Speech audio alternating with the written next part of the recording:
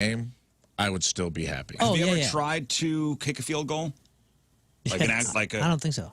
Yeah, I think he did up in Canada. There was one of those big, like whatever the CPL or whatever it is. We got to go on a field one day. We were kicking out there. Oh, I see. Like an actual, like, it was impossible. Like it's an way actual more intimidating. field goal from like where they would kick an extra point. Like 30-yard line. It's tough. I would love to give it a go. It's tough. That's a cool one. Okay. And finally, Rafe.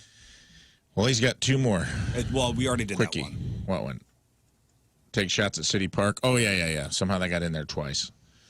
So that's a double bucket list. Yeah. You got to make that one happen. And then finally, the Riz Cruise.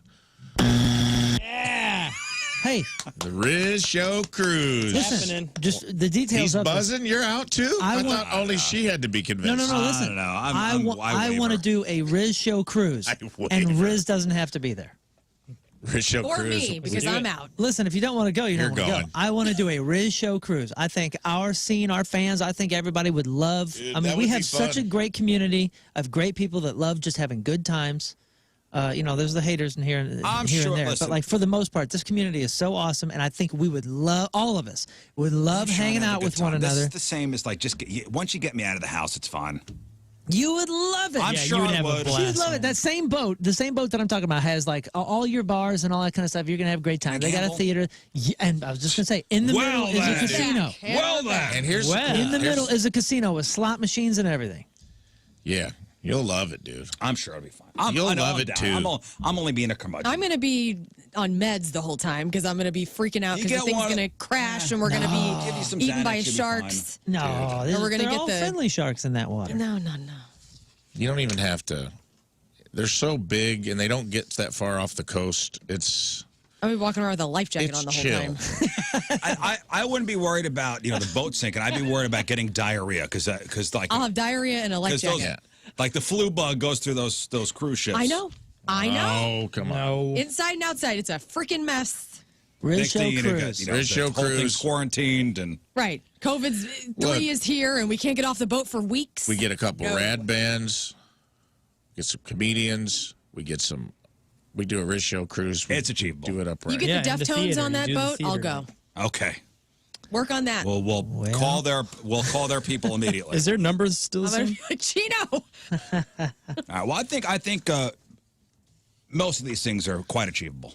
Oh, and if we do that, I want that 16th floor. I want the room with the piano. They're at different levels. Oh, the Riz Show? Because it is my. Well, that's the thing I think you guys will like is when you're I found out that when you're the entertainment, you get the top deck to yourself, private pool, 24-hour room service. Yeah, Come on. The headliner. Okay. Yeah. The headliner. It had to be a top deck. When we did it, Paramore had that room, and then when we did it, Good Charlotte had that room. Not everybody. Only the headliner gets that 16th floor. Who gets the poop deck? Who's hit? It's the Riz Cruise, dude. That's why I said, I want the piano we're not room. sharing a room. Well, then, enjoy the porthole ones down below. I'm getting a balcony room. All right. So you got your list That's done? Moon's bucket list. Sharon, we can do this bee thing whenever you want. So just find some availability, and we'll go up to the farm. You got to get a beekeeper suit, though. Oh, we got an inn. Somebody just emailed over. We got a direct line for the train at the zoo. But and listen, I'm not saying that would be. All right, we are backstage at the pageant. Big time club show with 311. We've got Peanut and Mr. Nick Hexum joining us. Gentlemen, it is an absolute pleasure to have you back in St. Louis and playing the pageant. It's great to be able to be so close to you tonight. You love seeing us in small places. I do. I can't. I will not ever deny that. It was a little off-camera, little banter we were doing. Yeah, it's good to be in small places. This is where we cut our teeth. You were saying Mississippi Nights, and we did the same thing in town. But pageant, I walked in this morning, first thing, groggy, 9 in the morning, we're gonna destroy this place. Okay, now this is a question. People that have been here too, there's this Wall of Fame, and the owner has got a photo with all the biggest people in the world. They get some great names. It's incredible, and also too down at Blueberry Hill. I mean, what he has here at the pageant is just from what I understand, it is a very small amount of his collection. And over at Blueberry Hill, there's the pictures with Mick Jagger and Paul McCartney and George Harrison. And I've heard of all of them. Right. All pretty established folks. So, but you guys gotta have to be on that wall somewhere. Have you not gotten a picture taken? We're somewhere. I was gonna say. Yeah, we're Imagine Dragons. Well, I think you got a couple more albums under the belt than those dudes. I want to ask a question that might sound funny, but I honestly don't mean it to be funny. When you are going, anything. I love that. That could be absolutely anything. Right, good stuff. When you go from playing a gigantic stage to a smaller stage, is there any like legit concern of, hey, we have to watch each other tonight so that we don't run into someone, so that nobody gets whacked with anything, nobody trips? Is that it? But you guys are pros, so that's probably not a deal. I mean, you gotta imagine when we were first starting out, 22, 23, we were so out of control and wild. We had a few more on-stage collisions then, but now we all kind of just have an unspoken choreography. I gotcha. You know, SA has his lane when he's like, okay, Nick's up there, I can go around there and sweet him there. Right. Yeah. It's understood without being spoken. I think one of the things, the last time I interviewed you, Peanut, one of the things that I'd asked you was how had the band stayed together for so long? No lineup changes. That's almost unheard of these days. And one of the things that you said to me really struck me as that you guys kind of practice what you preach, And do you guys, will you guys see each other outside of the band times? Do you guys hang out away from 311 things? There has to be a way that you've worked out the friendships to this point that you're able to make it through these things, I would think. Well, in the old days, we were saved by rock, paper, scissors. Big decisions were made by rock, paper, scissors. Are you serious? Oh yeah. Yeah, before we were mature enough to logic things out, yeah, it was just like the sanctity of the Rosham. Rochambeau. But now we just understood. discuss things and reach a consensus, and it never, though we respect democracy, if it had to come to a vote, and luckily we're an odd no. Hey, good morning, everybody. Hello. Oh my God, it's so nice to see everybody. Likewise. Well, not everybody. Well, not everybody. Moon's out today. We welcome back Rafe Williams. Hello. It's the one in, one out. That's right. Riz Show. Yep. Next man up. Although we're all out Thursday and Friday, so it's a short week. Yeah. Listen, you were down in Nashville. Yep. Filming stuff with your friend Trailer Trash Tammy. Correct. I was. Now, I'd mentioned that you were off in Indonesia learning Muay Thai. Yeah. Which is cool. I was doing that too. Somebody came up to me at Captain Jim's and went, oh, dude, how's Rafe doing with the Muay Thai? Oh, God. That was a joke. And that was There'll me. always be someone. It was Scott. Yeah. There'll always be someone. I thought for sure. I got a lot of messages asking if I was fired or if we had some sort of Yes, you falling were out. fired and then rehired. Yes. We Every time rehired you this morning. You were fired last week, rehired this morning. No, did you have fun down there? I saw some still shots from your time down there. I sent you a video. It was like, don't watch this in front of your kids. Which, of course, I started watching in front of my kids until you go, don't watch this in front of your kids. Oh, okay. It was pretty PG, but I mean, the content is explicit, yeah, to say the least. Yeah, it was fun, man. She filmed season 4 of a show called Tammy Bangs that's available on her Patreon. I write episodes for the show. I'm also a character. I play her gimp / a retired Marine Lieutenant Colonel, depending on whether I have the mask on or off. Yes. And, yeah, so will I win an Academy Award? Maybe. One day. Maybe. Yeah. You never know. No. But it is a very fun time. It's a fun shoot. It's very, very loose, very fun. A lot of bits flying around, and it was fun. It was hot. I didn't see any of your Instagram stuff. I guess my wife had taken a gander at your Instagram page, and I think she said to me, she goes, "Are they always naked down there?" Well, the premise of the show of Tammy Bangs is that Trailer Trash Tammy is the executive director of a porn studio. We never show any porn being made, but there might be somebody hanging Trow in the background, hanging brains in the background, or all the characters are usually dressed as if porn is about to be or has just finished up. So there's a lot of scantily clad. Well, it's also, take that into account, take that, and then on the Trailer Trash Tammy cruise, there was a lot of breasts. A lot of breasts, a lot of nudity. Yes. Listen, you guys just free, right? Just free. Having a good time. It was fun. We're out there. I actually got to hire a friend of mine to come down to do a special guest episode I wrote where a youth pastor tries to infiltrate the studio to convert us all. And it was fun to see, like, a friend of mine enter that environment for the first time. And he's like, this is wild, man. You guys are wild down here. And he was great. He did an awesome job. Well, glad to have you back. Thanks. What did you miss last week? Donnie's Radiothon. Donnie's Radiothon. Yeah, By the way, congratulations, one. Donnie Fandango. $44,000 raised. Clownvis debuted a new song last week. Ooh. Yeah, I watched a clip of that. That was great. It was great. Incredible. I'm trying to think if anything else happened to us. Yeah, it was pretty mundane. Captain Jim's. Captain Jim's was great. I was showing off yours and Tina's Instagram stories to people that missed you at Captain Jim's, like a proud mother. I was like, look where our little Rafe is. It's like He's you down shirtless. in Nashville. He's crushing He's making a movie. He's making a movie. Can you believe it? He's a movie star. Yeah. Well, this week is kind of a wash, I think. How many people were at work today? I missed an alligator, too. I saw that. There was some sort of alligator. Oh, Gary the Gator. That's Bonterre right. gator. Yeah. Wow. That was a big story down there in A Banter. lot of wildlife getting up here from the south. Well, no, this is somebody let it go. Pet, yeah. This is what was the Banter Lake. Banter Lake, which is a swimming hole Yeah, it's a classy area. that a lot of people use. Apparently by an Especially- old person's home, too. It was very hot and swampy last week, and hey, you want to go down to the Banter Lake? Sure, take a dip, and then you got an alligator there. And yes, of course, it's because somebody let it go. Some Hoosier thought it would be, a bright idea to get a gator, bring it home, raise it.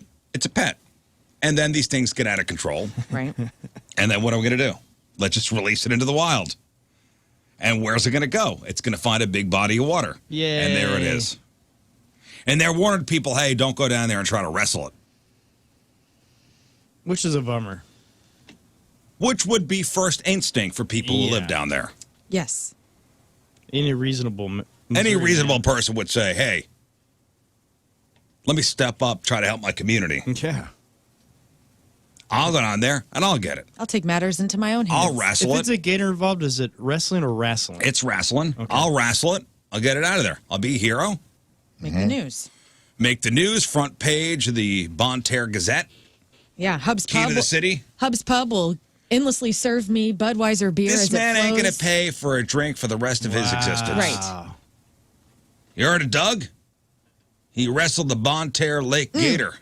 Got him out of there. Hero. Yes. The kids could all go swimming safely this summer. It's hot. Yeah. But, yeah, they're telling you not to do that. Please don't. Okay.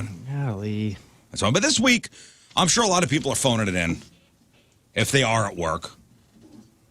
If you are phoning it in at work this week, you're not alone. 45% of American workers don't expect to get much done between now and the 4th. The 4th is on Thursday.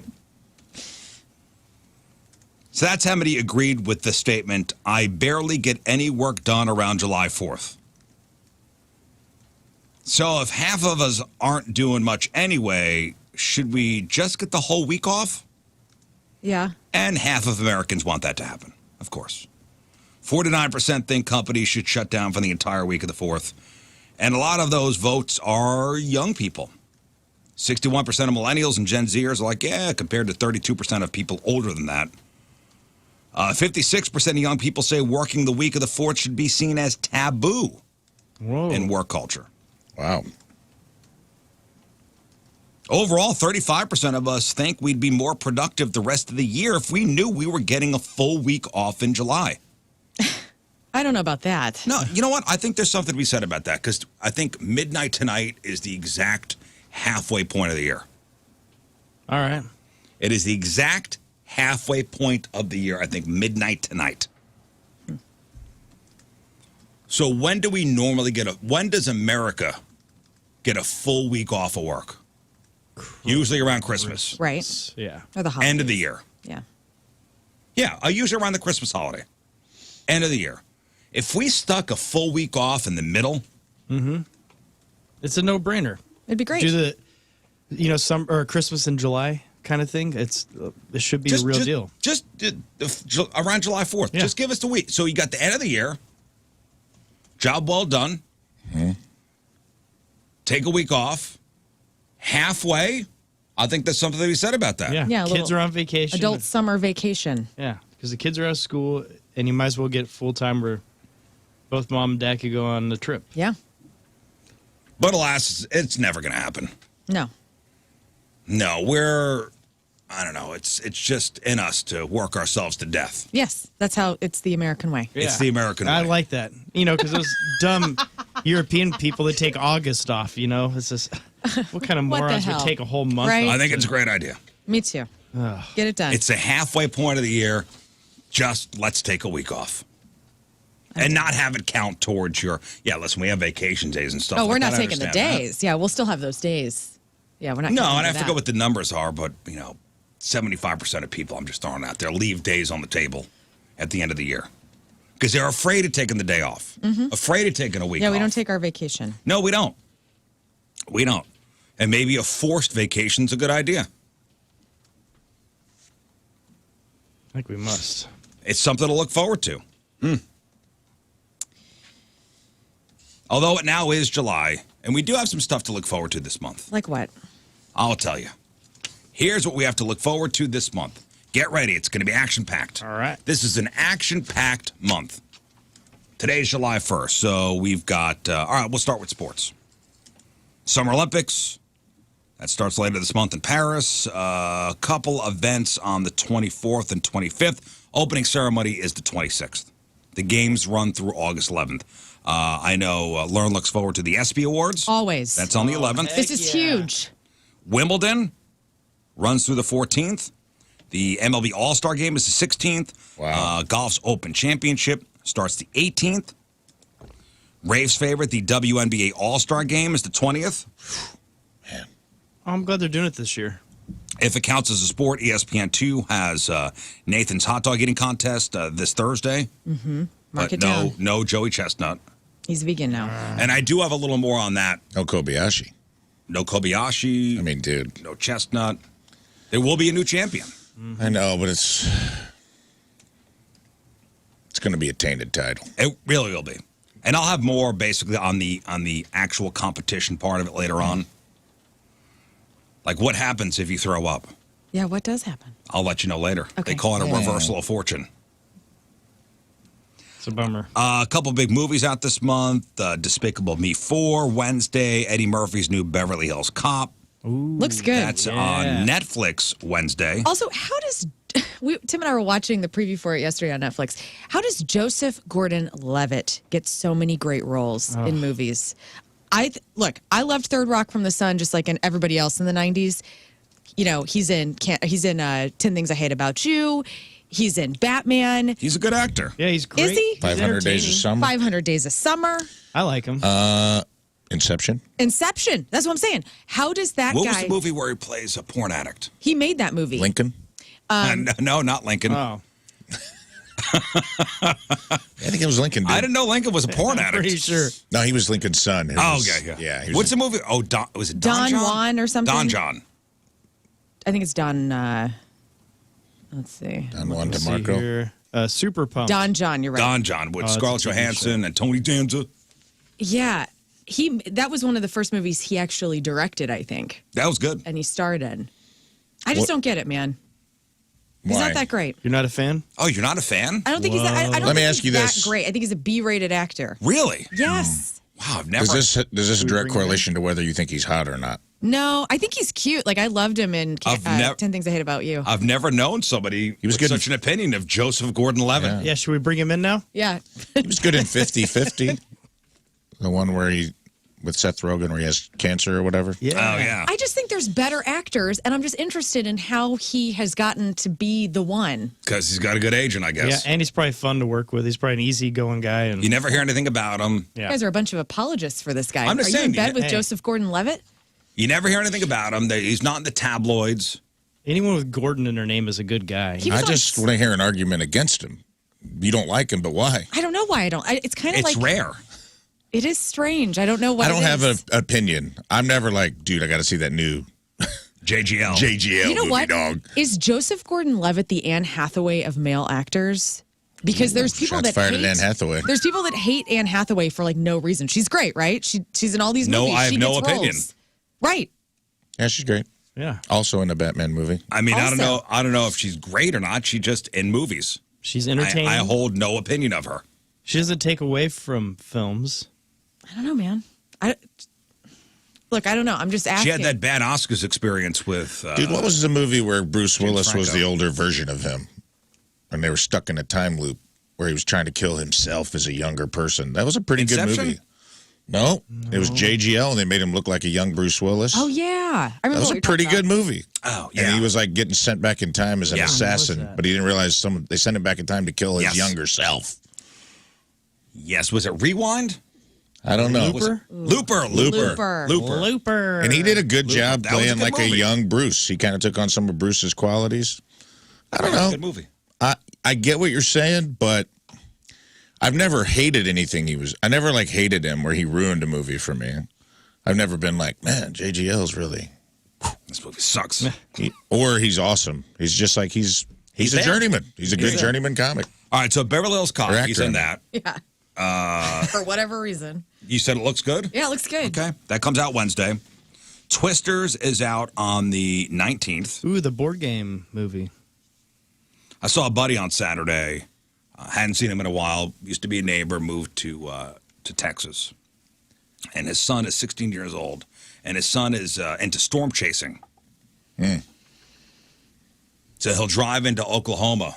There's a whole. He was explaining. It's a whole community. Like they got radars, and they all. You kind of see the same people. Yeah. So he lives in North Texas, and they're close to the Oklahoma border. So he's gonna be a lawyer one day. So he goes by himself as a 16-year-old That's awesome. and goes and chases these storms. Does he have the little yellow light on his card that he puts up there? I'm to like, show? does he do it because he wants to be a scientist, or is it for the thrill? He wants to be Bill Paxton from Twister. Yeah, it's got to be the thrill. Yeah, he says a combination of kind of everything. Does he have a ham radio by any I don't chance? Okay. Deadpool and Wolverine opens up on the 26th. On TV, Shark Week starts next Sunday. The Bachelorette returns next Monday. A new Exploding Kittens. That series hits Netflix on the 12th. Big Brother back on the 17th. Cobra Kai the 18th. Apple's new TV series Time Bandit starts the 24th. And Futurama comes back the 29th. Whoa, And- it actually is returning. And finally, the holidays. The big one, obviously, the 4th.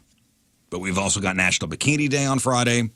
National Fried Chicken Day on Saturday, World Chocolate Day on Sunday, National Video Game Day is the 8th, National French Fry Day is the 12th, Amazon Prime Day, July 16th and 17th, and July 21st is National Ice Cream Day. See? We got a lot of stuff. We got a lot of stuff Tons. this July to look forward to. This is cool. So get after it, guys. Enjoy it. All right. It'll be the first movie I'm going to probably go to the theaters this year. I haven't been yet. Deadpool and Wolverine? Yeah. I think it's going to probably be the box office smash. Boy, it was a disaster. Was that Horizon movie this weekend? Bad? I know Lern's got probably a little bit in crap on celebrities about it, but I really don't. I mean, there's like a sex scene that Kevin Costner made a woman feel okay about. That's all there is. That's Yeah, coming but what out. about the box office? It's. I don't even think it made the top Bombed. 3. Yeah. Bombed. This is the first one or the second one? The first one. The next one comes out August. Man.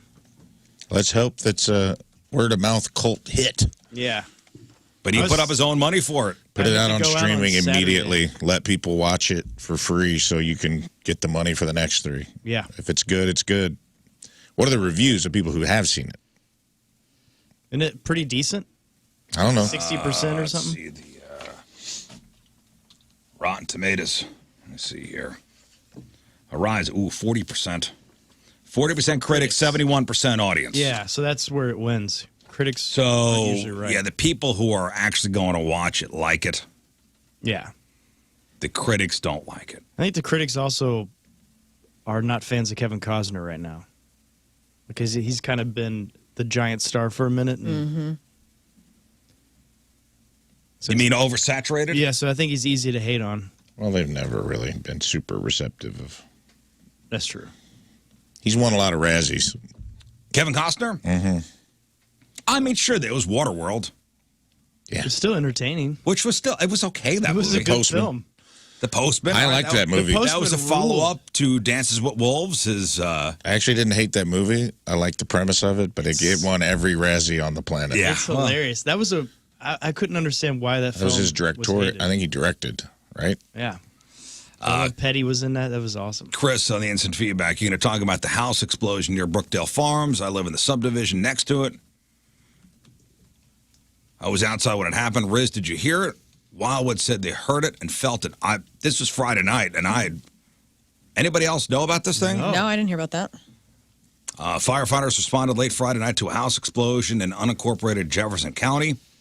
According to the Eureka Fire Protection District, crews from multiple departments responded to a report of a house fire on Rivers and Drive. Is this the one they're talking about? Is this like a cooking lab or what was going on here? Fried chicken or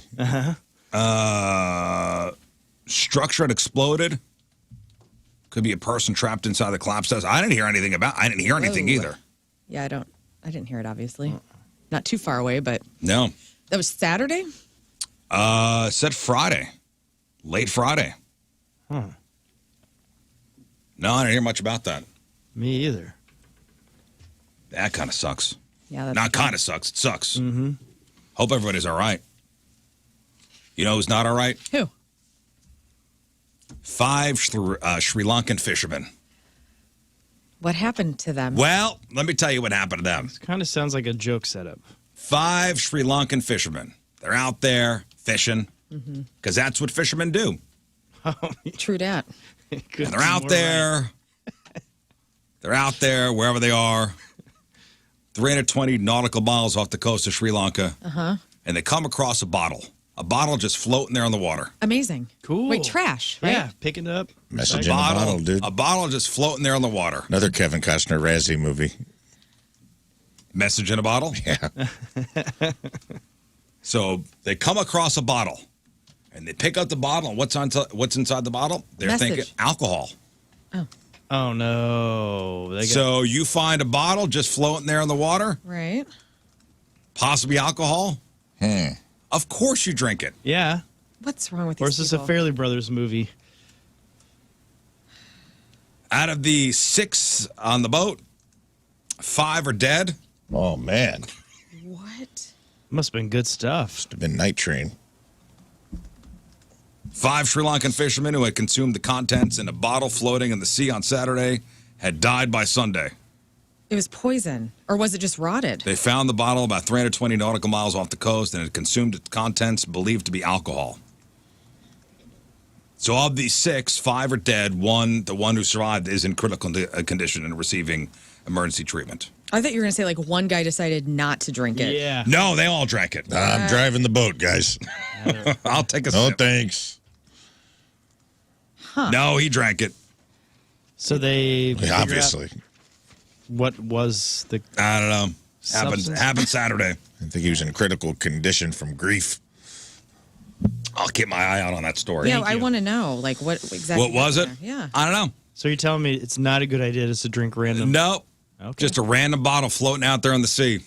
Well, When in doubt, drink it. Suck it Yeah. out. When in doubt, drink it.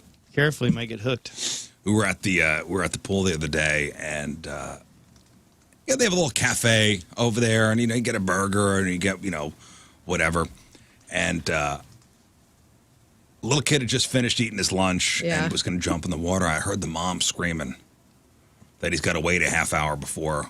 That still exists? Apparently, She's probably a new mom. Maybe it was the it first was kid. a younger kid. the kid was maybe 5 or 6 years old. He was going to go in the kiddie, the kiddie part of the pool. See, this is funny because a couple Fridays ago, I was at a pool party at my friend's house, and all the kids just, downed a million things, chips, fruit, all this stuff. And there was no time at all, and then they were jumping in, and nobody lost it. And I remember thinking, like, is that still a rule that we have to wait? I mean, it's not, right? No. Is there any truth to it? Is there any truth to it? And that's what we'll explore a little bit Okay. right now is these stupid childhood myths. Yes. Yeah. Are they true or false? Let's go around the room. So, myth. Don't swim 30, you shouldn't swim for 30 minutes after eating. That's a myth. It's a myth. Okay. Excuse me. Summer, kicking into high gear. All right, it's here. There is good news for any swimmer trying to get in the water after lunch. Yes, it's usually okay to swim right after you eat. So it is a complete myth. Fabrication. The myth that you shouldn't swim immediately after eating stems from a theoretical concern that blood flow will be diverted away from the arms and the legs to help digest food, Okay. potentially leading Cramps. to an increased risk of drowning. Okay. But a comprehensive American Red Cross scientific review on the effects of eating before swimming showed zero effect on performance in the water after a meal. Zero. Did they actually have little kids do this study, though, I wonder? Probably not. They probably had adults. If the Red Cross is saying it's fine, I'm sure it's fine. All right. Okay. There is no supporting evidence from a major medical or safety organization that recommends refraining from eating before engaging in aquatic activities such as swimming. Well, I got a few other propagandalized, perpetuated by Big Mom. I'd like to get to. Go ahead. Too. Go ahead. So that's a myth. You shouldn't swim for 30 minutes after eating. What else you got? Let's take down Big Mom. How about going out with a wet head? That's Okay, right. got that? Yeah. Getting a cold is due to viral infections, not being wet or cold. Take that, Mom. Yeah. Big Grandma. Mom. And Grandma. Go ahead. Give me another one. Luma Mommy. I would say, well, obviously, this was perpetuated by children, I think. But the whole, somebody slaps you on the back while you're making a face or crossing your eyes, they'll stay like that. Yep. Yes, the crossing your eyes one, absolutely false as well. Clearly, I mean. Clearly. How about eating carrots improves night vision? Or vision. Just vision in general. Vision, period. Well, carrots do contain vitamin A, which is good for eye health. I mean, it's not doing. How many carrots you'd have to eat? Right. Wow. Dude, the last episode of the Bummer. Kardashians, Kim Kardashian's eyes are going because she's 40 now or whatever, 45. And she starts eating carrots because she's like, oh, I think this is going to help my eyes. So even the Kardashians are trying to spew this mom lie to the masses. I didn't know that was not a thing. Sugar causes hyperactivity. Now, that's true. What? Numerous studies have found zero direct link between sugar intake, Parents are Brought to you turning the by radio down. Yeah. between sugar intake and hyperactivity in kids. Zero. Why are they Mars so hyper candy then? Because they're study. kids. Well, come on. I'm not allowed to give my friend's kid What's that? popsicles anymore because he's like, Yeah. Maybe it's they're more too the, hyper. I'm like, just this kid deserves a bomb pop. Yeah, maybe it's the dye and Deserves it. the color. He's an American Maybe patriot. the kid is just a jerk. He's not, and though. wild. He's the cutest. I mean, it makes sense that sugar would get in your bloodstream and get you hyped. Yeah. I Right. mean, it is like a little energy. Zero. Glucose. No direct link between sugar intake and hyperactivity. Do you get these off of Snopes? What Big website Mom are is we on? taking Yeah. Big Mom's taking it on the chin today. This sounds like Big Kid wrote these. They're like Cracking knuckles Sugar causes actually doesn't cause hypoactivity. Daniel. Sign Daniel. Why'd he put sign Daniel and put the W where the L was supposed to be? And the A's backwards. Yeah. Somehow on the internet, the A is still backwards. cracking knuckles causes arthritis. Good. No evidence that. Oh, suck on that one, Jackie. I thought it made him big. My grandma would always be like, your hands are going to be all deformed because you keep popping your knuckles. Arthritis was the one I heard. Yeah, always heard arthritis. No link. A penny drop from a tall building can kill somebody? Yes. Nope. Empire State Building, dude. I always thought it would go right through somebody. Yes. You're from New York. That's not true? No. Enough weight. A penny doesn't have enough mass or velocity to cause serious harm when dropped from a height. What? We had to like empty our pockets when we went there in 8th grade. I always thought Don't you it dare coin- put a quarter in your pocket and go up there. Yeah, I always thought a coin could kill someone. Be annoying. Sure, it would hurt. But if it's raining change. If it's raining change, yes. From like That would multiple not feel pockets of good. 8th graders. Now, a penny won't kill you, but an anvil will. Well, sure. We know that well, from if Bugs it's a Bunny. tiny one, maybe it's okay. But I always, in my head, I always pictured a penny being thrown off, off the Empire State Building, and going like hitting somebody on the top of the head and going directly through them. Same. Drinking coffee will stunt your growth. Myth. Then what's my problem? Fact. There is no scientific evidence that caffeine consumption stunts growth in children. Zero. Okay. You can catch diseases from a toilet seat. Not true. Great news. Oh, I can keep licking them. It is highly unlikely Whoa, somebody's marriage just took a turn just now. to contract diseases Damn from it, toilet Dale. seats. I swear, honey, I went into that Love's. That's where you got the chlamydia. I Dale. swear, honey. I didn't have time to use one of them paper ass gaskets. And now I got the clap. Many germs won't survive on surfaces for long. So, That's good to know. how about licking a wound will make it heal faster? Oh, Ew. yes. That one. It's kissing it, right? That's some Southern Illinois Neosporin right there. I don't know what we're talking about. You're Saliva can introduce more bacteria to a wound, increasing the risk of infection. Oh, bummer. Grody. Shaving makes hair grow back thicker. Nope. Tell that to my face then. Shaving does not change the thickness or growth rate of hair. It just appears thicker as it grows back with a blunt tip. You'll get sick if you eat snow. How about that one? I never heard Yellow that. snow. Fresh, clean snow, safe. It can contain pollutants, and eating too much can lower body temperature, but other than that, it's fine. Gum stays in your stomach for 7 years. Yes. Not true. How long? It's got to deteriorate pretty quick, right? Now, listen, swallowing gum is not recommended. But if you do so accidentally, you likely pass it like any other indigestible food. So the gum will pass through the stomach within 2 hours and be pooped out approximately 2 to 5 days later, like other foods. I love swallowing bubble gum and then going to the bathroom, watching that bubble pop back there.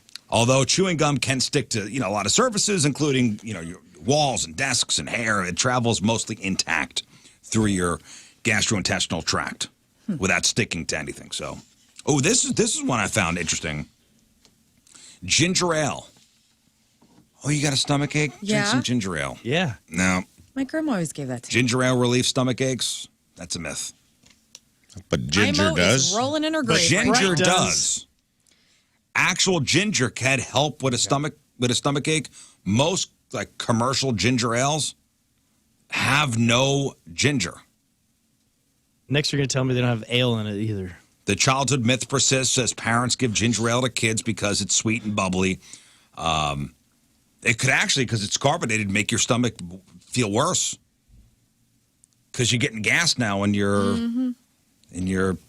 belly. So it's ginger smell. And drinks with real ginger also tend to contain excess added sugar. So essentially the equivalent of soda that may worsen stomach pain. What the heck? And cause hyperactivity. Yeah. No. Does chicken soup cure a cold? 100,000%. Does it I help? hate this list. Does it help? No. You know, in my heart, it still does, and I'll believe that till we go on to another channel here. It does help because you're drinking something like warm broth, like something warm. Yeah. Drinking any hot broth It's fluids. when your sinuses are stuffed can help clear them out. And yes, when you have a cold, you're supposed to drink fluid. And chicken soup counts towards overall fluid intake. So it's good for you. It does help. Yeah, So but it not- can help. But not specifically chicken soup. Okay. But it's better than a hot dog. Did you guys ever read those Chicken Soup for the Teenage Soul books back in the day? That was a chick Forgot thing. about those. Oh. Yeah, at graduation, someone has to give you one. Yeah. By law. For real. No, we have a bowl. I know it's like a bowl kind of cup, like one of those giant cups that you would serve soup in. It says Jewish penicillin. Cool. I like that. By the way, whenever the last matzo time my ball wife soup. or myself got sick, we always get matzo ball now. That's like our thing. Matzo ball soup's awesome. Dude. Where do you get it from? Well, we've tried to find, I don't know, we're still trying to find our home for that. Because I don't want to say any names, but there's one not far from here that it was just like, It wasn't Yeah. very good. nothing. I think I It was know like what you're talking garbage. about. It was garbage. It was so salty. I'm like, man, come on, guys. I always get the Italian wedding soup and matzo ball soup mixed up because they're very similar. Italian wedding soup is like little meatballs. Little meatballs and Matzo ball soup is like One balls big- of one matzo. big. Dude, it's so meatball. good. Okay. It's not a meatball. It's, Oh. it's matzo meal. Yeah. Oh, I don't know what that is. It's like unleavened bread. Yeah. Oh, so it's vegetarian? Unless it's in chicken broth. Usually served in chicken broth. Nice. Okay.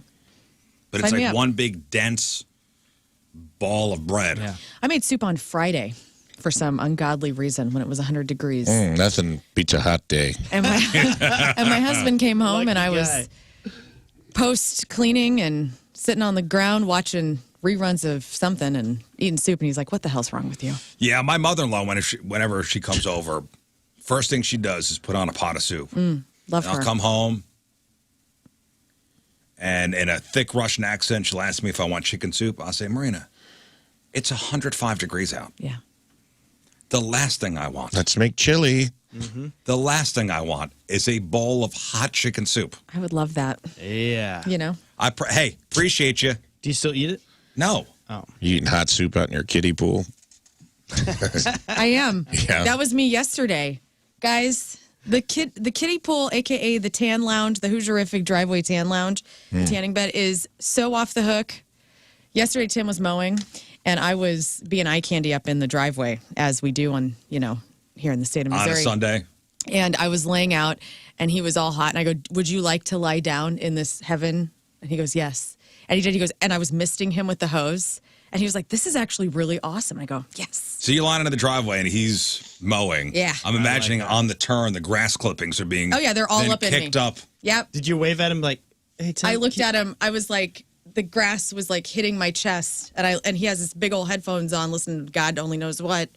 And I'm like, "Do you mind?" And he's just smiling as he's like weed eating. I'm like, "Get the hell out of here!" Do you stop him and have him go inside, get you a beverage, bring it out for you? No, I do that. Hey, I'm look like a this up. beverage wench. Somebody said the chicken soup for the Soul Company filed for bankruptcy over the weekend. Oh no, the curse lives on the Rizzuto Show. Really? Look it up. Oh no! What are we supposed to get 8th graders for their graduation? And there's so many great lessons in those stories. Like, I didn't know. And that was pretty much toilet reading, right? it was. Yeah. But it was like, oh, I didn't do drugs and I didn't get pregnant and I graduated. Yay. Well, they also Chicken own soup for the Redbox. teenage soul. They also invested in Redbox, so that's on them a little Oh, they bit. put all their money into Redbox.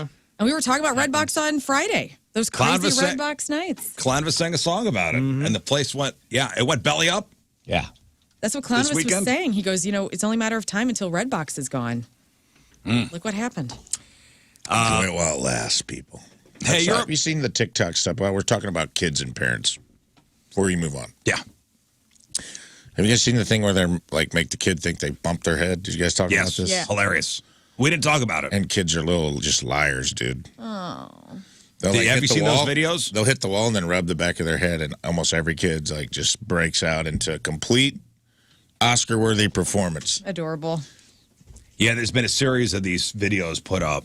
And Yeah. it's a kid who's of the age to be held. Usually the kid is 1, 2 years old, like really little kids. I would say up to 3. There were some pretty big kids on the ones I watched. So the parent will pretend to walk with the kid and then not hit the kid's head on the wall, but take his hand and kind of Yeah. bang it. And then start rubbing the back of the kid's head, going, "Oh my God, I'm so sorry." And the kid, 9 times out of 10, starts crying. I did see one video where the kid started laughing. It's an honest kid. I wonder if they're thinking the pain is coming. Like they're worried, like, oh my gosh, it's going to hurt in a second because they don't know any better. They think like if they've done that before, they don't really think about the time it took between getting hurt and then the Well, they pain setting in. associate any time a parent does that to what them getting Right. hurt. It's call and response. It's Pavlov's dog. Right. That's why, like, sometimes if you don't, sometimes when a kid falls, the best thing you could do is just kind of Not react. watch out of the corner of your eye and, like, don't react. Your reaction elicits most of their reaction. Yeah. The way you react to something like, but it just shows you the big mom can perpetuate, it can manifest physical pain. Yeah. Yep. That's how much a big mom lie can get in your head. Lots of dads throwing Big Mom under the bus this I morning know. on this show. But Mike, Just saying. it seems like in my family, if a kid falls, everyone's like, "Yeah, good job," and they look at you all confused, and then they get up and they don't cry and they run off. Yeah. My always first reaction if a kid got hurt in my care, you're fine. Yeah, don't That's the tell first thing Mom. I say. Yeah. Don't You're tell Mom. fine. I'm sorry to tell you, Big Dad ain't telling. I never once had a dad tell me not to get in the pool. Not once did any dad ever take the time to be like, wait 30 minutes. That's not our game. That's a big mom lie. My dad never once was like, go blow dry your hair before you go out. He's like, get out of the house. He didn't care. Dad's throwing you in the pool. Yeah. Dad's like giving you spaghetti in the pool. I forget what cartoon it was a cartoon character eating, and then he gets in the pool, and within seconds he's in a knot. Like his legs and everything, as if it's cramping up, just a giant knot. Sounds like bugs. That does sound like Bugs Bunny. All right, here's a scenario, and this is an actual true story from a friend. So my buddy Matt was on his way to get a haircut, and the barber texted him saying the barber was going to be 15 minutes late. So Matt didn't tip him. Is this the new exchange rate? No, and I've had my opinion, because he's like, am I a jerk for doing this? So barber's going to be 15 minutes late. Yeah. Matt, let's say the haircut was at noon. He didn't get in the chair till 12:15. Didn't tip him. Well, does his hair look all right? Are we tipping based on the haircut itself or the entire experience itself? Because, I mean, my God, I should be tipping like a ton more than I already am, like 25%. For I walk in, they're on time. It's a gorgeous salon, great conversation. My hair looks great. Should I be doing like 50% now? I only go based on like, do I love my hair? Mm-hmm. Tip. The service. This is, I guess, part of the service is an appointment and being on time. And he wasn't on time. 0 tip. Sounds like he's a very unforgiving type of guy. Oof. That's more on him. What do you think? Yeah, I mean, I'm with Lern here because I do the thing where they spent the time cutting hair. I still give them the tip even if it's not fantastic because I used to have mine very short styled. But if they crush it, then oh boy, they're getting extra cookies. This is gonna be good. Is he a jerk for not tipping him, Rafe? Yeah. Yeah, probably. Yeah, I think so too. Yeah. It's not a regular occurrence. How many times have you walked in late to your hair appointment? 0 times. Not you personally. We all know about your attendance record, dude. Mm-hmm. Gosh. Incredible. 0 times. The hair on your neck just stood up. I know that I've been like 5 minutes late for a hair appointment before, and they never like turned me away. So it's like, Yeah. They never do a bad job. right. Didn't charge me extra or a cancellation fee. Yeah, I said he was a jerk. Good.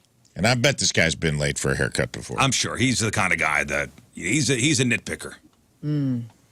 He's like, if somebody slights him in any way, he's a grudge holder. Oh, great. I understand. Quality guy. So, good friend. Cool cat. Sounds like the type of guy I want to surround myself with. Yeah. We hang out often. The scorekeeper. Yeah, he's a scorekeeper. Oh, yeah. The healthiest of all mental illnesses. Okay, yeah, I thought he was a jerk too for not tipping him. I'm like, come on, man. Was the haircut okay? Yeah, it was fine. Is he ever going to come back? Is he going to rebook with that person, I wonder? Well, he says he's been going to this guy for 2 years. Oh, wow. I see he didn't tip him. Man. You could never go back there. Yeah, you can never go back. You could never go back because there. now the cycle has started. The tip was the lateness, then the no tip. Now the haircut's going to suck.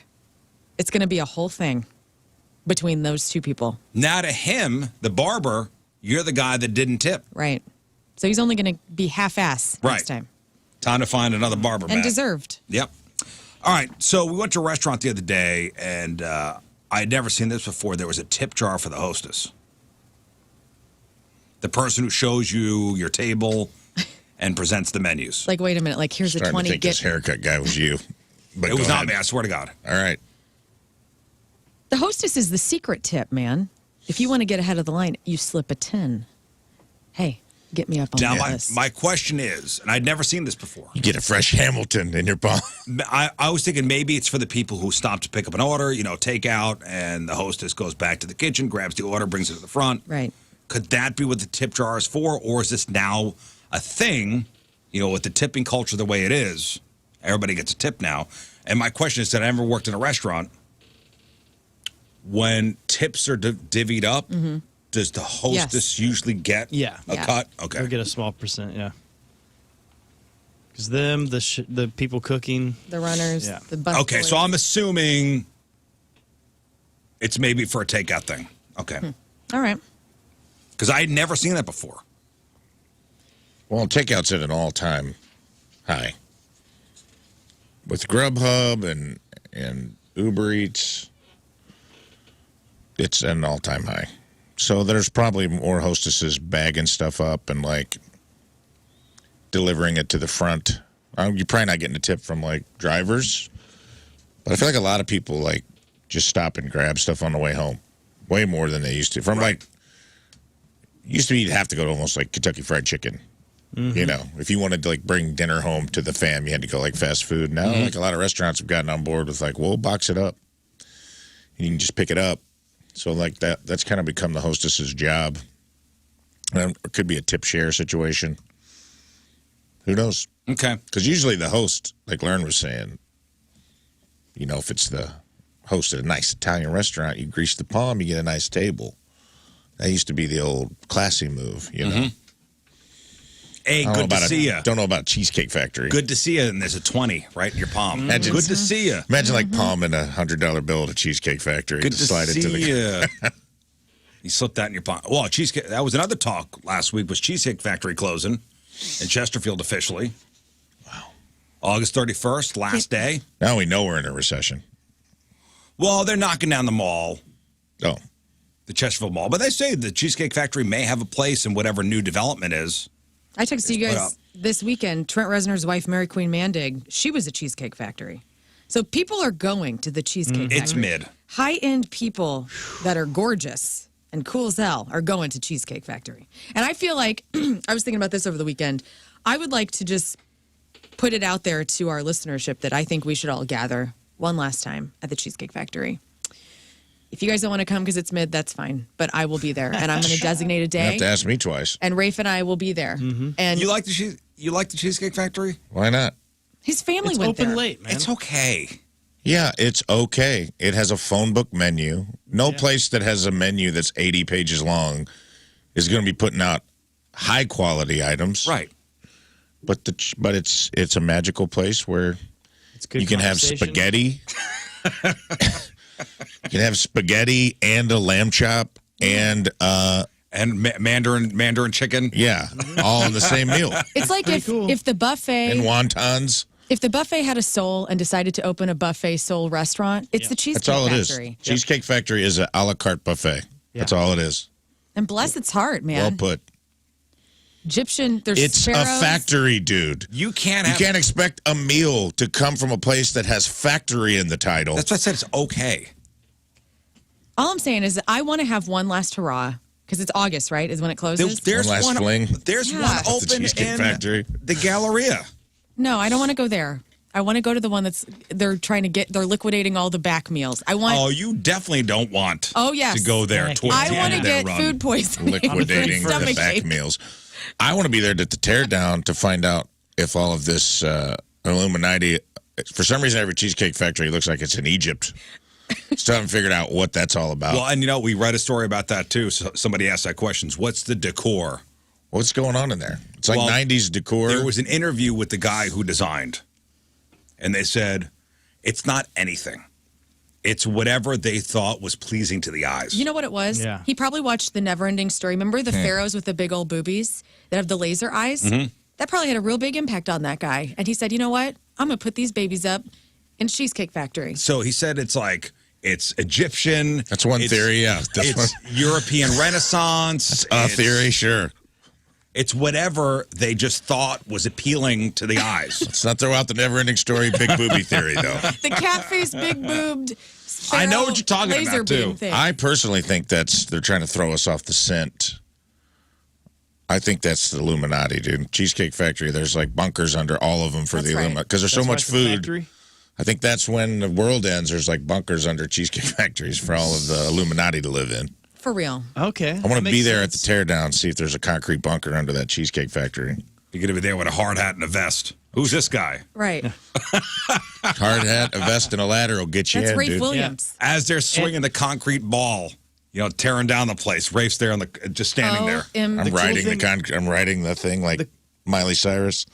We'll be eating cheesecake as the ball is hitting it from afar with our hard hats on. Yeah, I'm down. The cool thing with the Cheesecake Factory at the Chesterfield Mall, if you dig straight down, you're going to find like a lot of cool movies, video games, nerd books. What's under there? The V-Stock, like their basement. Oh, yeah. Yeah. Oh, yeah. So you get some goodies. The cheesecake's good, though. Cheesecake's so good. But if you have so many things on that menu, you can't do anything great. Nothing is great. Go in with the expectation of mid, which we're not supposed to say anymore because we're too old for it. And you don't. The last place I want to be is at a restaurant that's closing down. It's the first place I want to be. No, gross. You're asking for food poisoning. You're asking for it. They started these drone deliveries from Walmart now, and they're doing it down in Florida. Oh, And it's happened. what shot down? Yep. Yep. Well, we knew that. Not upset. Somebody shot at one down in Florida.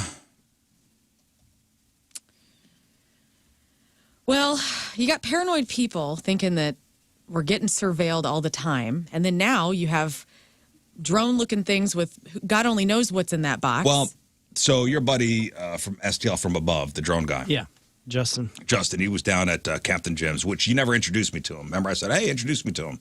I didn't introduce No, you you to him? didn't. I didn't know him either, and I called him sir, and he was like, sir, what's this sir stuff? I go, wait a minute, are you STL from above guy? And I introduced myself to him. You didn't. I did a good job. And then I was by the introducing time I everybody. was ready to meet him, he's gone. Anyway, Dang, sorry about that. rude.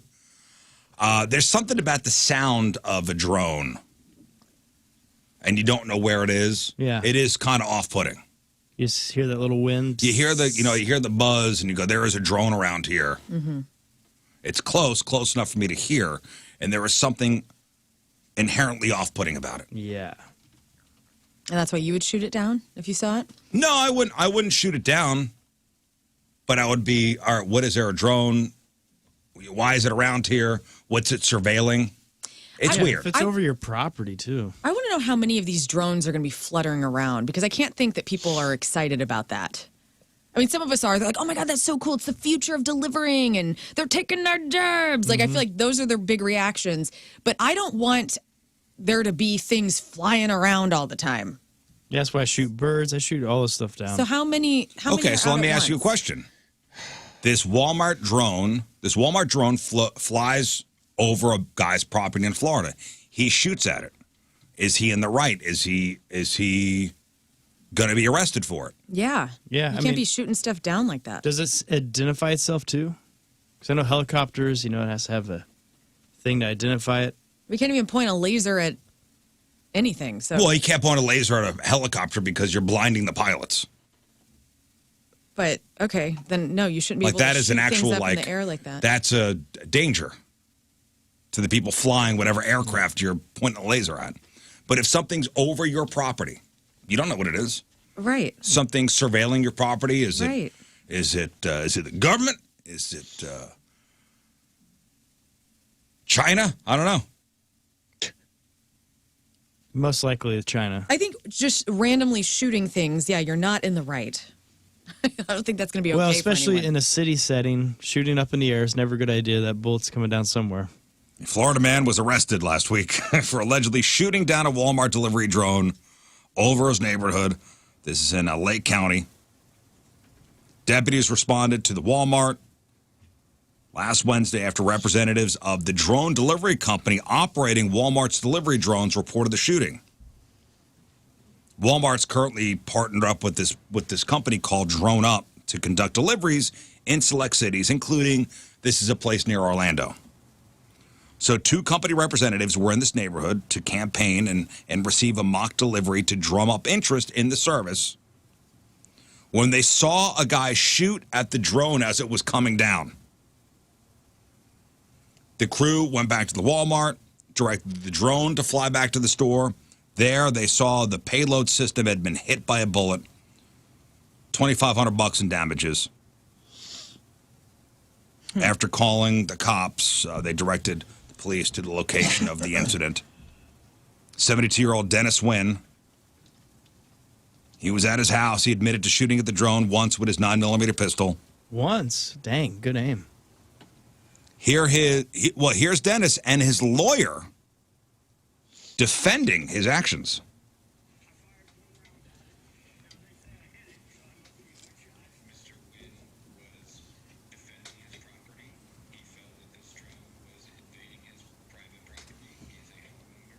Yeah. Okay, so now we can do this? No, you can't. His defense is, yeah, it's my property. Can we spray water at it or get an air cannon and shoot it at it? What's the difference between that and a porch pirate? Like, well, you're intercepting a package being delivered. You're running up and stealing it from a porch versus it's flying over my yard, I'm going to shoot it down. There's an airspace argument here, probably. Like, do you own the airspace above your home? Or if it's something you think is surveilling your home. Take out that it's Walmart. And right, I don't care that it's Walmart. Take out that it's Walmart. It was delivering a package. Right. They were just testing this thing out, by the way. They were in the neighborhood talking to people like, hey, this is what we're doing now. You could order, paper towels from Walmart and the drone's going to come deliver it. So this guy maybe even knew that and still shot it down? I don't think he knew about it yet. Oh. So he didn't get the memo that they were testing it. He didn't get the memo. He just sees this drone on his property, and he opens fire, which, yes, is inherently dangerous. Is in a residential neighborhood. But the fact that it's surveilling your house, or potentially, I don't know, this is probably going to be a thing.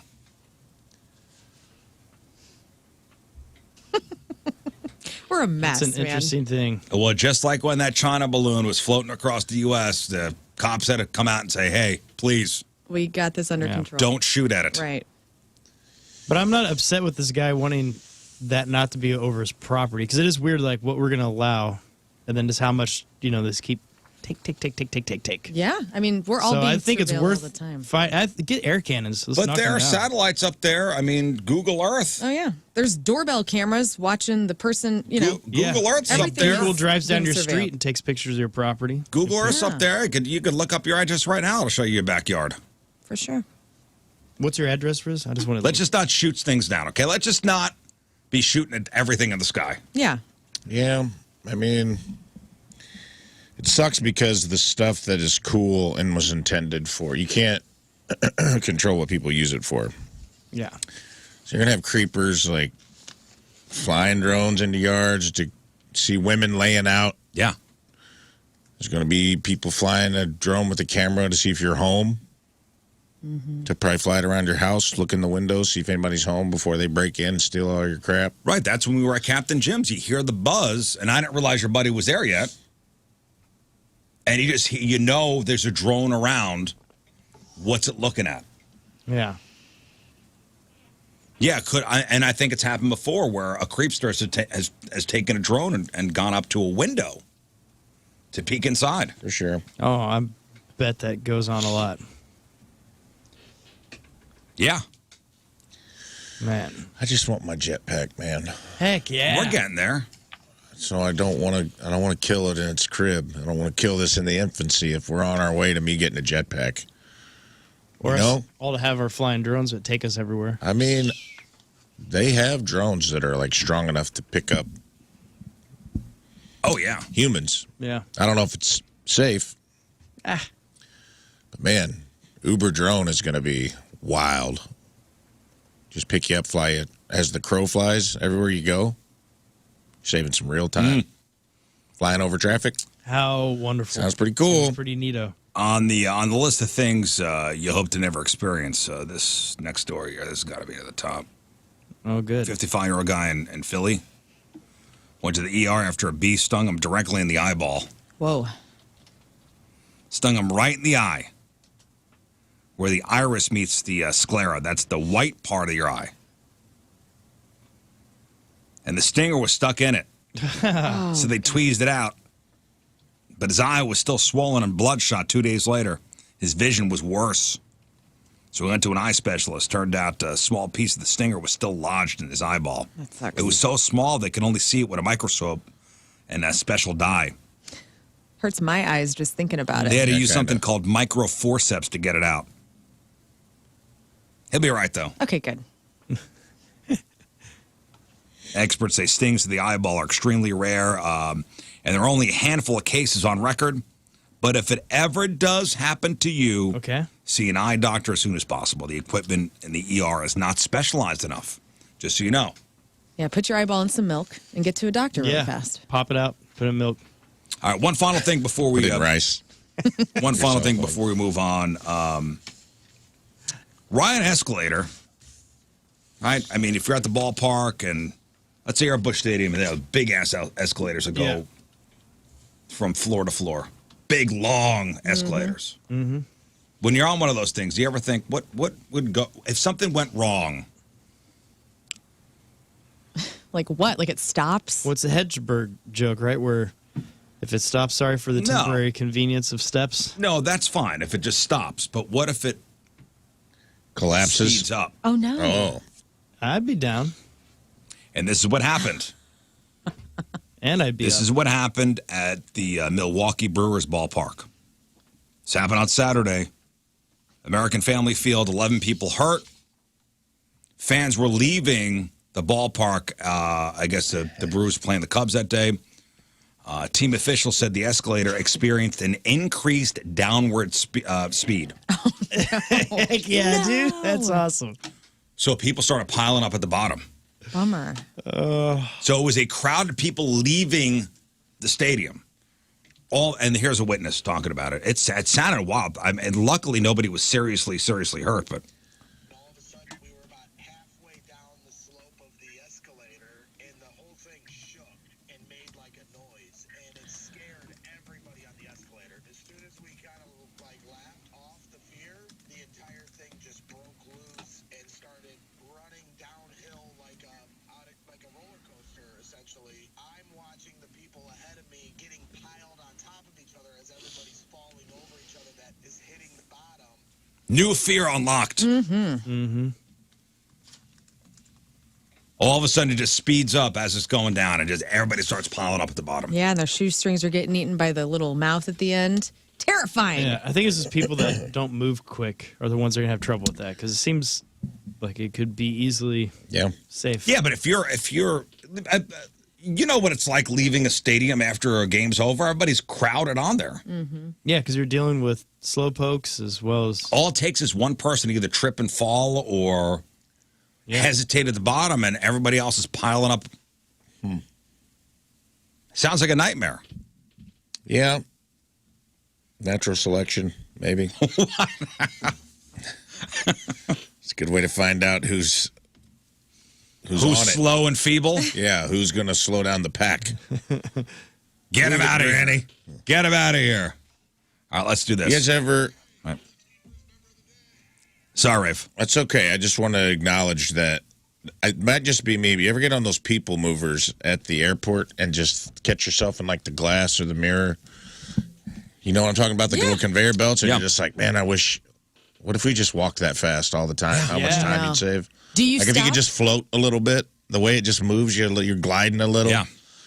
I love walking that It's almost like fast. you're lighter than air. I know. I love it. I'm like, imagine if you just invented some shoes that could make you like, you shave a lot of time off your day.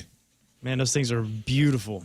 All right, today's Teamers Remember the Day is brought to us by Hot Shots Sports Bar and Grill. Swing by Hot Shots for a Stellar Artois and the all-new Reaper Madness wings available for a limited time.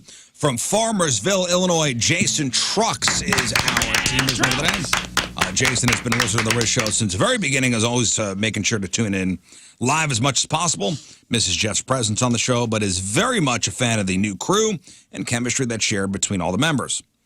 Loves all the games that are played during the show, especially Do It Bitch, and he's excited to now represent the show as a member of Team Riz. Well, thank you, Jason. Jason Trucks from Farmersville, Illinois is our Team Riz Remember the Day.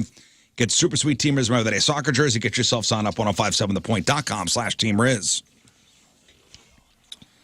All right, we'll take our first break of the morning. We'll come back with Crap on Celebrities. It is 7-11. It's Monday. Traffic and weather. Lern coming at you. And it's brought to you by Worldwide Technology Raceway. The Bommarito 500 at WWT Raceway is not just a race, it's a spectacle. So go to WWTRaceway.com because the first deal is the best deal.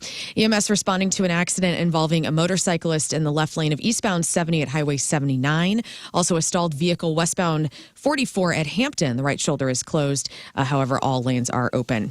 Your point weather today will get up to 81, sunny, low of 63, and currently out there it is 64 degrees at 7-Eleven. All right, Lauren, what do you got for us? Don't worry, Pearl Jam's still alive. Stage cameo news. Who upset Eddie Murphy? And the movies to watch over the 4th of July holidays since it might be raining on Thursday. Oh, yeah.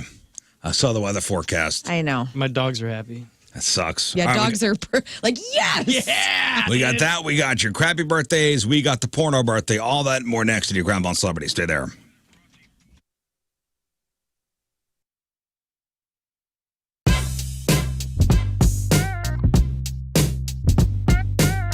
By the one and the only Brent Smith of Shinedown. I forgot how that song goes. All I heard was ding, ding, ding, ding, ding, ding, ding, ding, ding, ding. I'm like, what are the actual words? I don't think anybody actually knows. Is that girls? Yes. It is. Yeah. There we go. That is some 80s. You know what? We That got is to bring it back hardcore. for the weekends, right? Okay. The holiday weekends. So we got Brent Smith, Shinedown. It's a Point Big summer show. Couldn't be more excited to have you guys, Jelly Roll, back in St. Louis. Yep. And John Harvey for the first time. Summer is here in a big way. We were trapped under a heat dome all last week. It's only going to get hotter from here, man. The dog days of August are right around the bend. Do not cool off the outside for the rest of this year. Call my guys at Universal Windows Direct. They use super spacer technology that was developed by NASA. Ever heard of them? National Aeronautic, whatever the SNA stand for. It helps keep the edge of the glass warmer, holds the window seal longer, and makes windows last up to 5 times longer than any other window system. So your windows from Universal Windows Direct perform better and last longer. Plus, they back it all up with a true lifetime warranty as long as you own the home and a 20-year warranty to the next homeowner. You can haunt the next owner with your responsibility, and that's a pretty cool ghost if you ask me. Call Universal Windows Direct today, 314-334-2522. And for every 2 windows you get 2 free. Buy 2, get 2. Buy 4, get 4. Buy 20, get 20. You get it. There's no limit. Plus, 0% financing for 60 months. That's 5 years where you don't pay a dime in interest. You can get them paid off. Great deal. What else do you need? Okay, fine. I'll give you something else. If you tell them I told you to call, you get an additional $250 off your next project. Come on, people. For the last windows you'll ever need, go to UWD.com, and like me, you will be safe. I love my windows.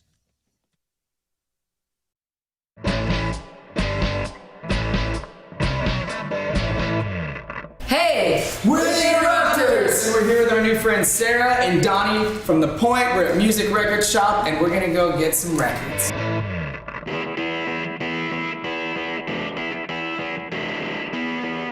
Reggae and ska. This record Has some is going to change your life. It really is. This is nightclub, gangsters, Rudy, A Message to You, Rat Race, man, Ghost Town. So we come, Interrupters, before we come out on stage, we play Ghost Town, and it's on this. You just have to get, I insist that you get that one. Okay. If you were gonna get a Ramones record, Are you a fan of the Ramones? I don't know. A lot of times I hear songs and I'm like, oh yeah, I love that song. I just can't remember who it was. I Want to Be Sedated. Mm-hmm. And like Blitzkrieg Bop. Out of the men in my life, you like a one-stop shop. You like things to be as convenient as possible, get exactly what you're looking for, and you want to invest in your health, right? You want the longevity of living with us until we're all in triple digits. Maybe some of you, I guess. But Victory Men's Health, they can help you with everything that you have going on in your body right now.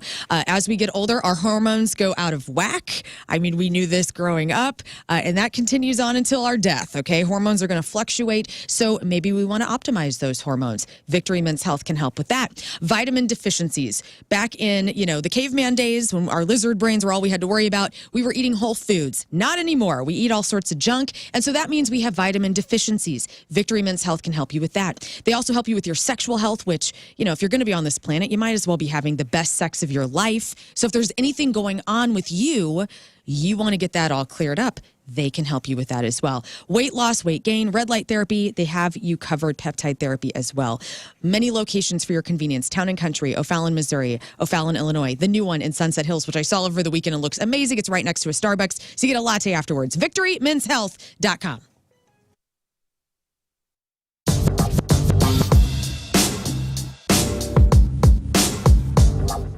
Joined by Seether. Gentlemen, how are you? It's great to see you, and thank you for being here with us. The first thing I want to bring to your attention, and I'm sure that you guys don't keep track of this because you have way bigger things to do, but this is your 6th Point Fest, all right? Out of the 30 some odd that we've done, you've done 6 of them. Not to mention birthday shows, Christmas shows. While other rock bands have kind of gone by the wayside, you guys have just been a constant core artist for us. I was looking last night.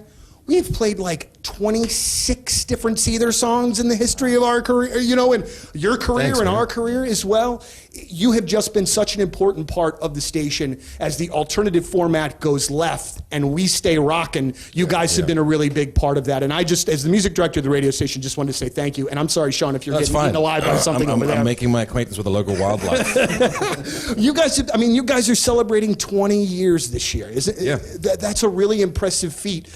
How, many bands that have been successful still don't make it 20 years. How have you guys been able to do that by your account? I think we've just basically written stuff that we want to hear. I love a lot of bands, I love a lot of music styles, and a lot of different types of music, but whenever we write albums, we just stay, I try to stay true to what we like. We like to write stuff that we like to play, and stuff that I like to listen to. So I think really just not adapting to a new flavor of the week kind of sound.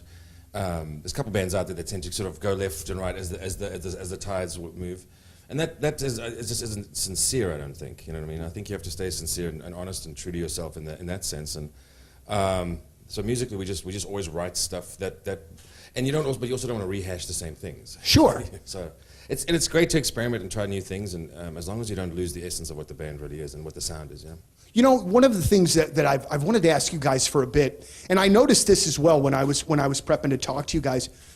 You guys release a new record every 3, 4, 5 years. It's not like it's one of those record, out on the road for a year and a half, record again. It doesn't seem to be that kind of cycle. It seems to be spaced out, which says to me that you guys are given the opportunity to maybe take as long as you need when you are writing a record. Is that the case? Do you have the ability to, if it takes you 6 years before the next Seether record, not to say that it would, but would you have the time to do that? I think contractually we have to deliver one within 18 months of a touring cycle being finished. But that's never really been enforced because we don't really wait that long. I think really what it is you record an album, and then there's 6 months of setup time and interviews and photo shoots and stuff and videos, and then you tour for 18 months to 2 years, and then all you want to do is just take some time off. Because when we first started out, we had an album out in 2002, then another one in 2004, then 2005, then 2007, then 9 and 11, I think, and then, so it was almost every, it was kind of well, that was also a different record company, so it was a crack the whip, and we would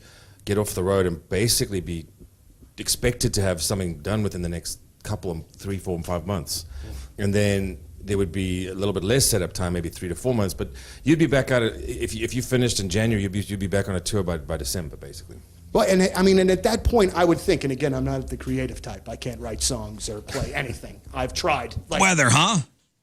A lot of talk about body paint recently, and Patricia's, where Fun and Fantasy meet, has a variety of fun body paint that could, I don't know, get you going for a fun, sexy evening. Glow-in-the-dark body paint, edible body paint, kissable body paint, and more.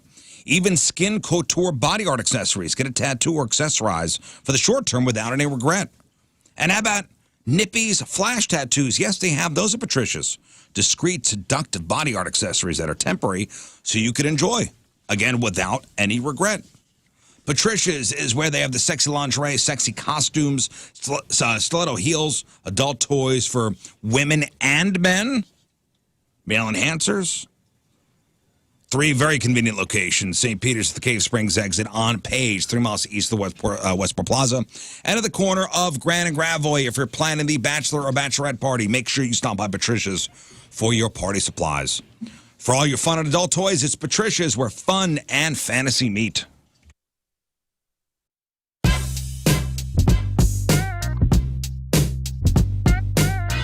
Hey, it's Jeff Britton backstage at the pageant, and Nick and Peanut from 311 gracing us with their presence yet again. Thank you guys for taking the time. Appreciate it. St. Louis absolutely freaking loves you guys. Yeah, how fast did this sell out? It sold out really super fast. Yeah. Super fast. We're stoked. We heard about that. Yeah, so thank you for coming in, man. I was looking up, especially Program phone number 314-624-3833 or 618-398-3833. The Mick Ultra Studio Cams. 1057thepoint.com/Riz. The socials at RIZZ Show. Your emails. RizShow1057thepoint.com. All right, 6-time fun facts coming up. Sex toy of the week. We got that for you. If we got time, we'll play a little contest, give away a whole bunch of prizes. We've got Imagine Dragons tickets. We got Limp Bizkit tickets. We got Wage War tickets. And we got tickets to go see Blues Traveler Friday night, September 20th over at St. Louis Music. Wowie. Pack it in, and let's begin. And then that's Blues Traveler, right? Yeah, you ever seen them? I want to see Excellent. them live. Yeah. And they had a moment in time. They were the biggest band going. Back in like the mid to late 90s. John Popper and his many harmonicas. Yeah, they were one of the biggest bands going until they lost all that. Wait, what? Huh? They lost what? He lost his weight. Yeah, it did. It was jarring for people back then, I think. Poor guy. I know. No, he had like the harmonica, like bandolier. That was awesome. It was a vest, right? Yeah, it was a vest loaded with harmonicas. A vest loaded with harmonicas. Indiana Jones hat. Oh, yeah. And his voice is phenomenal. Yeah. That video of theirs, Runaround, with the like Wizard of Oz theme to it, was huge back in 95, 96. Coming to St. Louis Music Park, Friday night, September 20th. And I love the kind of the tongue-in-cheek thing of the hook, the song The Hook. Mm-hmm. I was just kind of making fun of pop music and everything, and then ended up being a giant hit for him. Yeah. All right, today, July 1st, back in the day, 120 years ago, 1904, the Summer Olympic Games open up here in St. Louis, the first to be held in the United States. 61 years ago, 1963, the U.S. Post Office begins using 5-digit zip codes. 45 years ago, 1979, the first Sony Walkman goes on sale. 44 years ago, 1980, O Canada was proclaimed the Canadian national anthem. 40 years ago today, 1984, the PG-13 rating was created, and X rating became NC-17. The first PG-13 movie did not hit theaters until a month later. It was the first PG-13 movie. Red Dawn. What year? 1984. E.T.? Red Dawn. Yeah. Red Dawn. Red Dawn, Wow, the first that's ever good. That's a good movie. PG-13 movie. I'm a wolf, dude. Wolverine. 33 years ago, 1991, Michael Landon dies from the sinister pancreatic cancer at the age of 54. 32 years ago, 1992, A League of Their Own was released. Great movie. 29 years ago, 1995, legendary radio disc jockey Wolfman Jack dies of a heart attack at the age of 57. Damn, that dude had a voice, didn't he? Oh, yeah. What's up, everybody? Wolfman Jack. Well, the story of his death is, so he passed away almost immediately after returning home from a promotional book tour. He had just put out his autobiography, Have Mercy. He walked into his house, hugged his wife, and said, "Oh, it's so good to be home." and then died in his wife's arms. It's worse ways to go. Yeah. What a way.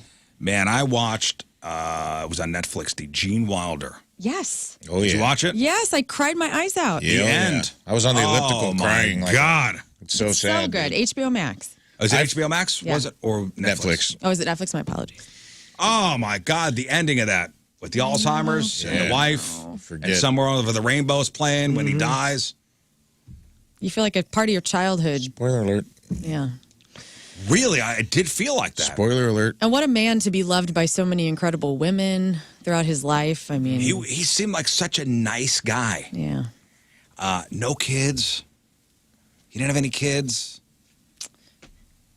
No. Is that right? Yeah, he didn't have any kids. And the way it all started, how, he was on Broadway, then the whole thing happened. Did you watch it?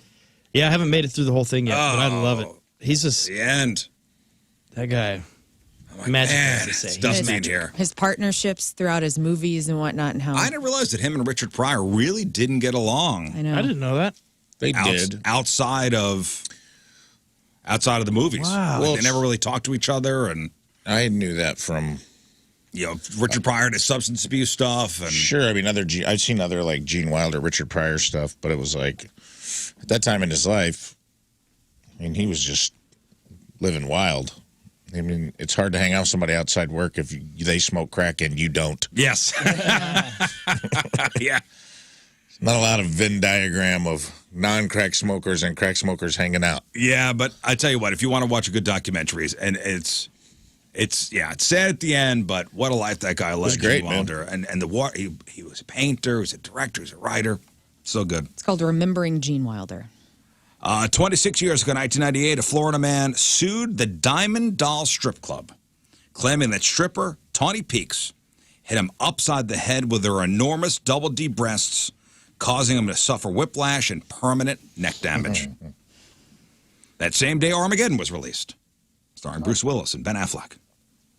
24 years ago, in the year 2000, Walter Matthau dies at the age of 79.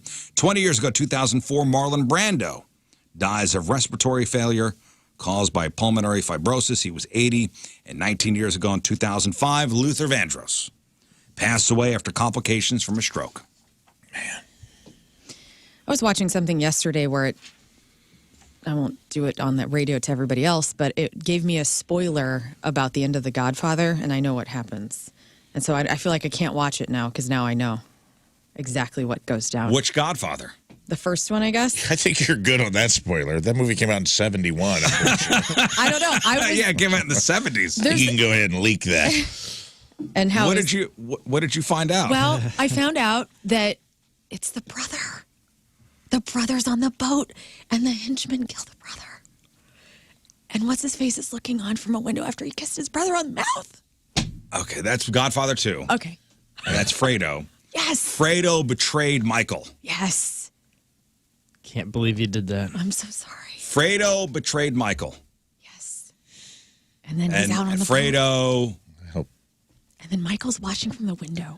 And then the Michael knew what was going to happen, and then he has him killed, his own brother. had him killed. Yes. Guys, the devastation. Can you believe That such was a thing? what I mean. That was a hell of a sequence.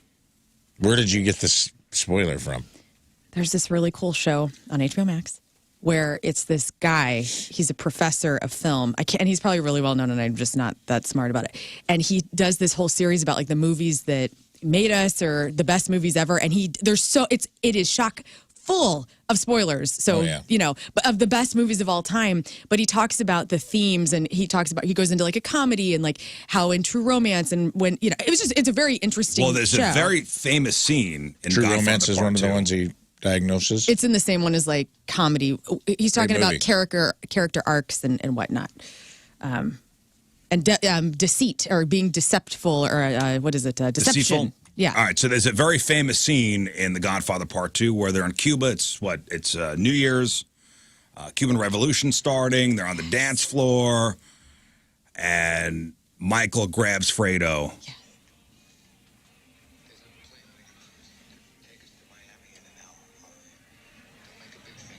Right.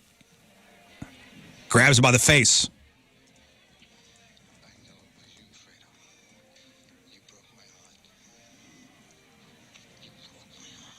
Yeah. Woo! Wow. Man, anybody else gonna chill? Yeah. Grabbing it by the face.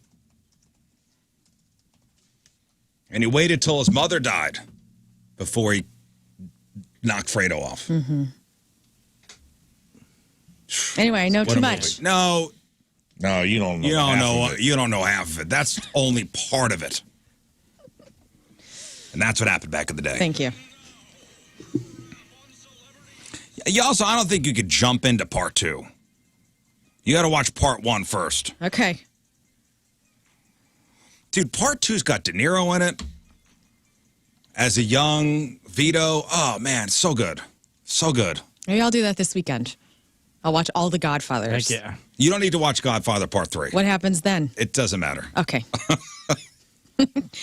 It doesn't matter. Godfather Part 3 is not great. You don't need to watch that. 1 and 2, I mean, that's each one of those movies is what, 2+ hours long? You're going to invest a lot of time. I got all time. in that. All right, time to find out what's going on in the world of music and entertainment with your crap on celebrities. And we start with this. Pearl Jam canceled their shows at London's Tottenham Hotspur Stadium on Saturday. And their show's coming up in Berlin this week because there's illness in the band. And we don't know exactly who's ill. Eddie Vedder had some vocal issues during their show in Manchester last Tuesday. Could be affiliated with the illness. Who knows? But Pearl Jam is off the road as of right now, and we wish them well. Yeah, I hope they feel better. All sorts of new music and singles are out now. Tom Morello has released Soldier in the Army of Love, which he co-wrote with his son Roman. That's going to be on the blog for us. Daughtry has a new single called Nervous, and Badflower are back with their first new music in 3 years. It's a new single called Teacher Has a Gun, and it comes with a video that you will see at 1057thepoint.com with the Rizzuto Show blog after the show. VIPs have been attending Taylor Swift's Eras Tour since it launched last year. We've been talking about this with Tom Cruise and Paul McCartney and everybody else that was there last weekend. Yeah. The 3-hour-plus show this past Sunday on the final night in Dublin, Ireland, even brought out Stevie Nicks. Here is some audio of Taylor bringing out one of her heroes. Okay, here we go.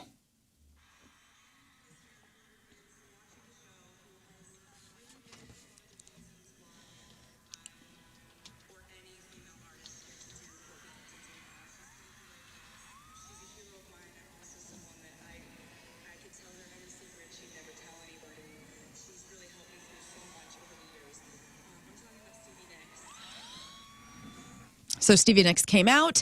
They did a little bit of some music together while she was out on stage.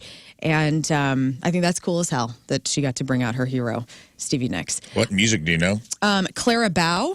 I've never listened to it. But apparently they Taylor mentions Fleetwood Mac in a verse. And so thought it would be appropriate to bring out Stevie Nicks. Also in the VIP tent, Julia Roberts was there. Bridgerton actress Florence Hunt and Travis Kelce showed up and surprised Taylor again. There are 43 shows left on a massive Eras tour. Taylor will next head over to Amsterdam for a 3-night stint starting on July 4th. In other news with special guests, Zach Bryan decided to do something a little different. Instead of Stevie Nicks, he brought out a different woman, the Haktua girl, and she spit some stuff on that thing with the song Revival.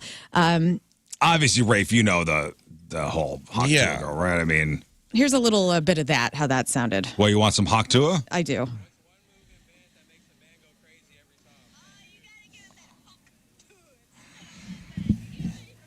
I'll be honest with you. The more I listen to it, the more I hate it. You want to know what? What? I watched the full interview, and the shine goes away. Enjoy the clip, because I watched the full 3-minute interview to see the context. I think the shine's gone away. And she was way more annoying.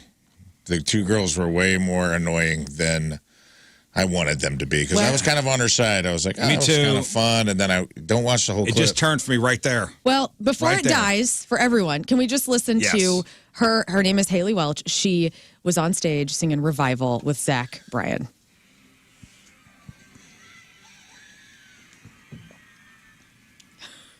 Okay, that was it. I guess so. Wow. Yep.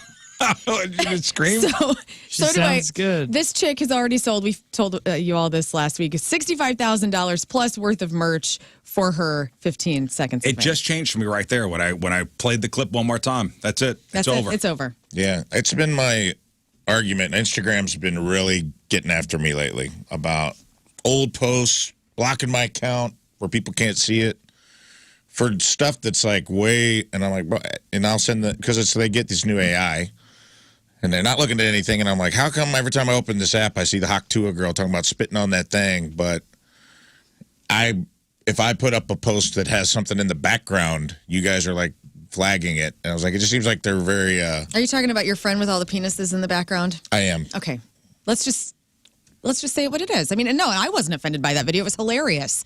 They weren't even real wiener penises. dish towels. I know, they were just art. like wieners on coffee cups, cartoon drawings. But I'm like, you have a girl going spit on that thing. Yeah, that's fine, and it's fine because she's hot, right? Yeah, just get hot. Yeah, that's we a good are. call. That's too much work. I'm trying, dude. Just get hot. We're trying to lose LBs.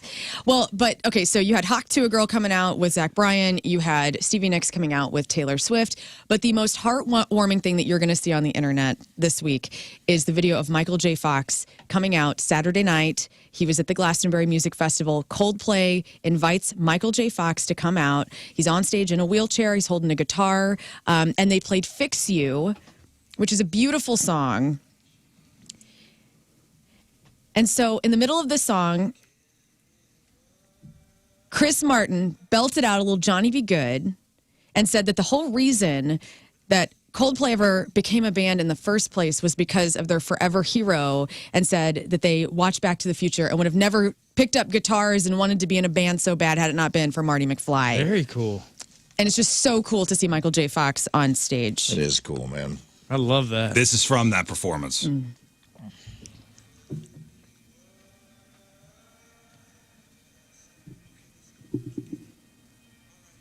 Man, this song. Whew. Yep. Wow. This is a good one. I like Coldplay. I do too. They're incredible. I'm a fan. If you ever get a chance to see them live, they're amazing. And Michael Jackson's in the back. Michael Jackson. Oh, cool. Michael Jackson was Michael there. J. Fox is, he's got his pink guitar. And, Yeah. And he's playing, Yeah. and he gets into it. It's really cool, and it's worth seeing if you need something to warm your soul. I'm getting emotional listening. I don't know if I can watch it. Well, today. now It's Monday. he's standing next to Michael J. Fox. Well, not standing. He's like kind of kneeling next to him. And I don't think Michael J. Fox will walk anymore. No. Yeah. Unbelievable, man. So. Okay. I listened to his autobiography. Michael J. Fox? It's great. Any interview, man, the courage that guy has to deal with what he's dealing with and remain positive and grateful is like, it's tough. I don't know if I have that in me or not, but it's really good. If you haven't read or listened to the audiobook of his newest autobiography, it's really, really good. In TV news, Will Forte has joined the cast of Tina Fey and Steve Carell's Netflix show, The Four Seasons. All three worked together on 30 Rock, and the film is based on, written and directed by Alan Alda. Centers on three couples who vacation together each season and the changes in the group dynamics. If you're a fan of those people, you might want to check that out. Eddie Murphy has been the subject of a new New York Times interview where he went into great detail about how David Spade hurt his feelings so bad during an episode of SNL. And then it was part of the reason why Eddie Murphy stayed away from SNL for 30 years. That's a famous story. It was during the Hollywood Update. Hollywood Minute. Hollywood Minute, when David Spade would do that. And it was after what bomb of a movie? Vampire in Brooklyn. Yeah. And David Spade said, look, a falling star. And it was a picture of Eddie Murphy. Right. And that was it.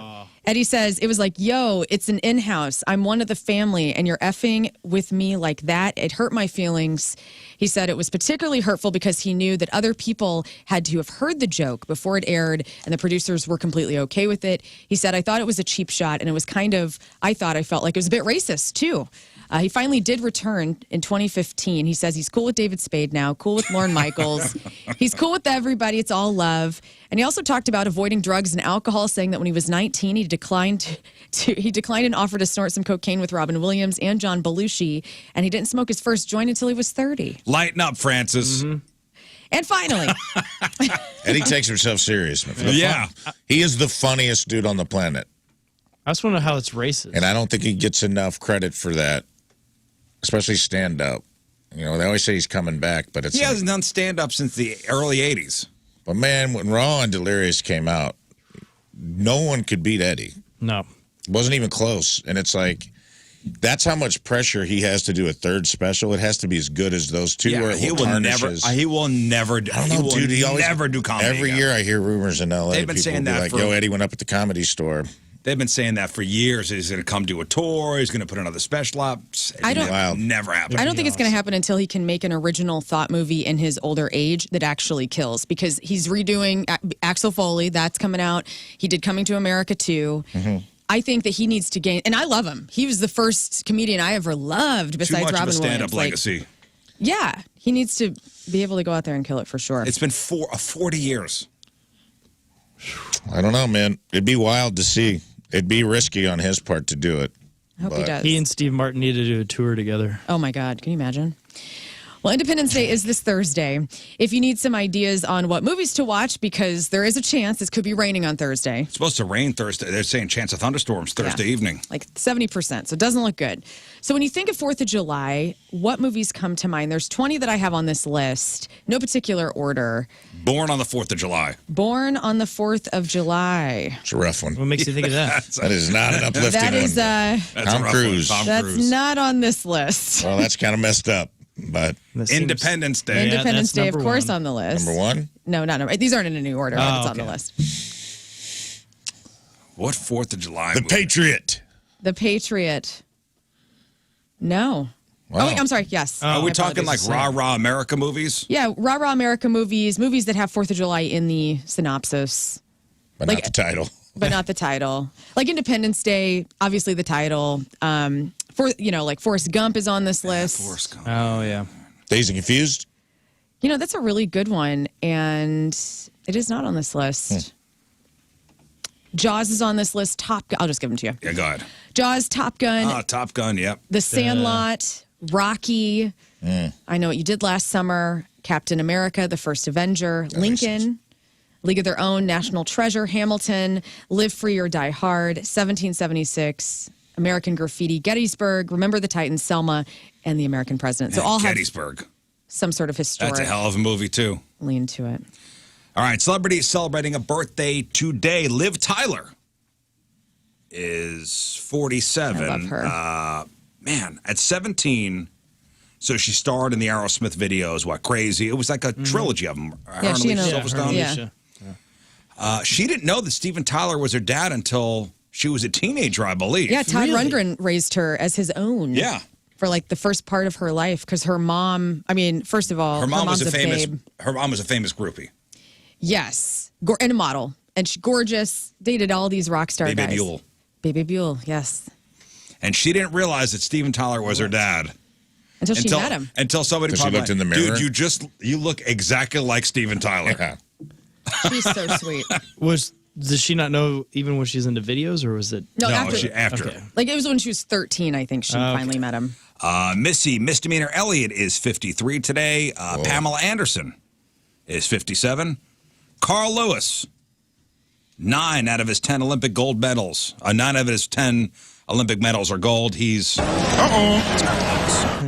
Alan Ruck. That's Cameron from Ferris Bueller's Day I Off. love that Is man. 68 today. He was 29 when he played Cameron, by the way, in the movie. He did a thing at Netflix Festival where they showed Ruck. Ferris Bueller and he showed up That's cool. and did like a Q&A and like hung out with everybody. They were doing like this thing during Netflix Festival where they were showing like classic comedy films at Regent Theater and surprise guests were showing up. It was cool. And he was there. Happy birthday, Alan Ruck. Dan Aykroyd is 72. Fred Schneider, legendary voice of the B-52s, is 73. Debbie Harry My of girl. Blondie. How old is she? She's in her 70, like late 70s, Yeah. like Late, 78, late, 79. 79. Wow. Debbie Harry from Blondie is 79 years old. Wally, famous Amos, the chocolate chip cookie legend, is 88 today. And Jamie Farr from MASH, the Lebanese-American cross-dressing Corporal Klinger from MASH. Jamie Farr is 90 years old today. Today's porno birthday, which is being brought to you by Patricia's, where fun and fantasy meet, is Catalina. And today's birthday girl has been in 353 fun films, including 18 and Lost in Chicago, All About Ass 12, Ass Fensive 1, Booty Duty 10, Bootylicious 34, Mamacitas. Don't Tell Mommy 1, Eat My Feet, Fast Times at Deep Crack High 1 and 4, Smoking Butts 2, Weapons of Ass Destruction 2, and who could forget Catalina's role in 2001's Parking in the Rear. That Weapons of Ass Destruction franchise must be like Fast and the Furious. Yeah, there's a lot of them. It's coming up a lot. There's a lot of them. Is that a 4th of July movie series? Oh, today's Bobby Bonilla Day? Oh. Somebody said Happy Bobby Bonilla Day. Yeah, happy. The day he gets paid. Buddy. Catalina is 46 years old. That's porno birthday. Those are your crappy birthdays, and that was your crap on celebrities. All right, we'll take a break. We'll come back with Sex Time Fun Facts. I'll give you the top summer vacation destinations for getting it on. Is seeing your partner clean a turn-on? And does summer penis exist? Oh, no. It's back. It's back. Summer penis. It's back. But some are here, some are there, or what's the... Oh, man. Is it a real thing, summer penis? 7:46, Monday, traffic and weather. Learn coming at you. It's brought to you by Worldwide Technology Raceway. The Bommarito 500 at WWT Raceway is not just a race, it's a spectacle. Go to WWTRaceway.com right now because the first deal is the best deal. EMS responding to an accident at Fiddle Creek Road at Highway T. Other than that, you guys look pretty good today. Your high will be 81, sunny with some clouds. Gorgeous day. Low of 63 tonight. Right now, 63 and sunny at 7:46.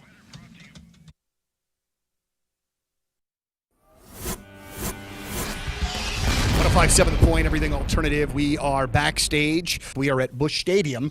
Busch Kirk Stadium. Hammett from Metallica joining us today. Thank you. It's absolutely an honor to get the chance to meet you.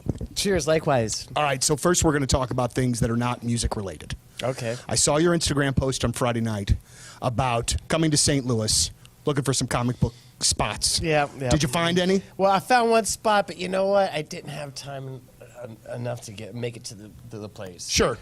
It happens, I'm sure. Or in other words, I had every intention on going today, but, I made the mistake of picking up my guitar in my hotel room, and There 2.5 hours later, I put it down, and I thought, oh, well, there went my gallivanting around the city time. Well, when I'm buying records, I find days where there's things where I either have it or just don't want it. Like with a collection of memorabilia and comics and things that you have horror related, do you have a tough time sometimes finding things you need and that you want and that aren't already in the collection? Well, I just kind of kind of leave myself open to just anything when I'm just out there and just out and about. It's crazy because just recently on the East Coast, I went out to a comic store to buy some comic books that I knew had just been had just come out. And I found something that I'd been looking for like the last 20 years.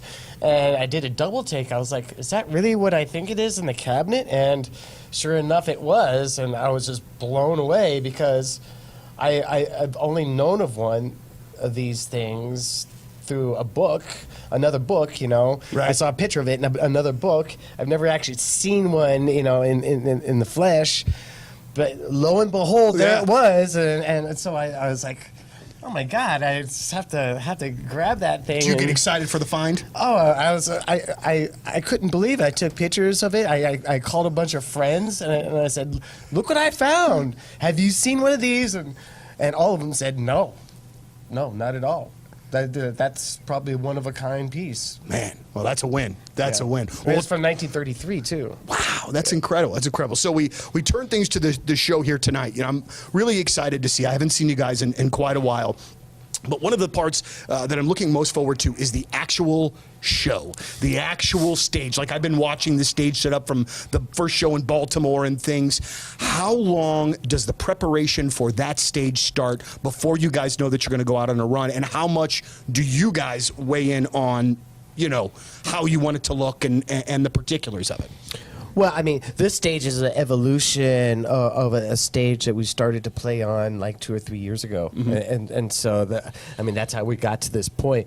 But yeah, usually, this is a stage that you can't just put up, the day of the show. Sure. It has, the first few pieces start showing up, a couple of days in advance, and it's a task. I mean, it's just like, erecting, a huge erector set.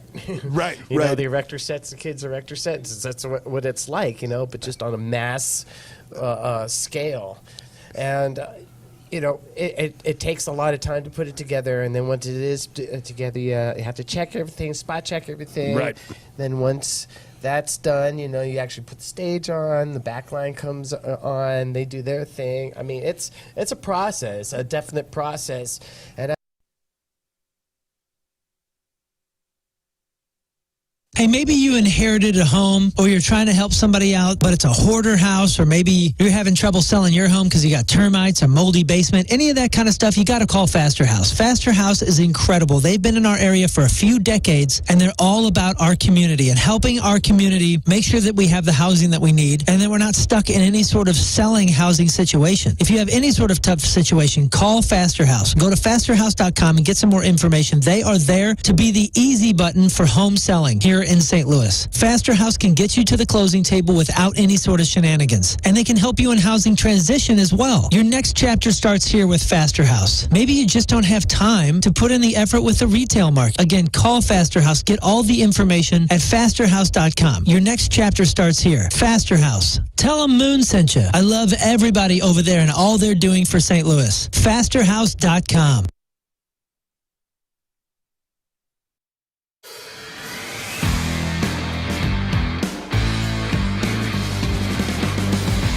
All right, guys, welcome back to the farm. So it's a Sunday, and we got a whole crew here doing stuff. We're going to work in the field today. So this will be the final episode of the farm series for now, but I'm sure we'll return back to the farm at some point. So I'm going to show you what's going on here, the progress of the plants, how those elderberries are looking, and we'll look inside the house, and I'll tell you about some future projects we got coming up here. And there's our tractor, courtesy of Herb Equipment, the Captain Riz tractor. We're moving some poles. Poles. All right, so behind me is another barn. This is a future project that we're going to do. So we're going to turn this barn into a greenhouse. So come on, let me show you what's going on inside. So this is where the old owner, I guess, stored some of his tractors, some of his big carts for the field. So eventually, what we're going to do is we're going to take the sides off and kind of renovate this structure and make it a greenhouse, so we could start cultivating our own elderberry brands and maybe start selling what they call the cuttings. Right now, this is home to many a groundhog. All right, we're out here in the big field, and I am going to show you the progress of some of these elderberry plants. So you saw at the beginning, pretty much nothing, and it's a couple months later, and I'll show you what these elderberry plants look like. Look at that. Mulch is down. Plants are looking good. You know, you'll see a weed every once in a while, but we gotta pull those. But these plants are looking sweet. There's my partner in crime, Cat the dog. Hi, Cat. Let's go.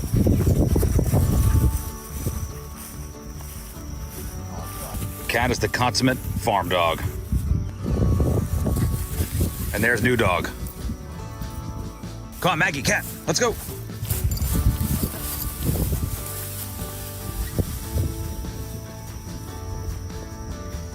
So I'm not sure if we're gonna get a very good crop this year, but this is basically laying the foundation down for years to come.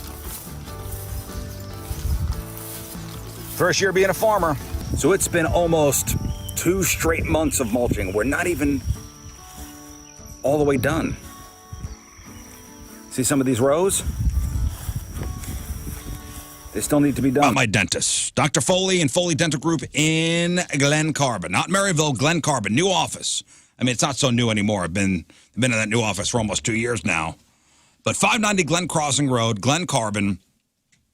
double the space as before. I mean, they can accommodate patients from everything from regular checkups to implants to pediatrics. Yes, they treat kids too. Most innovative, useful technology out there. They diagnose and treat problems comfortably, whether it be their digital x-rays or their 3D imaging or their HD intraoral cameras or their state-of-the-art sterilization center. When you walk in there, it's well lit. It's nice. It's not your parents' dentist where you walk into that cold room and on that steel tray of those, medieval tools. It's not like that. Netflix at every chair, massage chairs, even the music they play is great. And yes, they do your regular checkups. They do implants. If you're looking to do Invisalign, they do that there at Foley. Foley Dental Group, 590 Glen Crossing Road. I've been going there forever. FoleyDentalGroup.com, FoleyDentalGroup.com. Joined in the Point studio now by the mastermind behind Ghost, Tobias Forge. How are you, man? I'm good, thank you. How do you do? I'm doing really well. It's an absolute great pleasure to have you here, and the absolute ferocious fan base of Ghost has me completely petrified that I'm going to screw this interview up because they then don't. Right. Well, that's the idea, but it's one of those really great things. I believe David Keckner will be in studio in a couple weeks. Third time for him. Yeah. So it'll be a third timer. Very cool. All right, we got sexy time fun facts here in just a moment. A woman recently took to the internet, and she says, hey, guys, I'm recently divorced after a 5-year marriage, finally ready to get back out there. Can you tell me, is ghosting an understood thing everybody does now? Ghosting? I feel like it is. You hear about it often. Yeah, I don't think everyone should be doing it, right? No, it's not the right thing to do pretty much ever. But ghosting is the path of least resistance. Mm-hmm. Mm-hmm. And I guess it is a common thing now, ghosting. She says, I was casually talking to this guy I work with, and we made plans to meet up for drinks after work on Friday a couple weeks ago. When Friday rolled around, he didn't say anything to me, didn't even acknowledge I was there. Then after work, no text, no follow-up, no nothing. Ghosted to my face. It's the new norm. Sucks. I later found out he was talking to another woman, apparently chose her. Great. He wasn't the only one. I was chatting with somebody, met on a dating app, and again, we were going to meet up for lunch. The next day rolls around, no show. He messaged me after we were supposed to meet saying he didn't want to anymore. That's it. Simply didn't want to anymore. Says, I realize I've been out of the dating game for a while, but is ghosting an understood reality of dating in 2024? Or am I just attracting one type of person? And why do you think that is? Why do you think ghosting I only date ghosts. Yeah, she's a ghost hunter. Why do you think ghosting is now the thing? Because people don't have skills in interpersonal communication anymore.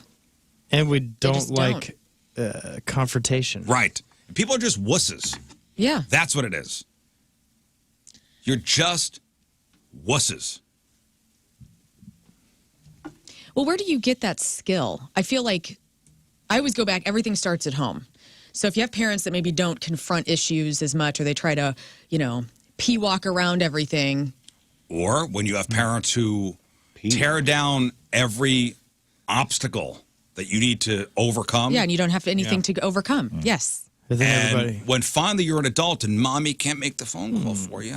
You don't know how to do it. You don't know how to do it. It's also just bizarre to me. I was thinking about, I don't know why I was thinking about this, probably because my brain's not right, but because everyone here has had their heart broken at one point in their life, right? Sure. Yeah. I feel like that's a common experience. You would think one heartbreak, because the world's not ending, but it sure feels like it is. Mm-hmm. You would think having that done to you one time would instill the personal integrity in you to not make someone else feel like that. Right. To where you would be willing to confront an uncomfortable, to at least make a person feel human, to be like, hey, you seem like a cool person. I didn't feel chemistry. I'm sorry. But I wanted to be straightforward with you. It can be that simple of a text. Yeah. And so many people won't do it, and that's mind-boggling to me because I'm like, we've all been on the receiving end of a good ass kicking to the heart. So why would you even not? It's not that hard to just have a little personal integrity, but I guess it's just built into the apps too. It's going to be tough for a second. Well, and also, this is a generation who prides themselves on, and I'm going for the young people, and I feel like they're better equipped with this. They at least present that they are.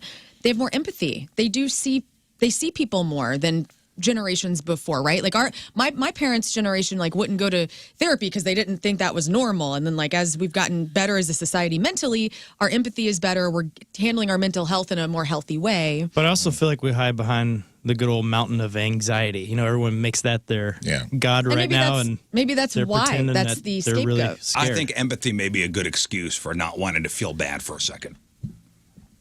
Then that's not real empathy. Then, like if you have empathy, you feel terrible for that person. Nah, right? Or it's sacking up and making a tough phone call. Well, sometimes you gotta. I think that the younger generation has empathy for groups, but maybe not individuals. Yeah, I'll give you that.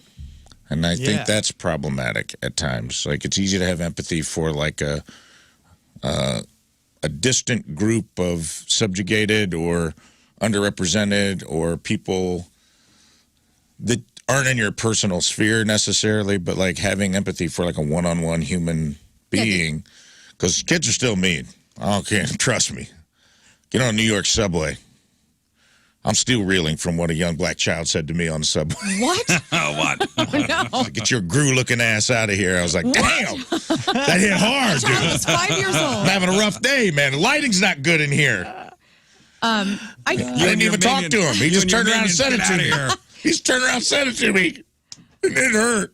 I think you're right. I would love to start my life again and become an interpersonal communicative psychologist, because I feel like that is going to be an industry that we need more than anything, is the dealing with the tough conversations and the big emotions that you're having one-on-one. Yeah, well, let's be honest with you. As far as your empathy for certain groups, then it's social justice. It's being part of a larger movement. For sure. That's been around for a while. But then when they have to when they have to do something individually and it's tough and they're not in a group, it's hard. Yeah. Do that. They don't know how to handle it. Even outside of the sphere of social justice, I feel like they have more empathy for, anxiety and autism and all of these things that are prevailing issues that are coming to the forefront that people are starting to talk about. They're more open to therapy and things like that as a concept. But then you sit them in a room and be like, well, now you have to, they'll still like roast each other. Do you know what I mean? They'll still, like if you go on TikTok or anything, there's still kids like making fun of you, like the individual. Like they'll still pile on. The comments are still brutal to the individual. And they don't want to make a mistake. It's okay to. That's not. Yeah. But if it's online, it's faceless. Well, and a lot of this is going over text. And so then they're afraid, oh my God, if I say the wrong thing, it's going to be a screenshot. It's going to go up on TikTok. They do have a lot of weird things to think about. It's not just them, though. No, it's not. I ghosted a chick once. What? Used to be called being stood up. Used to be called phone off the hook. No, what happened was, this girl did not take the hint that we're not together. Uh-huh. And I told her, and then it was just phone call, show up, phone call, show up. I'm like, so you ignored her. This chick would not take the hint. I don't consider that ghosting because you did tell her. You told her and she didn't listen, and then you were just trying to disengage. Oh, that's different. It was. Oh my God, she's here. Lights off. That's not. That's awesome, man. You JW'd her. Oh yeah. Dang. It's a good move. Lights off. Dang. I guess ghosting is a part of it now. Sorry, chick. Yeah. But the one that she works with, that's even weirder. That is strange. You got to work with this person. Right. You got to confront it. If you're around somebody every day, you have to at least have the audacity and the respect to go, okay, this is what is. Yeah. Let's do sex time fun facts.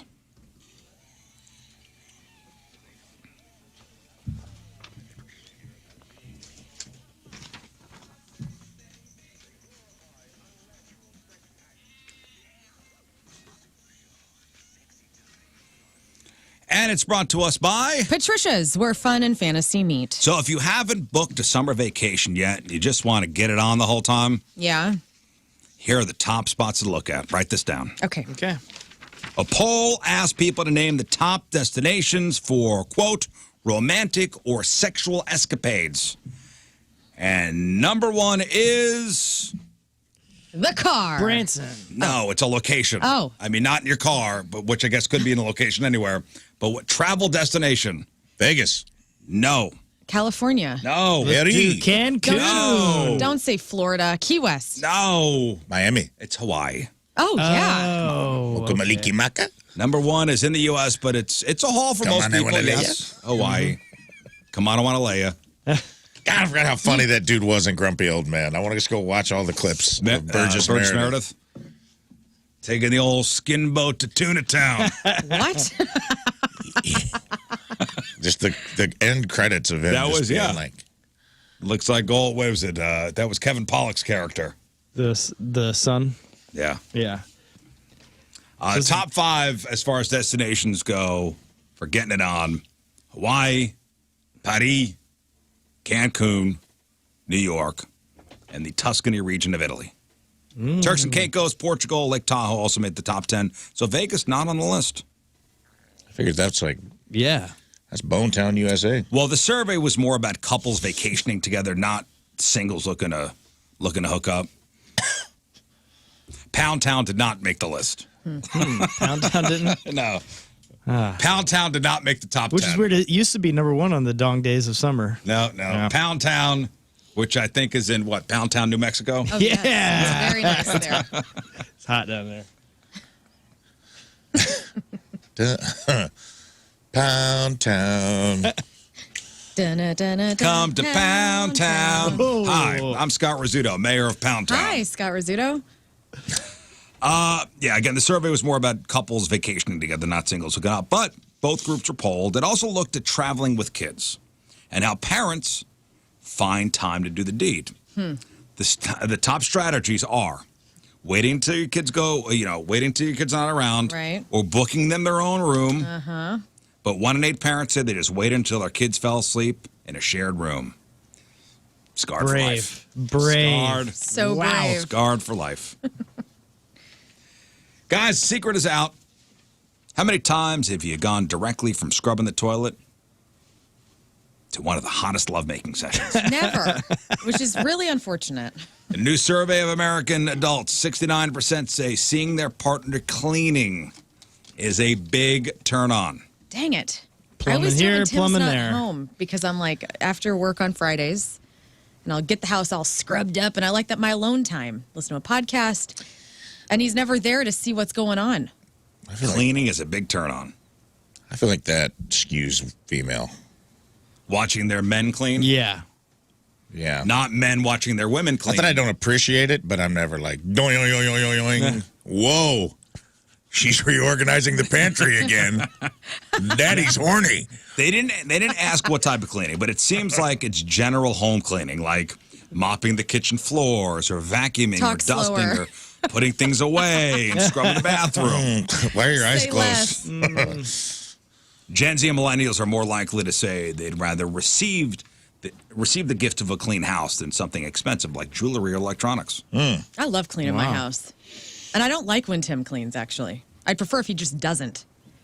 Not that he doesn't do a good job. It's not even You'd that. rather just do it yourself. I just get a lot of it. I get a lot out of it mentally for me. It's like my therapy session every Me too. week. I love it. I love reorganizing. I love cleaning.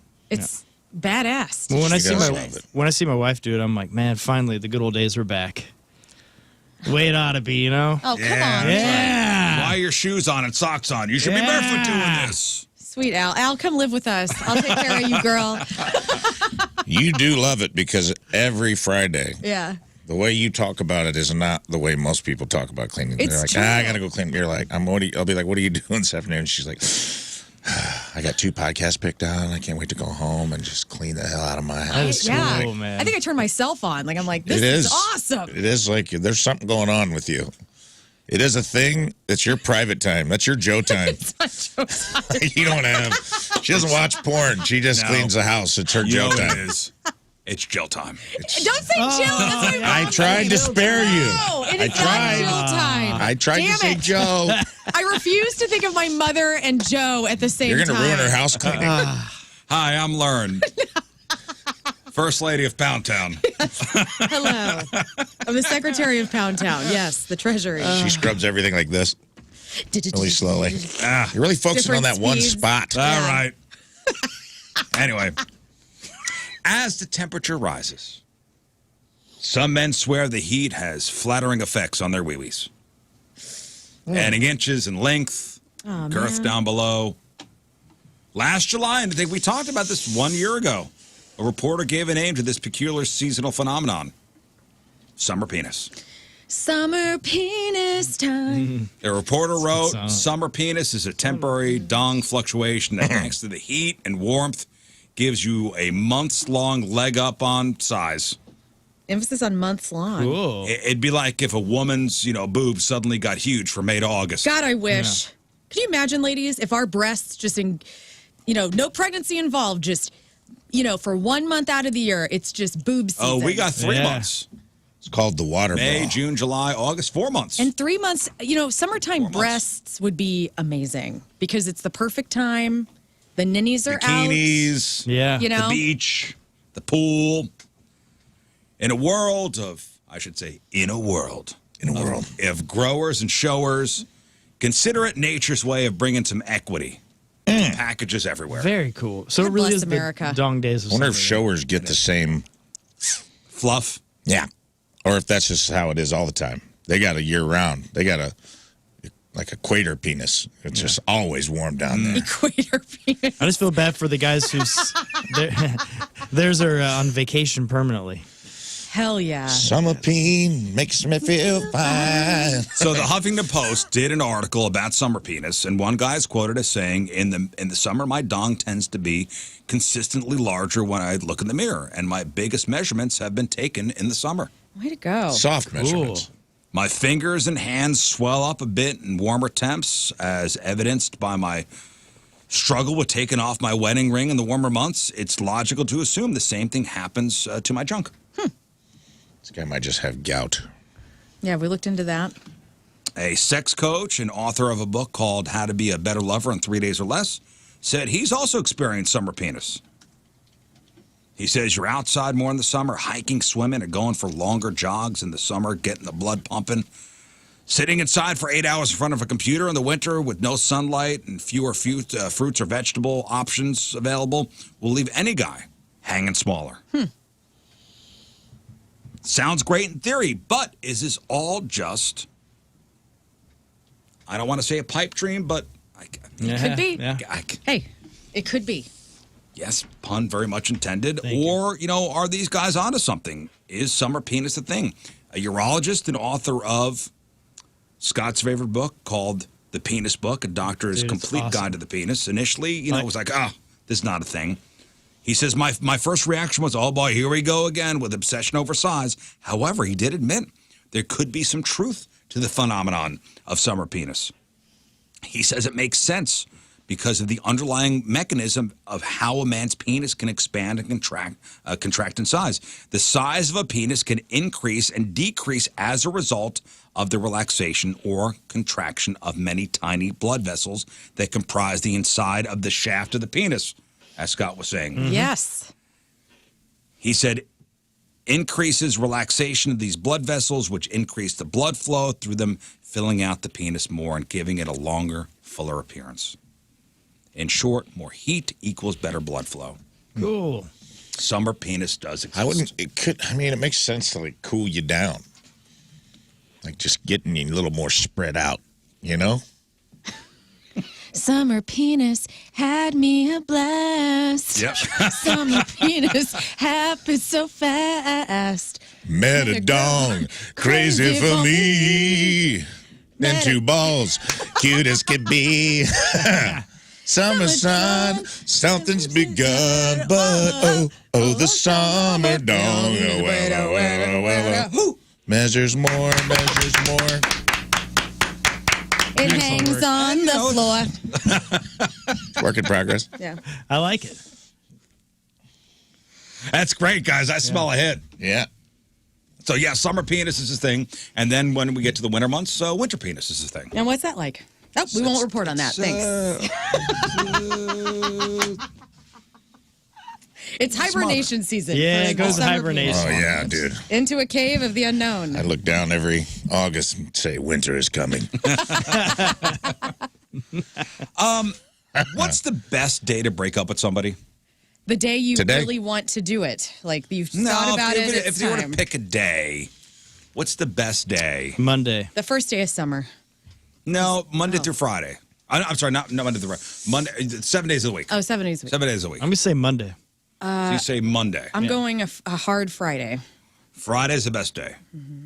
Really? No. Oh. I have the answer. Well, I know. What is the answer?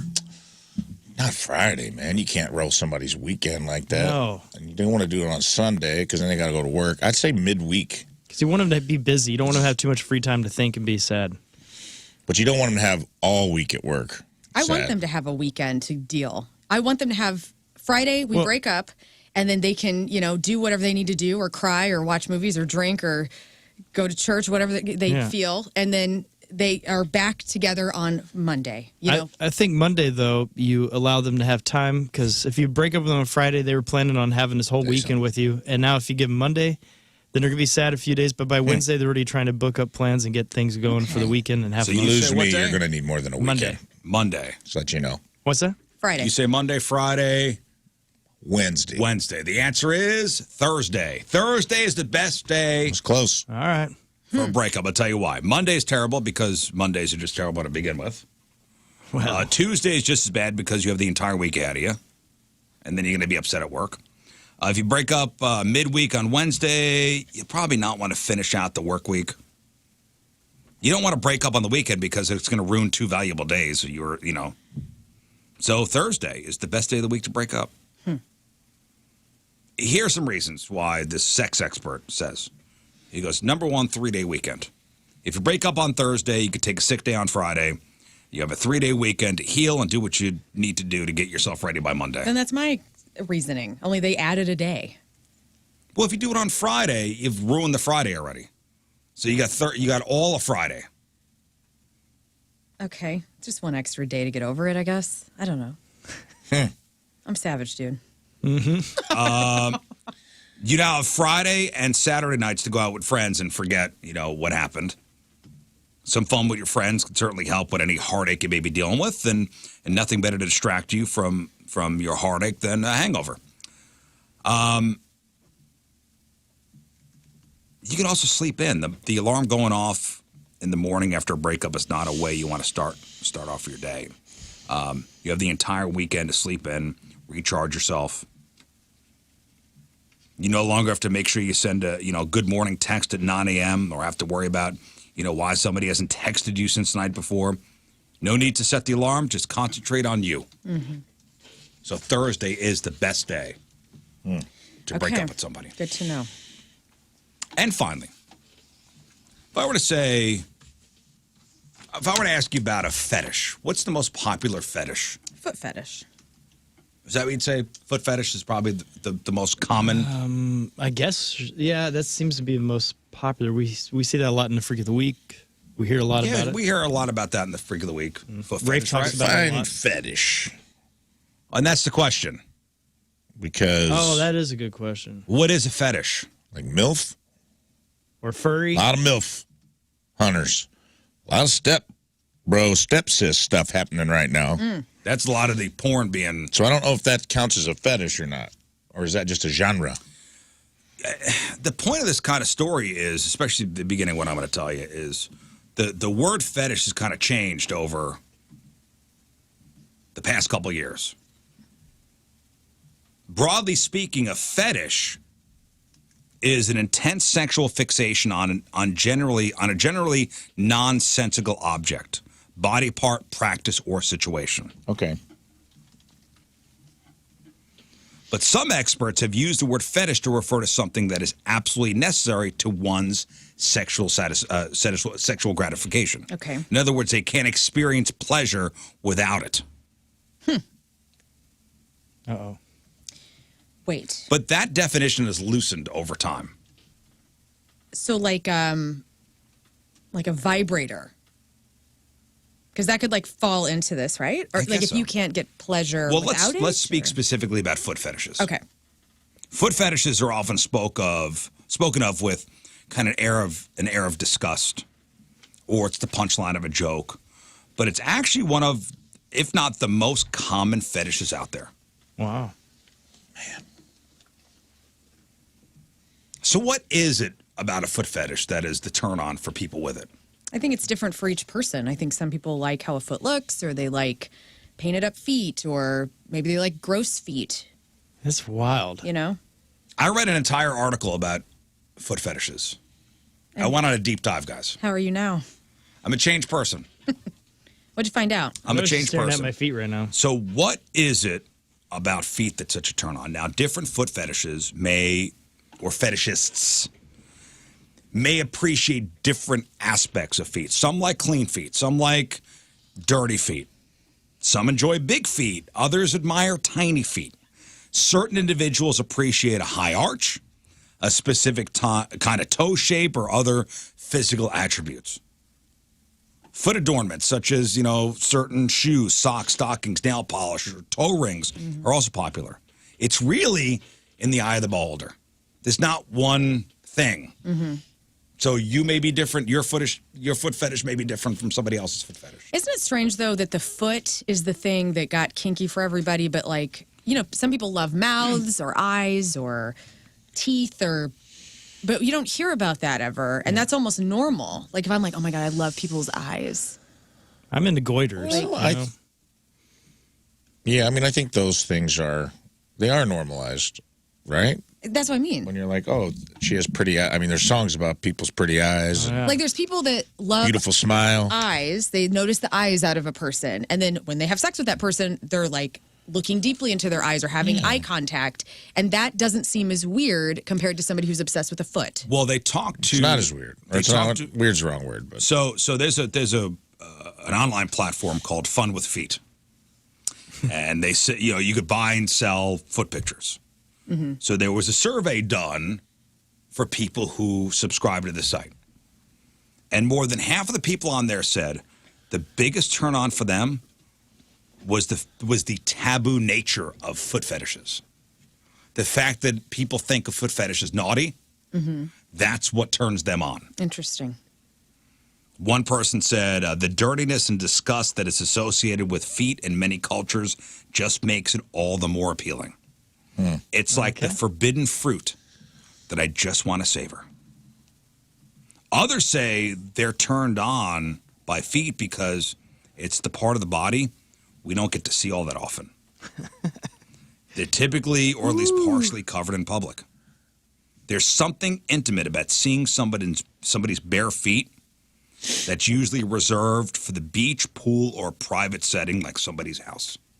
Mm-hmm. Yeah. It's like that rare time you could see a Pentecostal girl's ankle. Oh, right? Check it out. Ow! Yeah, that's true. There are just intimate parts of your body that only certain people do get to see in your life. So I guess foot would be under that file. Yeah. I guess so. It's file boobies under that too. Yeah, Well, I was that's gonna say those. Yeah, but at least with that, you kind of see genitalia. You kind of see the size already. Yeah. With feet, they're so. I mean, it's usually 2 layers. Are people? You can't see the size of someone's feet by looking down. Yeah, but you don't know what's. Yeah, I You guess don't know so. if they're dealing with Hobbit or. I mean, do we got a blade toe going on? I don't know. Yeah, talk about You stuffing newspaper up in those shoes, baby girl? You know it. We got a blade toe situation? I don't know. Are foot fetish enthusiasts, are they just always turned on in the summer then? Because, I mean, patoots are out. I mean, my patoots are out right now in here. And, it's normal. We were going to talk to you about that. One 40-year-old guy said when he was a teenager, he first realized he had a foot fetish and found himself checking out feet or toes, especially these sexy, bright, painted colored ones. The summertime is the best because everyone is wearing open-toed shoes or sandals. Yeah, he said he enjoys smaller feet as well, as perfectly lined toes with no toes longer than the other. Some guys like them dirty. He says, for me, I prefer clean feet. What about a rough heel? Is that a cool thing? Maybe. Oh, yeah. What about a calloused Look at that kind corn. of dirt rough heel that desperately needs some sort of sanding? His belief: if a woman has well-maintained feet, then she must take care of herself in other ways too.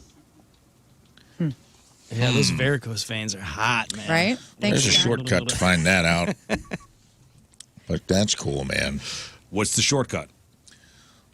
Well, if she takes care of herself, go straight to the source, my friend. You'll find out quick. What? Huh? What do you mean?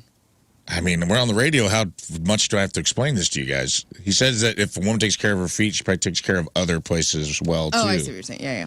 And I said, just go to the source. Yeah, but it's a window into what's going on. Perhaps. It's a window into, well, if she takes care of her feet, then other... I would imagine her teeth are more of a window.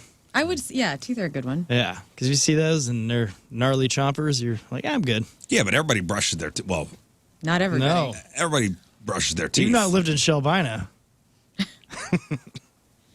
Again, there's no Sorry, one way. brushes their tooth. Yeah, thank you. I appreciate that. In the article one I was meant, like, how do people explore this kind of fetish? And again, one way, there's no way to satisfy one's foot fetish. There's no one way to do it. For example, it's a concept that they might enjoy about fantasizing in their erotic imagination without acting on it. Mm-hmm. Some like to lick or suck on toes or massage, caress, or smell feet. Others might want to have a partner use their feet to do things to them. Like their taxes. Yes. Yeah. Type this up. I'll be honest, dude. I have a very close girlfriend of mine who told me that her husband likes to bone her feet. And then we hung out later, and I couldn't stop thinking about it. Yeah.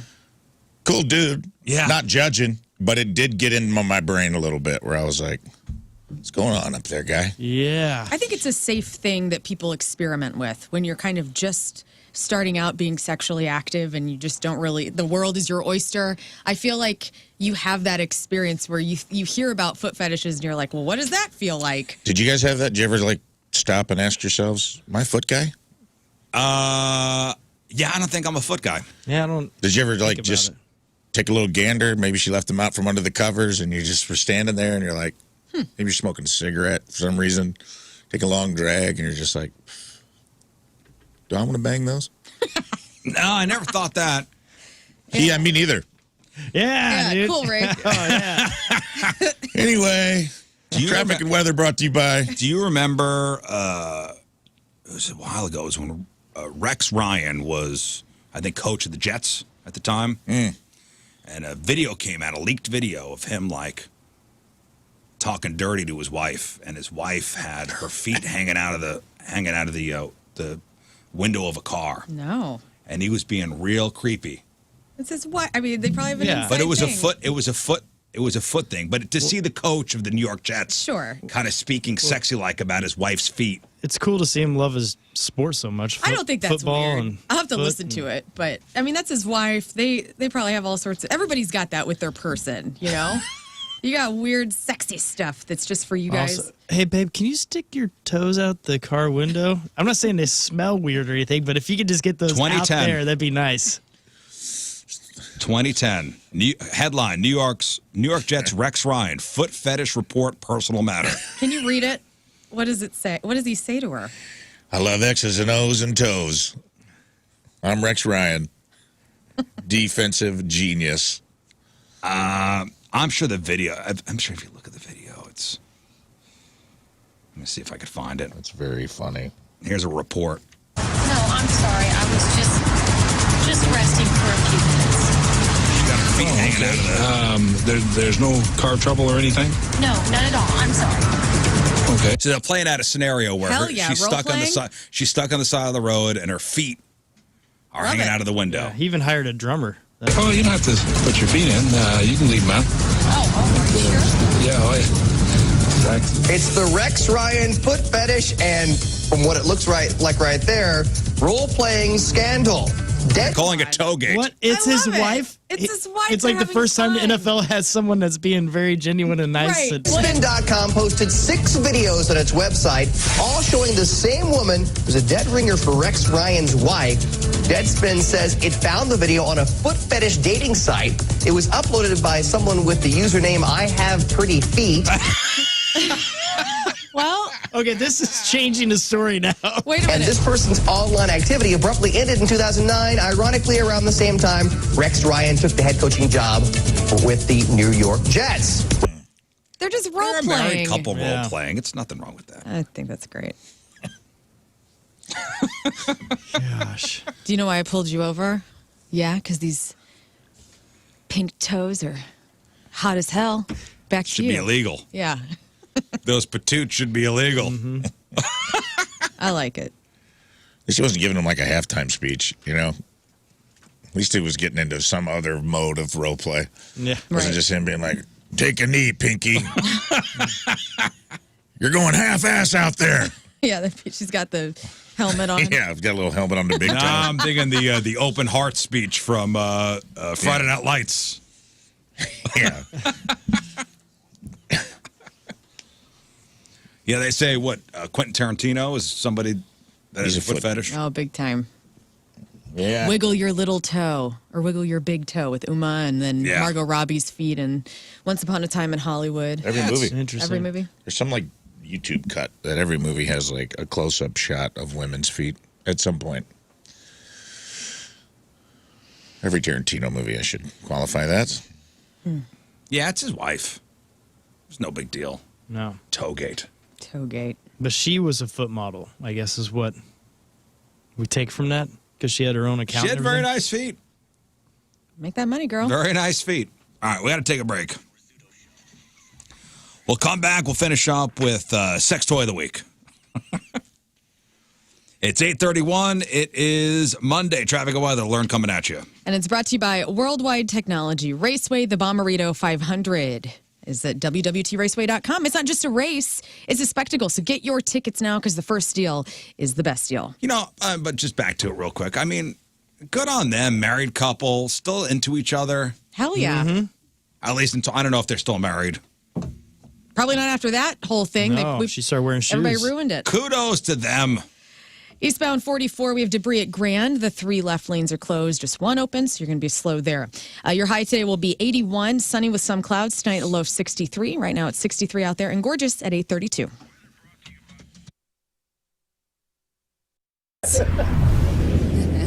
It's like Blink-182.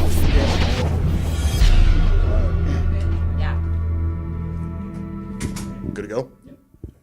All right, we are very, very excited about this one tonight. I have to tell you this, Amy Lee. Amy Lee from Evanescence. Hi. Peabody Opera House show tonight. So it was so great when we announced this particular show because it was almost like a firework that went off twice. Because people were like, oh, Evanescence is coming back. And they'd be excited. And then, oh, it's with an orchestra. Ooh, you know what I mean? People were so excited about this and playing this beautiful Peabody Opera House. It's the perfect place for it. You've got to play some pretty great venues during this run with the orchestra, right? That's right. It's been a whole new world. Normally, you know, what we gravitate towards and what I want is like no seats in the house, like no built-in seats. We have people standing up. It's rock and roll, you know. Everything about it is this whole different vibe, and this time for the first time in, you know, I don't know, over 15 years, it's like, okay. I was at Acura on Manchester Road last week. I stopped by just to say hello to some of my friends. And man, if you are in the market for a new Acura, look no further than stlouisacura.com. You can check out their inventory right now. And if you need anything, you know, even if you're not driving an Acura, you want to get yourself an oil change, tire rotation, they detail your car, which is amazing.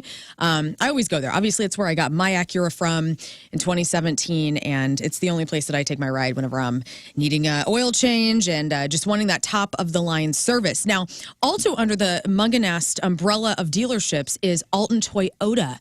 And so if you've been maybe thinking about getting yourself a Tacoma truck, and you want to check their inventory, you can go to altontoyota.com. And while you're there, say hello to Jamie Burkhardt for me, because I haven't seen him in a while, and I just miss him. In fact, if you could call Jamie right now for me and just leave him a voicemail, just say you heard about it on the Riz Show, 618-539-2288. That is the VIP line for weirdos, but I also like prank calling Jamie from time to time. So if you could, again, the number is 618-539-2288. Get yourself over to Alton Toyota, St. Louis Acura. Tell them Lern sent you.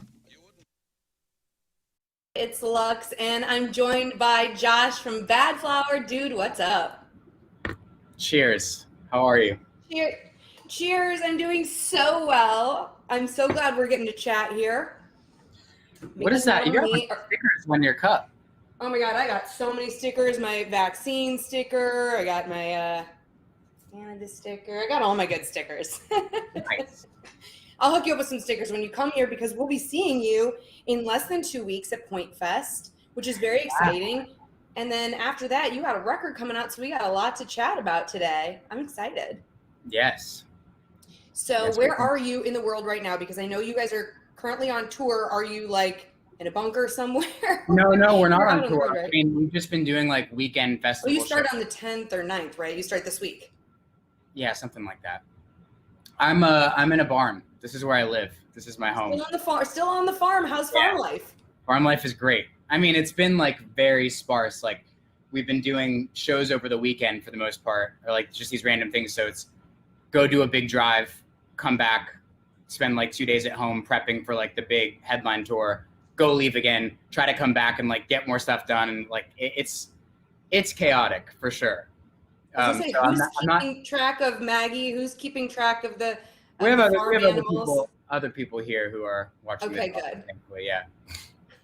Good. And the other were you able to do all of the recording for the new record from the barn?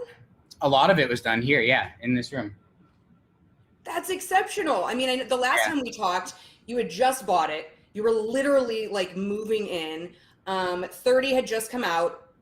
Your birthday, July 2020 is when it came out. So happy belated 31st. You've now bypassed that. Hey man, I'm still way above you. So like, cry me a river, all right? This is it. This is the call. This is the call if you are on your way to a job and you're bummed about it because it's just a job. It's not a career. Let me tell you about an opportunity for a career as an install floor layer with the Carpenters Union. This is a fantastic opportunity to have a lucrative career. Some of the most competitive health coverage and pension for you and your family. Hands-on, real-life work that's lucrative, creative, and meaningful. As a member of the union, you're going to have more than a job. This is a career. Excellent classroom and on-the-job training, hands-on creative work in a lucrative industry means you'll continue to have opportunities to learn and enjoy fantastic benefits and make money towards your pension. Start today. Visit the website apply.ficstl.org. That's apply.ficstl.org. Once you get started, you start making money right away. As you learn, you earn, and that's a beautiful thing. Apply to become an install floor layer with the Carpenters Union. Begin that new career today. Visit apply.ficstl.org. That's apply.ficstl.org.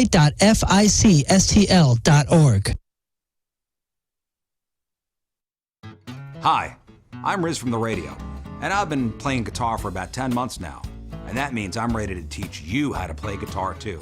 Are you ready to learn some fine licks? Well, I want you to take classes at the Rizzuto of Fine Music.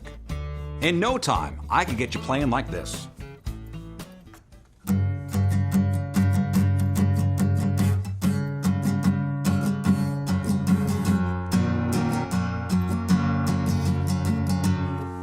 When you sign up for classes at the Rizzuto Fine Music, I will teach at least one class a week, 15 minutes only, and you'll get this commemorative tote bag.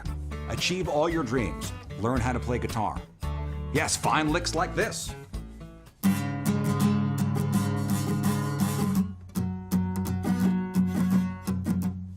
Jimi Hendrix, B.B. King, Kurt Cobain, Stevie Ray Vaughan, John Denver did not take classes at the Rizzuto Fine Music.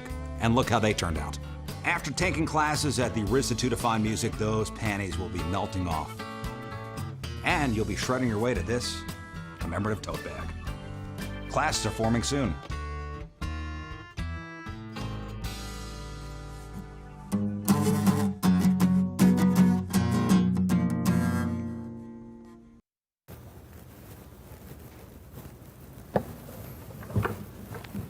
Wake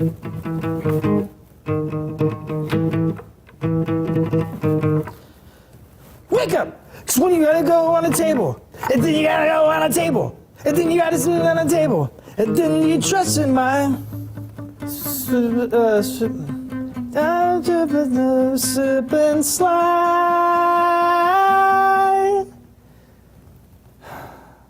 That's System of a Down's Chop Suey. Your chair at least stops. Mine just steadily like moves. So I could not be facing you by the time this interview is over.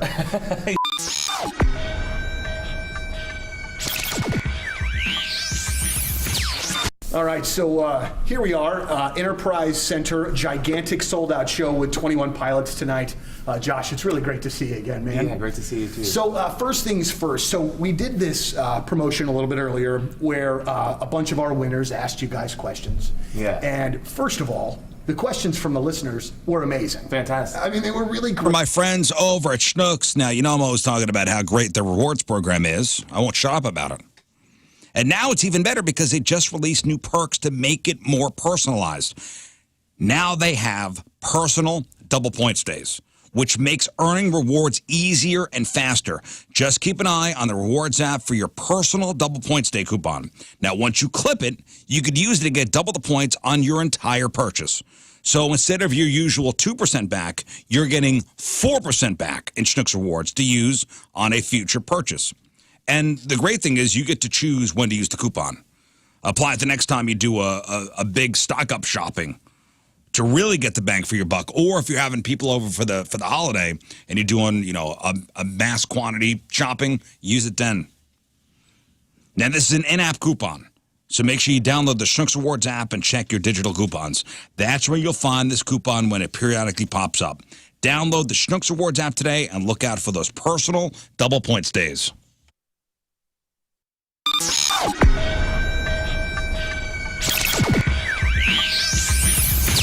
All right, so here we are backstage, way back Point Fest, and we are absolutely thrilled. Myself, Mr. Jeff Burton. Thank you. It's thrilling to be here with you. Oh, you're talking about them. Right, Sorry. right. Noodles and Peanut, gentlemen, it's great to see you. Thanks for coming back. You guys get along like me and Noodles get along. Yeah, I can see that. Sure. I mean, like, we have known each other for a long time. Yeah, like, kind of the same, right? there are Candles out, will you? Guys, happy International Chicken Wing Day. That's what today is. International Chicken Wing Day. Nice.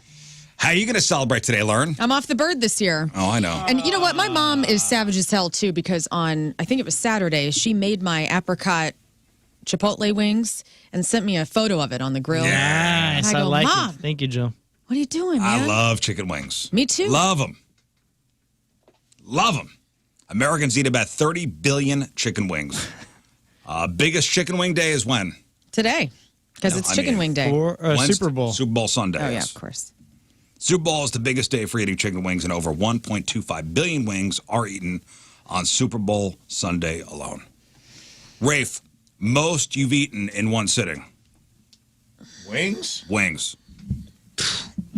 Who knows, bruh? It's best not to count those kind of things. Too much. Yeah, too much. Probably 10.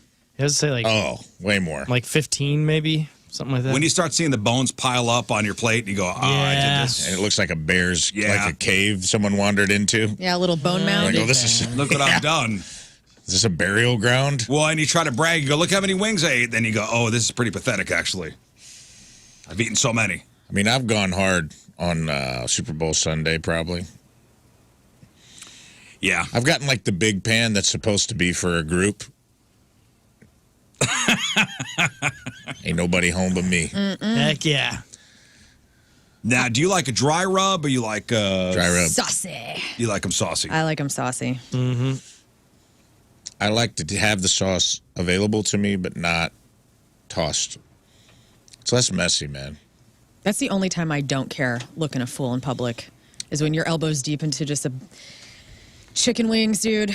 I mean, it is so good. And you got it all over you. You got it on your shirt, your mouth. I like a sauce on your the hands. side. I like my sauce on the side. I'll dip. Man. I don't know. Hot Shots wings are great. They got all great new flavors. DB's has great. DB's has good wings. Big Chief up by me in Wildwood. Plus you Smoked wings. Smoked is where it's at. Then you don't need the rub. Or you don't need the sauce. Yeah. You like trashed wings? I don't. I don't either. Me neither. I don't. Overhyped. Way overhyped. But they're really. Do you see those anywhere anymore? Yeah, there was a place I went to that had them, and I was like, all right, let me try these out, and they were like overdone. So that's so trashed is saucing them and then putting them back in the fryer. Yeah. Why? They're so hard.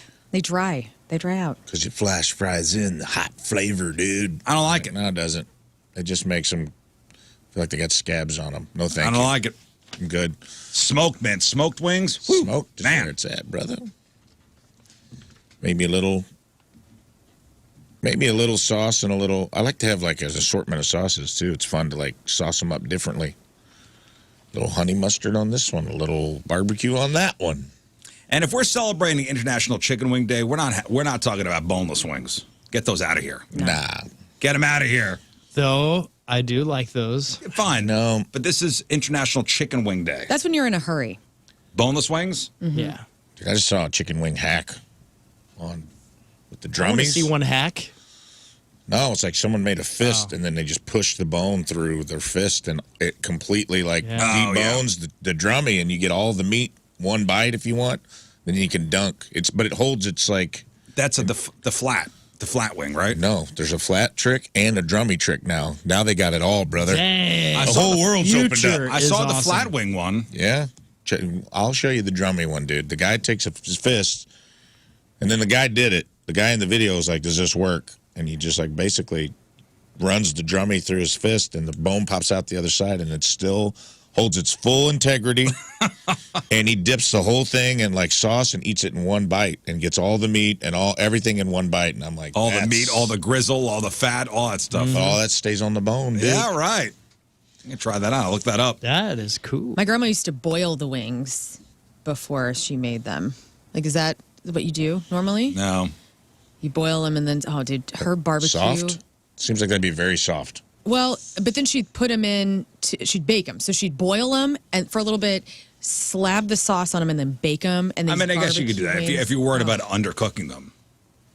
I guess that's what she was worried about. Maybe not. I'll do chicken wings in the oven. I'll do them low. I'd like to try that. I do them low and slow in the oven. If that kept them juicy, that's smart. But if you want to get them crispy and put them in the oven, baking soda. Oh, really? A little baking soda on them. Never did that before. Oh, it works. All right. All right, I'm getting cool. all hot and bothered now. All right, let's Talking finish up fried 6-time fun facts. Oh.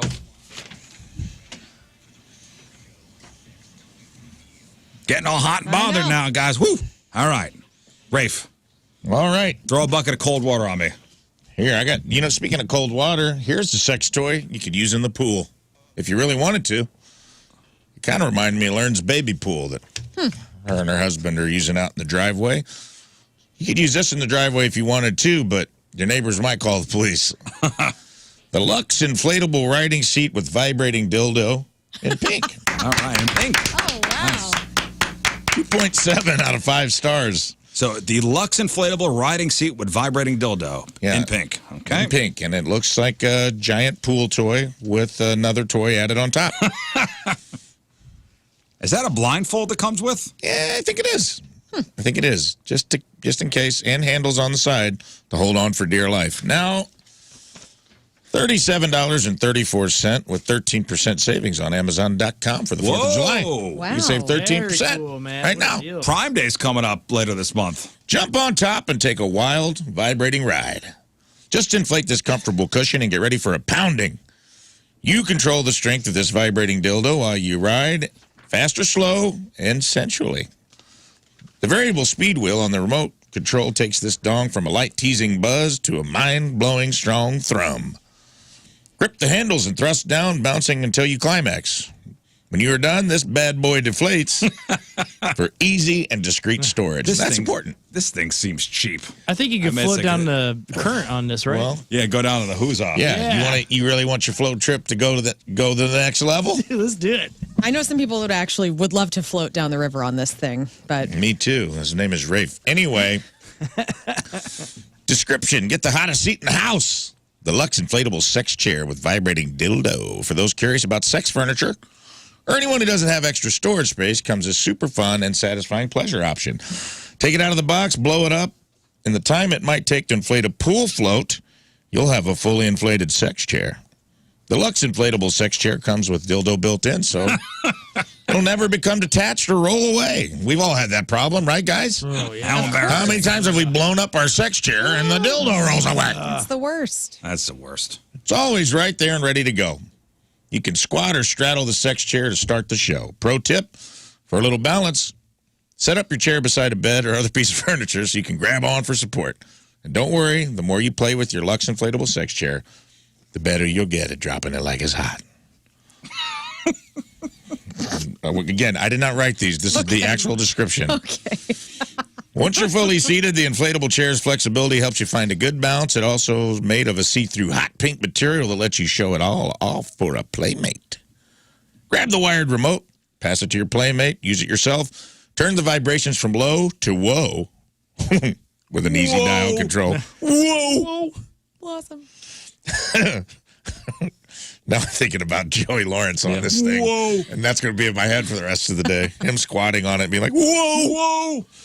The Lux inflatable sex chair with vibrating dildo is great for solo, fun, or exhibitionist games with your favorite partner. Now let's get to a few quick reviews. 1 out of 5 stars. Whoa. No, don't do it. Just no.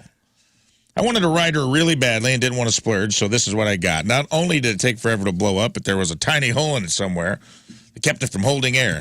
That does suck. Oh, no matter. I was determined. Wish I hadn't been. Not only is this the worst shape for a rider, who makes a perfectly round rider? Am I right? Weird. But it feels and smells like a cheap pool toy. Sounds like one, too.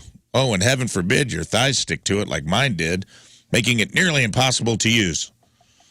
And the shaft portion is the cheapest dud ever. Cleaning is quite difficult since the wire for the remote comes straight out of the base of the shaft. Oh, that's not the worst. I was, all caps, determined to use this and make it work. But the toy knew I had qualms because it bucked me right off the back. Seriously, I fell off the back and rolled head over heels in front of my husband. Good thing I was already on the floor. Super embarrassing. No to this toy. It's not worth it. That's a rare 1 out of 5 stars. I think she got embarrassed because she fell off. Yeah. Personally. All right. To give you the other side of the coin, 5 out of 5 stars. Okay. I love it. But the only issue I have with it is that the dildo is too hard. I need to start making rubber ones for use or a different type of fabric for that part. Other than that, size is good. Everything fits. Didn't take long to inflate the bottom part. There we go. Like one of those foot pumps. So get me the needle.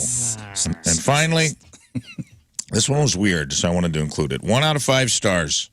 Garbage. It was sent in error and put in the trash. My wife opened the package and was upset. So was I. Why would you send this to me without my knowledge or involvement? My wife said I should leave this review, so I am. Thinking of canceling my Prime. 1 star. Gordon. Sure. I think Gordon ordered this thing, man. And got caught. Yeah. He thought it maybe go one way.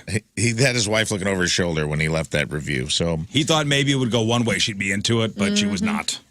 She was not. All right, that's the Lux inflatable riding seat with vibrating dildo in pink. Today's sex toy. Listen, we got to take a break. We'll come back. Let's give away some stuff, okay, Scott? I meant to play this game with Donnie on Friday, but we got someone to the Radiothon thing. And again, thanks for helping out with the Ronald McDonald House Charity of St. Louis. Donnie Fandango raised a little over $44,000 on Friday. Ran out of time with Donnie, but you know what? This would be a game we could play with Rafe. The game is called Back This Track Up. That's right, Back This Track Up. So I'm going to play a song. It's going to be backwards, and Rafe just has to give me the song title and artist. So 2 points. Easy. So 2 points are eligible for each song I play.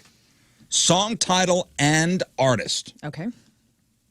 You will have a Lern lifeline, Rafe, and you will have a King Scott lifeline. Okay. Perfect. Out of 13, how many? Well, it'll be 26 possible points. Okay.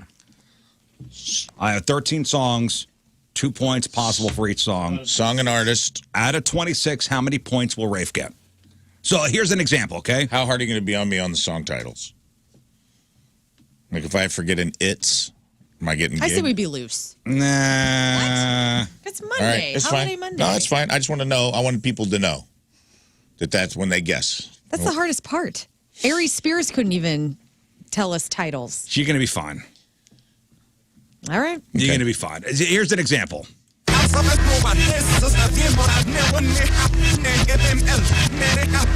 House of Pain, Jump Around. There we go. House of Pain, Jump Around. Easy.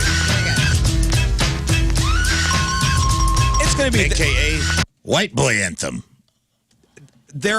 Most of these are easy. It's the only song every white guy can dance to. Some of these are a little tougher. Use your lifelines if you need them. Oh, I will. So we got closest to Rave's number without going over. Price is Right rules. Closest without going over. Scott, keep that in mind when you get the numbers. We have Imagine Dragons tickets. We have Limp Bizkit tickets. We have Wage War tickets and tickets to go see Blues Traveler. 314-624-3833, 618-398-3833. Back this track up with Rafe Williams next. And, of course, you guys could play along in your car, at home, wherever you are. 8:55. Monday, traffic and weather. Lern coming at you. And it's brought to you by Worldwide Technology Raceway. The Bommarito 500 at WWT Raceway is not just a race, it's a spectacle. So get your tickets, WWTRaceway.com, because the first deal is the best deal. Nothing really to report at this time. You're driving really good today. Proud. 81 and sunny today, some clouds, 63 overnight, and right now it's 63 and gorgeous today, 55.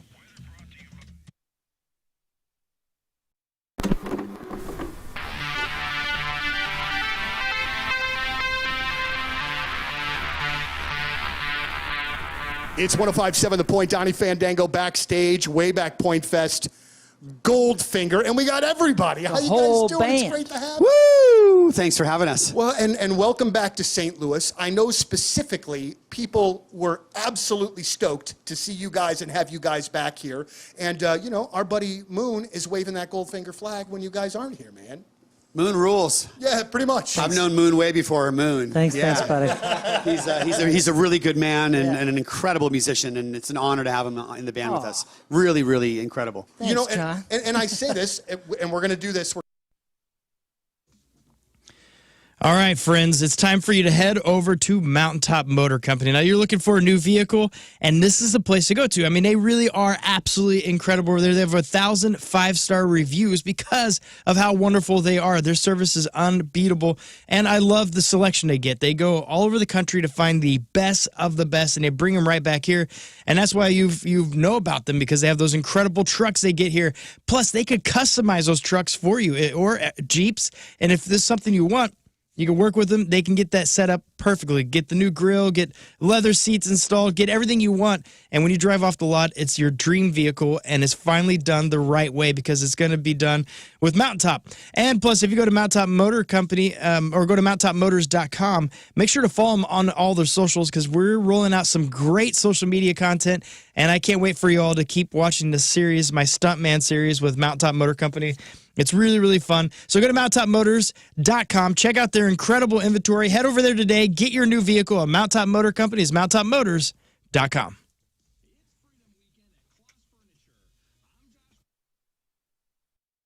Donnie Fandango from 105.7 The Point. Very happy to be joined by Dan Reynolds, frontman of Imagine Dragons. And Dan, we have a lot to talk about, but you are involved in one of my favorite life moments, and I have to tell you about it. And I've been wanting to tell you about it since it happened. It came up in my memories about 3 years ago this past weekend, and I had a chance to take, at that time, my 10-year-old daughter to see you guys live. My daughter's now 13, and some days are rough. And she's an amazing girl. But that day at your show, Dan, for the first time, I got to watch her get completely lost in a show. Her eyes were closed. She was singing the songs. She was completely unaware of anything else around her other than just being lost in the show. And as a music fan, as a father, as a person, it is one of my favorite memories of all time. And I thank you so much for being a part of that. I know you get to do that, you know, not just with me, but man, it's something that I look back on fondly and always, always, always will. Thank you, man. Thanks for sharing that. That's, yeah, I miss shows. I miss looking out and seeing people do exactly that, you know, get lost in it. And that's what it's all about. I think the whole world needs music, you know, that's what unites us. So I love hearing stories like that. So thanks for sharing that. Nah, man, not at all. So, big things going on in the Imagine Dragons camp. The new album coming out September the 3rd. It's called Mercury Act 1. I want to know tell me about this album title. What does that mean, or do we find out? Oh, yeah. The meaning of the title, originally when I was playing around with ideas and thinking through it, I thought I'd call the album Mercurial, which is a word that basically means volatile. R&R Tire Express, rnrtires.com. Get the tires you need now. There is no other tire shop in St. Louis that does what they do. As little as $20 down to start on a brand new set of tires. This installs a complete set of tires and defers your first payment till your next payday. $50 down to start on any in-stock wheel and tire package. This installs a complete set of wheels and tires on your vehicle and defers your first regular payment to start for your next payday. Pay-as-you-go programs that fit your budget. You can pay weekly, bi-weekly with your paychecks, or pay monthly. And you can pay more than the minimum payment to get it off paid quicker and save money. No credit needed. All you need is a valid driver's license. I'm telling you, don't use a credit card to buy tires. You're still making a payment. Big difference is R&R has that service, repair, and they'll even replace a tire at no cost while on payments. So if you run over a nail and your tire needs to be replaced, believe me, your credit card company's not going to care. R&R Tire Express does, though. Check them out. They got 4 area locations. Once you experience that R&R service, you'll never buy tires the same way again. 4 area locations, and you can catch them at rnrtires.com.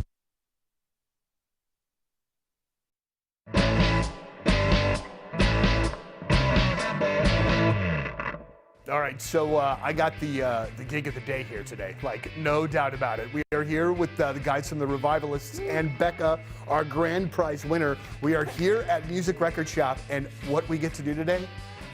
Record Shop.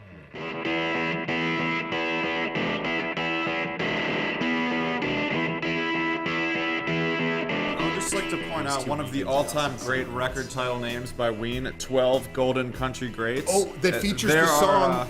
There are 10 songs on this album. But it features the classic Piss Up a Rope, which is like an amazing freaking song. That I have that record. That is a really, really great record. Good stuff. And I'm not even the biggest of Ween. And I don't get all the Ween stuff. Normally that's like my brother's thing, but that one I love it. They got some great songs too. I love that this store has Angel Olsen and Roy Orbison together, because when I first started listening to Angel Olsen, I was like, this reminds me of Roy Orbison. Yeah. And I just love her records. And in general, and Roy Orbison as well. This is Coming Home With Me. This is one of my all-time favorite records. Yoshimi Battles the Pink Robots by the Flaming Lips. It's a masterpiece. Do you realize one of my favorite songs of all time? I need this on vinyl. This has become a part of my collection. And that's one that you got to have, like you got to listen to that where you can hear all of the sounds. Yeah. Because there's so much going on in the production. This CD lived in my car for about 3 years. My high school Jetta, Volkswagen Jetta. Oh, very nice. I'm gonna get this on vinyl because I don't have it, but I had this on cassette, CD twice, bought the digital, digital version on iTunes or whatever, and don't have this on vinyl. It's funny because when we were in the car on the way here, I was thinking like maybe I'll get some Beastie Boys today. Yeah. Science. I have this already. It's surprisingly good to cook to. It's I would have never thought of that. Science by Incubus. It's just like weird, heavy space metal, I guess, kind of. Do you remember how long those dreads got for Brandon Boyd? Oh man, that could not have been easy upkeep for that man. Yeah. Maybe it was because there was no upkeep. I don't know. So this past spring, we had some pretty wicked storms roll through. Couple pretty good hailstorms. And how's your roof doing? Everything okay? I mean, maybe you had some damage. You don't even have any clue you got damage up there. You should call the Happy Roof Company for an inspection. That little problem now could become a big, costly problem down the road. Now, did you have roof damage and your insurance company already paid you, but you need a roofer that's going to give you an estimate? Call the Happy Roof Company. Do you need help with the insurance paperwork on your damaged roof? The Happy Roof Company could help you out. Did your insurance claim get denied, but for some reason all your neighbors got new roofs? call the Happy Roof Company. They work with the insurance companies for you. If you have a leaky roof, an old roof, a damaged roof, or an ugly roof, the Happy Roof Company should be your first call. If you call today, they can have somebody out to look at your issue within 24 hours. They do commercial roofing, they do residential roofing. Over 50 years combined experience, whether it be roofing, siding, or gutters, it doesn't matter. They're a local company headquartered in Sunset Hills and an A+ rating with the Better Business Bureau.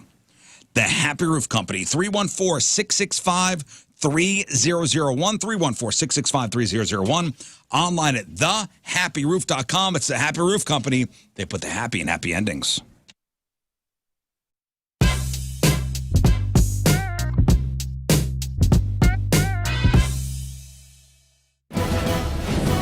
This is Rizzuto. Not only is he rich, but he also has a lot of money. And he's looking to invest in the next big idea. All right, Rafe Williams, you are on the hot seat. Oh, yeah. I almost forgot I was playing this. Oh, yeah. It's time for Back That Track Up. All right, so we've got Imagine Dragons tickets, we got Limp Bizkit tickets, we got Wage War tickets, and tickets to go see Blues Traveler. So I have 13 songs altogether. They are, when I play them at first for you, backwards. You have to tell me the name and the song title. Okay. So possibility of 2 points for every song. Out of 26 points, a possible 26 points, how many will Rafe get? How many points will Rafe get? We have our guesses on the phone already. We have a 20, we have a 10, we have a 16, we have an 18, we have a 16 and a 17. A 10. I like that one. And who's that? Ed from Wentzville. Yeah. Ed. Suck it, Ed. Thinks you're a dummy. Ah. All right, you have a Lern lifeline and you have a King Scott lifeline. So use them wisely. I think a lot of these you'll get immediately. I think maybe a couple. I only get one of these, like one each? One each. All right. One each. Can I ask? Yes. Can I ask him, hey, do you know this? Before I choose? Can I ask him, are there half points? If he gets a band, it's a half point? Yeah. It's 2 points. Yeah, 2 points. So two possible. Okay. One. So if I'm like, I know it's Chili Peppers, but I don't know what song. Let me ask you this. Yes. Can he ask his lifeline, hey, like, what? Let's say I know the band, but I don't know the song. No. Okay. So I was trying to get you more. Poker faces, guys. Okay. All right. Oh, Lady Gaga. Poker I faces. can ask at any time I want, right? You can. Okay. Just once, though. I get it. All right, Rafe. Here we go. Let's get started. Hedge my bets. What's this? Tom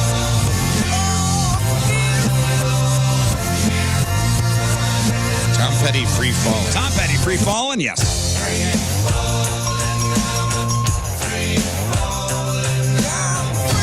Okay, easy one. Well, be intermediate. Okay, what about this one?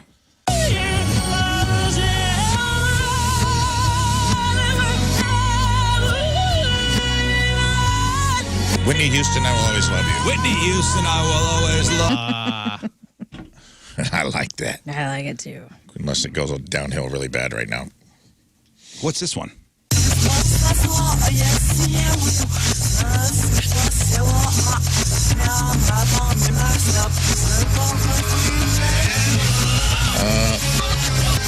EMFM, Unbelievable. Is that the name of the band? Okay, I'm gonna give you Unbelievable. You're unbelievable. I'm gonna need the band name again. God, I think I added a letter. EMF. What? Wow, Stop nodding your head. I like supporting my friend by nodding my head at EMF, him. Unbelievable. Yes. I think I added FM because we're You were on the thinking radio. KMFDM. I was thinking KMFDM. That is exactly what I was thinking. All right, so we got how many points so 6 far? points. 6. Okay. I just think that song said improper pauses.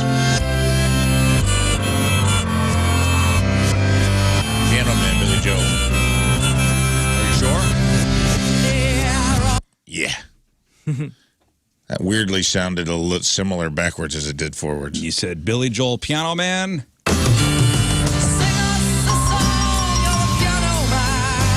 Okay. Very good. That's great. Yeah, you're crushing it. Killing it. What's this one?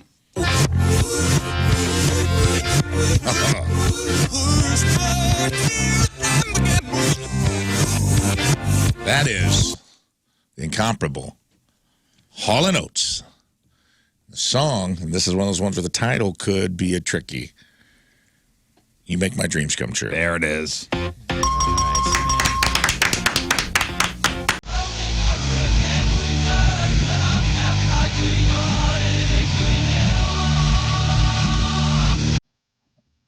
What is clean, fat bottom girls? Had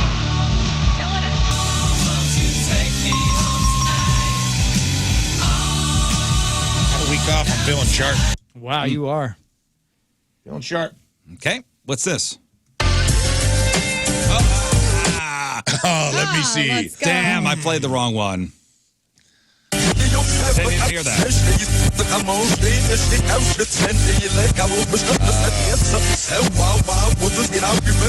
Dr. Dre. What is that? And Tupac Shakur.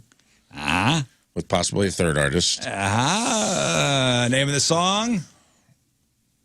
California Love. Yeah, that's it.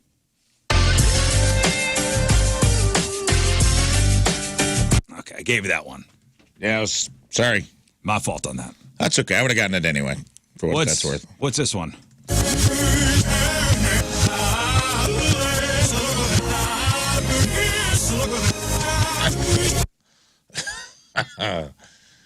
Can I hear it again?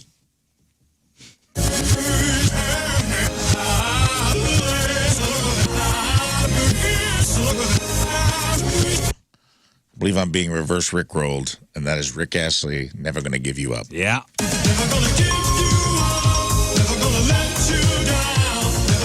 Which I erroneously called a one-hit wonder during the in memoriam, and I apologize because she got a lot of emails. Rick Astley had some other hits. He had some other hits. He had some other jams. Maybe one or two others. I just think he's very famous for that one, but I digress. All right, what's How this am I one? doing?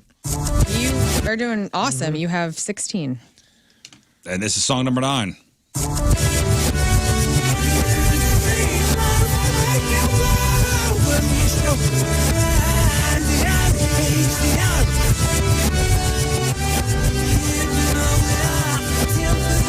Whatever it is, I hate it. It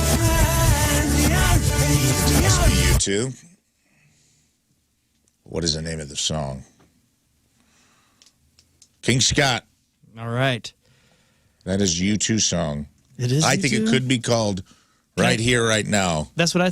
But I think that's not the right title. Okay, can I hear that again then? Because I thought it was Right Here, Right Now.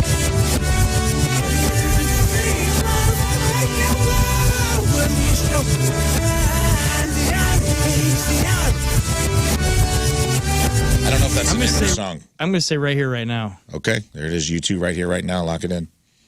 Well, song title correct. Okay. Artist incorrect.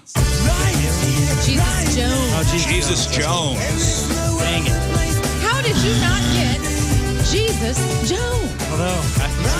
That's your guy. Jesus And I love Jones. Mr. Jones and Me as well. That song from the Right Counting here. Crows. I don't know Right how I now. missed it. Man, sounded like a U2 song backwards. Yeah. I didn't like it. All right, you got one wrong. We're 17 in. Right now. Damn, I wanted to go undefeated. Sorry. What's this? I would have known.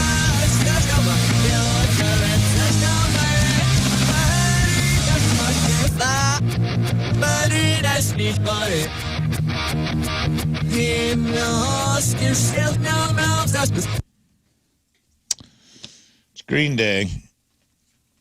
I don't think I'm going to get the song title right. Learn. Basket case. There it is. Green Day Basket Case. Yes. Do you have the time to listen to me whine about nothing You did and it. everything all at once? Yes. I bite butts. I am on a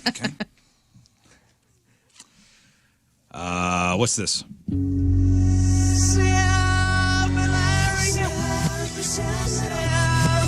I've played this one in the past. Damn. Give it to me again. I'm out of lifelines, yes. Yes.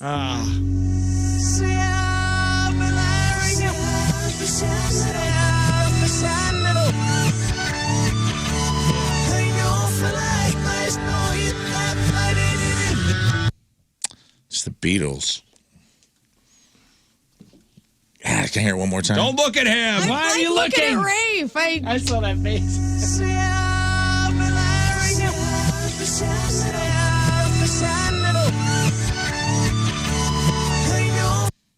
Gosh. You know it too. Yeah, 3. everyone does. Beatles, I don't know. No. It's Eagles. And by the way, that sounds just like Mars Volta. You do it backward, it's Mars Volta. I get Maynard from it. Weird. Yes. Mm-hmm. Dude, that's Mars Volta. That's the whatever that. All right. Well, you blew The that Widow? one, Rafe. Yeah, well. What's this one? Like the Eagles.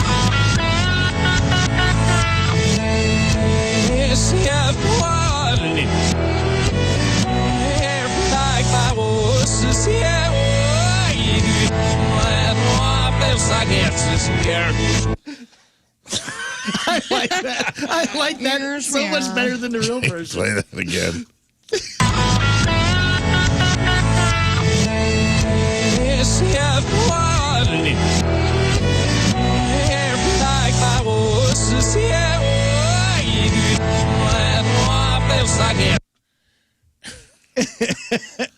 Believe that is Garth Brooks, Friends in Low Places. Sounds like something very different.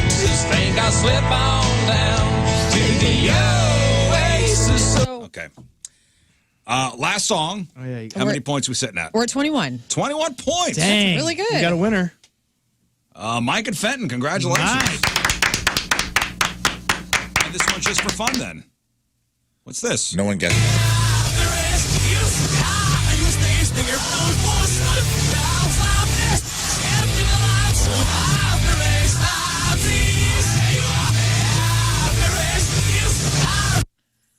Warrant Cherry Pie? I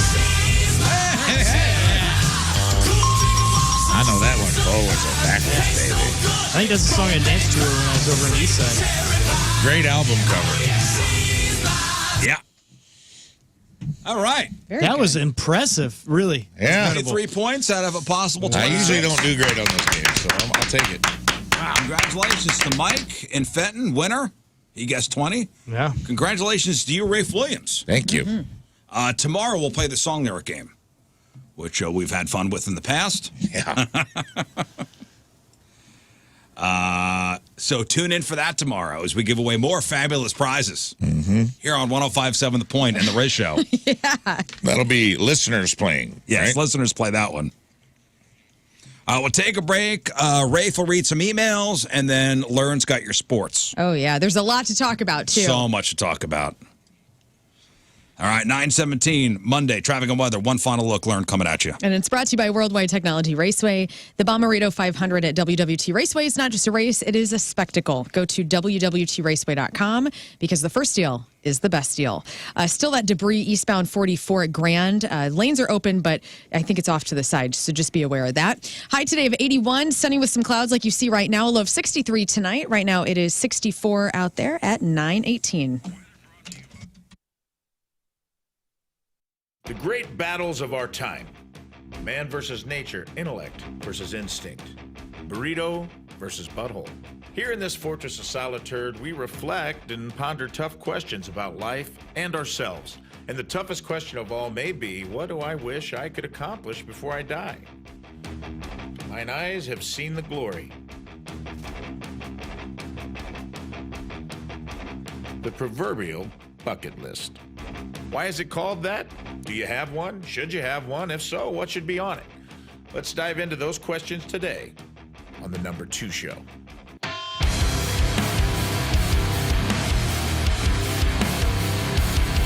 You know, they've always said to think outside the box, but here, inside this box, we've had some of the most profound reflections. They say inspiration strikes in the most unexpected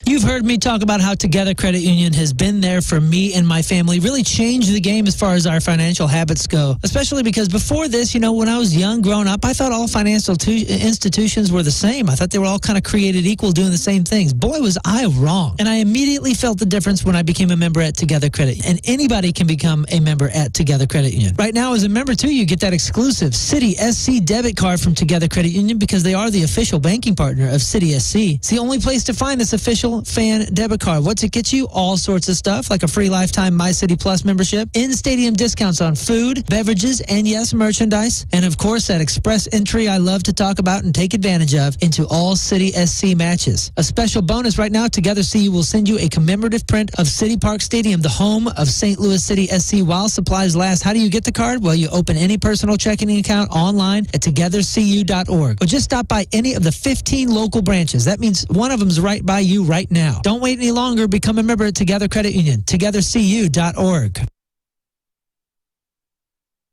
Oh, let's do it now. Let's do it now. Let's do it now. Okay, so wait, and Columbus, I don't think you have a clue how bad this this gun hurts. Would you like an example? Would you like to try? Would you put your butt on the line and? You guys can shoot me. Yeah. Have Scott. How about you shoot Clonvis first? Can I take one shot in the Can I tush. take one of his shots and give him 4? Was that What? fine? No. Oh, that's happened. I'd like to. I mean, just as a gesture. I mean, of that's a pretty. goodwill. That's a pretty amazing friend right there. In tribute? Or I'll take one and I'll still shoot him 5 times. I had 4 last week, and I'll tell you, it was excruciating. I'm interested to see if it's as bad as you guys say, or if you're hamming it up. So I'm willing to take a shot. Yeah. Okay. I would love for you to take a shot to see if we're hamming it. Fine. Shoot you me. know what? He'll take one of your shots. You're amazing. Shoot me. All right, good. Holy smokes. He's going to take one of your shots. Wow, I'm such a pushover today. Thank you. All right, let's do it. It's because I'm in a good mood. Okay. So do you get to, who's going to shoot me? Scott will shoot you first. Okay. Okay. It's only fair. Respect. I gotta take my butt out? Yeah, no, put it up against the, go up against the wall there. Just your undies. See if He's his got a cheeks lot of have gear. rosy red marks on them. Clive's got a lot of gear. He's got take off. Oh, sorry. All right, here we go. Let me see what kind of undies Clive is wearing. All right, what kind of undies? The There's good probably kind? a belt buckle on his undies. They're Halloween underwear. Oh, happy Halloween. Halloween underwear, yeah. yes. Oh, those are great. All right. They got skeletons. Fence and Deck celebrating 56 years in business. If you have deck envy, what's deck envy? Deck envy is your jealousy of your neighbors because they have a sweet deck or a family member. They have an awesome deck and their family's hanging out all the time, and you want what they have. So call Chesterfield Fence and Deck. Have them come out, give you an estimate. Free project design with no obligation. They'll come out, they'll take the measurements, they'll show you all their product offerings and their extensive digital photo gallery of completed projects, whether it be a new deck, a natural seated deck, or the Vecca decking, or a new fence. That's what you're in the market for. Wood fence, vinyl fence, aluminum fence, steel and chain link, or custom sunroom, screen room, patio, pergola, retaining wall, and windows. They're a company you could trust with your biggest investment, your house and the safety of your family. All the products are guaranteed by a 5-year labor warranty. And if you mention the Riz Show this month, you'll get 20% off your next installed outdoor project with Chesterfield Fence and Deck online at chesterfieldfence.com. After all, who doesn't want a bigger deck?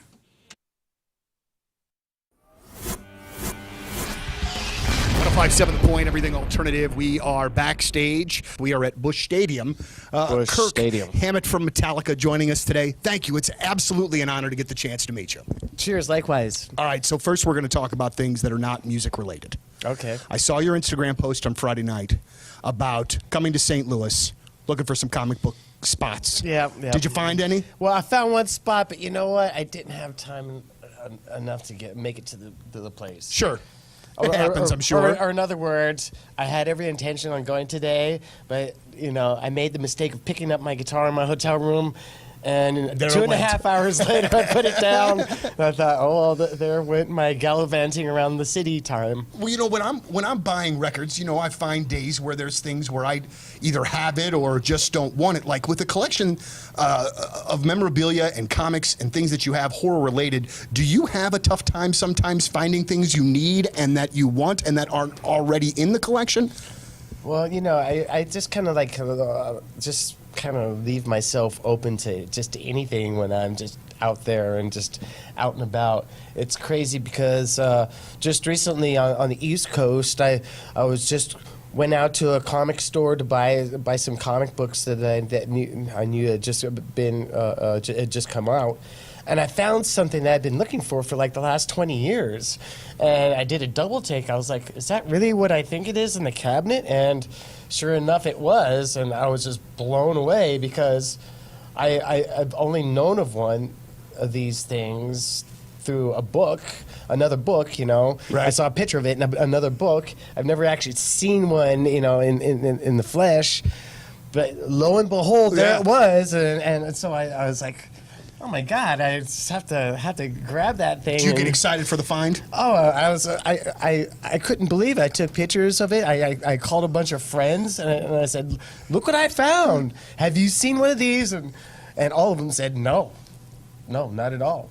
That's probably a one-of-a-kind piece." Man, well, that's a win. AntonsHVAC.com. Book your service now. You can get everything. It's Anton's Plumbing, Heating, Cooling, Energy experts. They do everything from repairs to installation. They've been in business for over 40 years serving our area with top-notch quality. This is a premier company that really does take customer service as the priority. And they have the experience to do all the repairs, to do all the installations. I've had them put in a new water heater. They did an energy audit in my home. And I'm on the maintenance plan, and they've helped make my home much cooler during this summer and much more efficient. They've been a godsend to our house, and I trust them in my home. That's a big deal. You can trust them too. They're incredible. And those bright green Anton's vans and trucks, those are like warehouses on wheels. So if they're in your house doing a water heater replacement like they were in my house, and they find something else going on, chances are they have the part right there in the truck. So it's going to save you time. It's going to save you money. They're incredible. AntonsHVAC.com. Book your service now. ANTONSHVAC.com.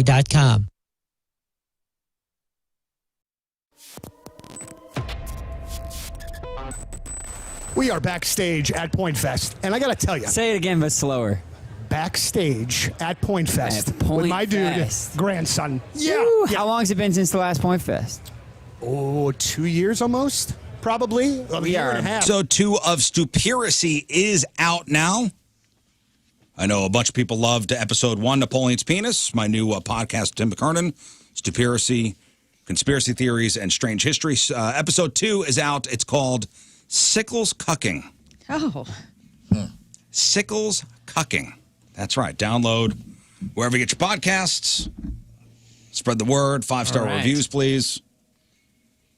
5-star only. Sickles Cucking. That sounds amazing. Yeah. I want to know what that is. Well, that was actually in the 12 Days of Christmas. Listen to the original. All right, so the Sickles Cucking. The famous Nathan's Hot Dog Eating Contest is on Thursday, and I will be tuned in, as I always am tuned in. What happens if you throw up during the contest? Not watching it, but actually participating in it. Disqualification. Are you sure? No. Oh, I looked this up. In a world of speed eating, when you throw down, you might also throw up. I remember we did a chicken wing eating contest once at Hot Shots. And man, somebody threw up and it was projectile. Ew. Horrible. So it's known as a reversal of fortune, and it happens. All the training and the preliminary competition required to qualify for the Nathan's Hot Dog Eating Contest could go to waste. According to Major League Eating, which oversees major food competitions, entrants who reverse their fortune all over the place face disqualification. However, the outcome partly depends on where the throw-up lands. Here we go. Okay. If your vomit makes contact with the table, this is a DQ. Disqualification, also dubbed as a Roman incident. A Rome? A Roman, which, the expression presumably alludes to the misconception that ancient Romans had rooms called vomitoriums dedicated to throwing up, which is not true. So if it does not hit the table, you're fine. Oh. Well. If you throw up and it does not, so without the Roman incident rule, Kobayashi's famous Nathan's winning streak might have been shorter. Back in 2006, he scored his 6th consecutive victory at the hot dog eating contest, despite becoming what in this article describes as the spitting image of a hot dog fountain. Pieces of hot dog and bread erupted from his mouth in the final minutes of the competition. They ended up in a cup of water he had raised to his face. He then ate them again. Oh, I like it. He's So he a did champ. throw up, but he ate the throw up. It did not hit the table. That was my question, is if they had to eat it again.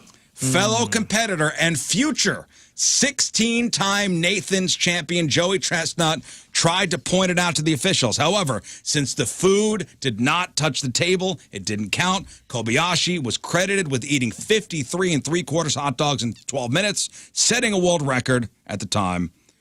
Joey Chestnut came in second place. Oh, it's heartbreaking. With 52 hot dogs eaten. I ate 2 vegan dogs yesterday, and I felt sick. 2. Yeah. Time's up. 50 more? Holy crow. Vegan dogs. The Roman incident stipulated, that whole stipulation benefited Kobayashi at least twice in 6 years and caused just as many controversies. During the 2002 contest, he began heaving and holding his shirt to his face. That might sound a lot like he used the clothing as a makeshift barf bag. Mm-hmm. One of the other competitors thought it certainly could spell disqualification, but nope. Did not hit the table. Wow.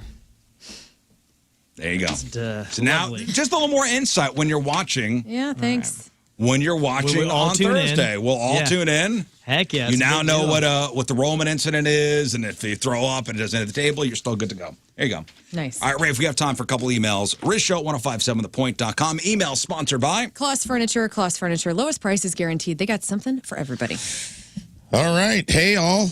Hey. I'd like to request permission from the parcel police. I think I heard about this while I was gone. If I can order my kids a heavy bolt-down basketball hoop. I know there was quite the pennies in a bunch over 50-pound bags of pet supplies last week, and this basketball hoop weighs over 100 pounds. What say you, Lern? Oh, protector of packages, permission granted, or shall I press on to other places paying higher prices? Seriously, it's $100 cheaper for Costco online. Love the show. Thanks. Can I just say I am the package protector. That is that's one of my many nicknames. I was very upset with the masses last week, and we put this to bed on Friday, but you weren't here. No, I have no problem if you're buying large things. Like I use the example of I've had furniture delivered to my house with the movers and whatnot. My problem is with the 50-pound bags of dog food that you have on a rotation every month or 2 months. It's just a lot. I bought cat food at my Schnucks yesterday and the litter, Man, and I so felt brave very of proud of myself. So brave. Yeah. that's all. No, order away. I'm not trying to take work No, away from you our delivery called people. people who order dog or cat food through the mail, lazy SOBs. Yeah, if you're an able-bodied person and you don't have a Which physical problem. wholeheartedly disagree with you. Yeah, we Do know. you kind of agree, though, at least? No, I didn't A little agree with bit, just a anything that tiny she said. little bit. No. Interesting. You're putting that work. You're an able-bodied person. You go to Schnucks. You could pick up the dog They food. don't have the dog Okay, then food. that's fine too. If it's a special thing, I'm saying I get Purina cat food for my cats. It is there in the pet aisle at Schnucks. I bought my oat milk If and it's my cheaper Purina through the food mail. yesterday. If it's cheaper through the mail, with the way food prices are now. Okay, discounts, special order. You do not have a body that can help get that food from the. Look, there's a ton of reasons that you can do it. We're not I'm just going saying, into it again. The able-bodied people that don't have a discount that are Well, lazy this must as have hell. really torn this room apart while I was gone. I know. We don't It need to was go sad. back. We don't need to go back through the I trauma. didn't know. Hey, man. You're I'm catching pulling up. emails blind It's here. fine. All right. Next. So get the basketball hoop, Yeah, guy. ship that hoop. Yeah, But hoops Ship up. that hoop. But no food. Apparently not. You're a lazy SOB. Next. Today, hi guys, and Lern. Hi. Today you were talking about ghosting. After several conversations with the guy, I told him that I just didn't feel we were a good match. I got a message back saying I need to fix my teeth and was blocked before I could respond. Damn. So now I'm a bitch if I'm honest, and I'm a bitch if I ghost. So at 58, I've decided I'm done trying again to find love. I'm going to just be single. Oh. Peace out. Oh, that guy ruined you. Don't let him ruin Don't you. let him ruin you. Well, and I wanted to bring this up because we didn't really explore the other side. We talked about the integrity of telling someone, hey, this isn't working out. We don't have good chemistry. No offense. Don't ever say no offense, but just say I hope there's no bad blood. I just wanted to be honest and forthcoming and with you. You have to be able to take that. Right. You also have to be able to hear that and not lash out at people. And not give up. And not give up, obviously. Yeah, don't give up. Well, don't give up overall. Right. Yeah. But this relationship is over. Right. You did the right thing. And, people lash out when they're hurt. That's a little... Well, you also have to be mature enough to handle the news. Yeah. And also, blocking someone after you dodged a bullet. So if that's that person's reaction to that, to you being honest with them and being kind about it, was to insult you and block you, you dodged a bullet with that For person sure, anyway. yeah. You lob a grenade and then you put the block up. I know, it sucks. You got jacked up teeth and block them? Right. Yeah, that's hard to chew on, man. Thanks, Scott. Welcome. Next. All right. Food news. Good morning. Hello. Hey. My girlfriend of 3 years had Lion's Choice for the first time. She put ketchup on it. Oh. To, quote, give it flavor. End quote. On the actual sandwich. Isn't that What illegal? the hell do I do? Do I end it? Probably ghost her. Do I take her to therapy? Do I take her to church? Help. Thanks. Love you, Ben. Well, take her to church. What's her teeth look like? That's another important part. So, yeah, tell her she has jacked teeth and then block her. Get out. Dude, putting ketchup on a roast beef sandwich is that's kind of weird, right? Yeah. It's okay if it's a steak that Doesn't Riz make made, sense. but if it's roast Get out of beef- here. Because you wouldn't eat roast with a ketchup. I don't know. You do the au jus. There are some monsters that put ketchup on everything. Yeah. Is that the equivalent, though, of ketchup on a steak? Yes. Yeah. Is that a beige flag, as we like to call it, or is this a red flag? This is a Well, red it's just flag. a learning curve. Ketchup flag. red flag, big time. It's a time to educate because you see that they're actually chopping it right in front of you. It's fresh. It's good. And slicing it. Yeah. Ketchup doesn't go with that. Isn't it perfect the way it Barbecue is? sauce is okay, but ketchup does not Ketchup go. doesn't go with it. The seasoning. The right? seasoning, Seasoning, it's the beautiful by jus. itself. So cheese, like a cheddar, right? That's good. Yeah, you I gotta get can't. pepper. Yeah, that's fine. Putting ketchup on a salty roast beef sandwich just seems It's wrong. a sweet ketchup is wrong. It only has that salt seasoning on there. The Lion's It's Choice. wrong. This is wrong. I'll give you the hot dog's a personal preference thing. I'll give you that. I don't agree with ketchup on a hot dog. I don't love it. Thank you. Yeah, but and I had to age into that. I had to mature into that. Ketchup on a hot dog? Keep the ketchup off hot dogs. I had it yesterday. Yeah. Because as a kid, I'm Your all stomach in. hurt And after. honestly, I probably would not eat a hot dog if it had ketchup on it. I just don't add it to mine anymore. But the roast beef sandwich, dude, that's another thing. You're so close to putting ketchup on a ribeye that I'm like, come on. Well, we should consider this relationship over. Yeah, this if you put is ketchup sad. on a pork steak, Did you say wife? Oh, no. He said girlfriend, right? girlfriend, ex-girlfriend now, I think. Oh yeah, man. This is it. I'm glad you found We're out done. now. Yeah. I guess you got to leave her, man. Sorry, Ben. Yeah. We've decided. And probably ghosting is the best option Yeah, for you. faux show. All right. Thank you for your emails. Rizzo1057thepoint.com or the instant feedback through the 1057 The Point mobile app. Learn. You got 2 minutes for sports. Let's go. Yes, and it is brought to you by Southern Glazers. Jack and Coke this tailgate season, brought to you by Jack and Coke. Guys, it was such a huge weekend. First of all, let's start with this. The Cardinals wrapped a homestand, and it was a big, huge congratulations to Lance Lynn. Yeah. 1,000th career strikeout while the Cards were in uniform. Lance Lynn becomes the sixth pitcher in team history to reach that milestone for pitching 6 scoreless innings. However, it was the bottom of the 5th when Burley singled to the right and Pages came around to score for the lead. The score was 1-0, and man, these birds, they were just hitting it into no man's land, meaning there was no shortstop in place. And guys, Ryan Helsley becomes just the second Cardinal in franchise history to record 30 saves before an all-star break. Incredible. Wow. The Cardinals won 2-0 yesterday. That was the best. Tomorrow, the Cards are in Pittsburgh to kick some major Pirate ass. Game time at 5:40. Yes. Okay. Rest in peace to Baseball Hall of Famer Orlando Cepeda. Cepeda. He died on Friday. This guy was a Hall of Famer, teammate to the late Willie Mays, who also has died. According to statements from his family and the MLB, Commissioner Rob Manfred remembered Orlando for his on-field accomplishments as well as his role as the first Latin American player in the game who paved the way for more inclusion in baseball in the 1960s. So R.I.P. So cool. In baseball news, with the top-ranked baseball ballparks food, the top 8 the stadiums. We're just going to do the top 2. T-Mobile Park in Seattle. If you're into tofu tots, they got them. Oracle Nobody Park is. in San Francisco's #1. Don't miss the Dungeness crab sandwich. It's awesome. All right. Okay. So vegan tots and poop crabs are the best. Listen, we got less than a minute. City SC is the 12th in the standings right now in soccer. They played a match against Vancouver on Saturday. They lost 4-3. The next match is coming up on Wednesday in San Jose. Also, Blues. big congrats to the Blues. You guys, St. Louis Blues president of hockey operations, Doug Armstrong, he's also the general manager. He announced the team was tendering qualifying offers to forwards Mikhail Abramov and Nikita Azakanadrov. Yeah. It's huge. They were acquired, and they are so great. Guys, the Blues are back. All right, that was your sports. Thanks. Get me as a Kendra agent on the phone. I think you started World War III right there. I'm not sure. And Pages. I like that. All right. All right, thanks. Good job. All right, one final break. We'll come back, wrap her up.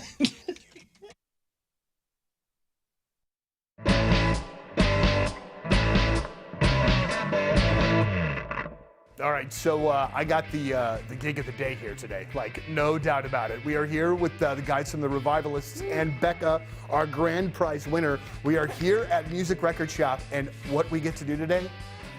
Record shop.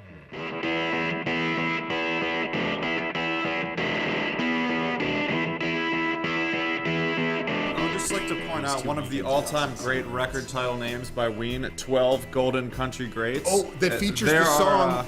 There are 10 songs on this album. But it features the classic Piss Up a Rope, which is like an amazing freaking song. That I have that record. That is. It's Riz here. Now, my friends at Centric are offering one lucky Riz Show point listener an exclusive $5,000 scholarship. Now, if you apply by July 19th, you'll be entered for a chance to win that scholarship to cover a portion of your tuition. Don't like your job and want one that offers more growth and money? Centric, they got you. Talk to Centric and start a career in technology. Centric's next online and in-person cybersecurity program starts this month and August to help you make a change right now. Go to Centric.com, fill out a form, make sure you mention the Riz Show, and Patrick's he's gonna talk you through everything. Remember, a new career can start today. And how about that scholarship? Centric.com/Riz, that's CENTRIQ.com/Riz. Program starting all the time. Your future starts right now. Centric.com/Riz.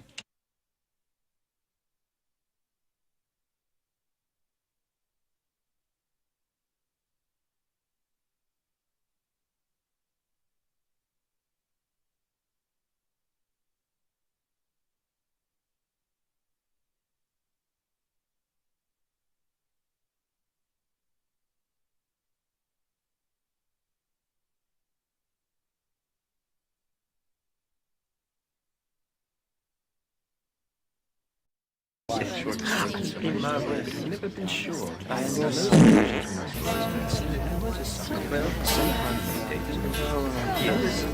Paps, be good to your daughters. That's how you know to be good. 'Cause some will turn to mommies when others will be daughters and dads. That's how your brothers can be mothers too. That was John Mayer. Daughters.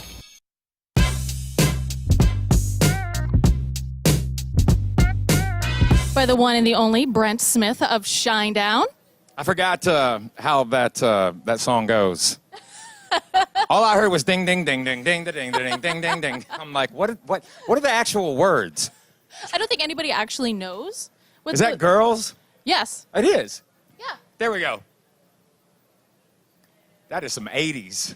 You know what? We That got is to bring it back hardcore. for the weekends, right? Okay. The holiday weekends. So we got Brent Smith, Shinedown. It's a Point Big Summer show. Couldn't be more excited to have you guys, Jelly Roll, back in St. Louis. Yep. And John Harvey for the first time. And John Harvey. It's going to be insane. So this is the Planet Zero World Tour. It and, is. You know, I'm not supposed to play favorites, but I'm a little obsessed with the album. Cool.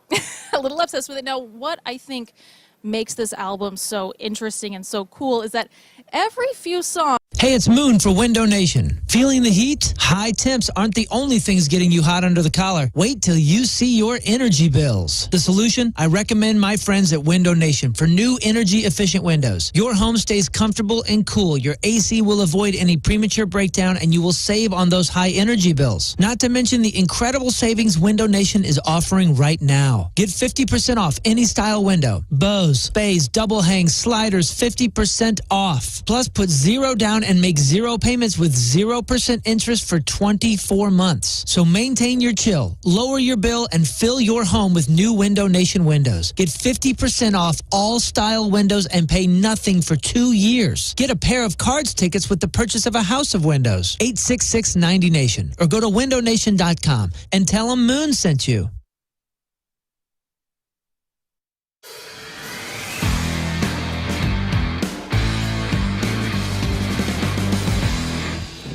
Aha! Welcome back to the farm. So today's a special day because I got Mark from Colonel Landscaping here. Hey, Mark. How's it going? So Mark brought us a gift, the gift of a tree. So Mark, what does this symbolize? What is this tree? What do we call this? So this would be kind of like a statement tree. Tree. Or a memorial tree sometimes. Moving on to a new piece of land. You put this thing in there, it grows along with you as you grow with the land. Well, memorial would be like if I died and then you plant the tree. So we'll call this a statement tree. Statement tree. So this is a statement tree courtesy of Mark and Colonel Landscaping for Riz Farms here, which will be put up in front of the house and it'll be on the farm for forever. Yep. All right, so Mark, what kind of tree is this? This is an autumn blaze maple, so it's going to get beautiful fall colors. It's a relatively fast grower, so it's going to get nice and big, give the house some shade. Oh, awesome. So we need to put this into the ground, which I've never planted a tree before, so... Oh, you're going to get your education today. Oh, nice. So let's get it off the trailer. All right. And into the ground. Yes, sir. And how much does this thing weigh? Probably about 200 pounds. Good thing I got this cart. Let's load her up. All right, Mark, let's do a tree raising ceremony. All right, here we go. Maybe buy your first house, or maybe upgrade, or maybe everybody moved out and you're trying to downgrade. You're thinking you got to call the realtor first, but that's not right. You call Kevin Putney first. Get Kevin Putney to work at your home loan before you call the realtor. This way you're qualified, you're approved, you know how much house you can afford. So when you do find your dream home, you're going to be ready to make that offer. Next thing you know, boom, we're moving. But people are telling you, oh, the interest rates are so high, you shouldn't buy now. But let's say you find that dream house. You don't want to lose it. Buy now, refinance later. And Kevin Putney makes the whole process easy and painless. He will find the loan that fits your needs. Kevin Putney, you want that 1, 2, 3 advantage. 314-862-0123, 314-862-0123, online at 123mortgage.com. It's Kevin Putney, equalizing opportunity, all loans subject to underwriting approval, restrictions apply. Call for details. Cross Country Mortgage, LLC, NMLS 3029, NMLSconsumeraccess.org, 123mortgage.com, 314-862-0123.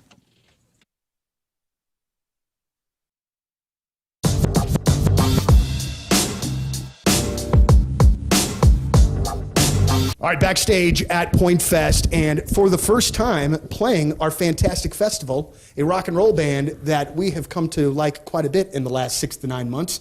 Gentlemen, it's great to see you from Badflower. Welcome to St. Louis and welcome to Point Fest. It's great to have you. Thank you very much. Here. It's great to be here. So I want talking into the fart mics. Talking into the fart mics, absolutely. The first thing that I just want to like kind of cut straight to it. The song Promise Me we're playing right now, and I love it. Thank you. Like, I absolutely love it. When we play it, I honestly feel like it jumps out of the speakers and just, I don't know, man, I think it just sounds great, but it definitely sounds different than the first two singles before it. I'm assuming that was a purposeful move on you guys' part. I think if it was up to me, Promise Me would have been the first single. But there were tactics involved and as to why we went and did it in the order that we did. And I'm glad that we did it in the order that we did, because Ghost was such a huge success. And then Heroin, we didn't expect to also be such a huge success. So it was cool to sort of like seal that and now come out with our song that is way less on the rock side that everybody knows us to be. Mm-hmm. And it shows more of who we really are, which is a more diverse group. Right.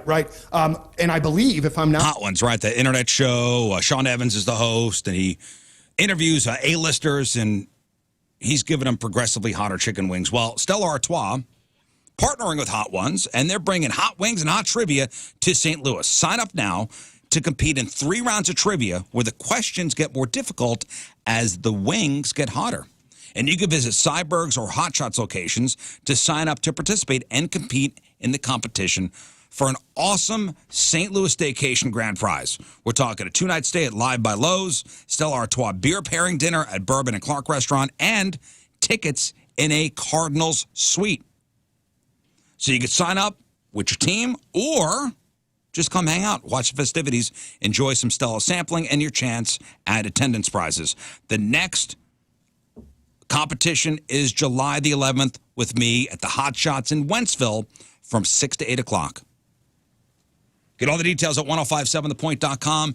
Come win that awesome STL staycation, all thanks to Stella Artois and Hot Ones.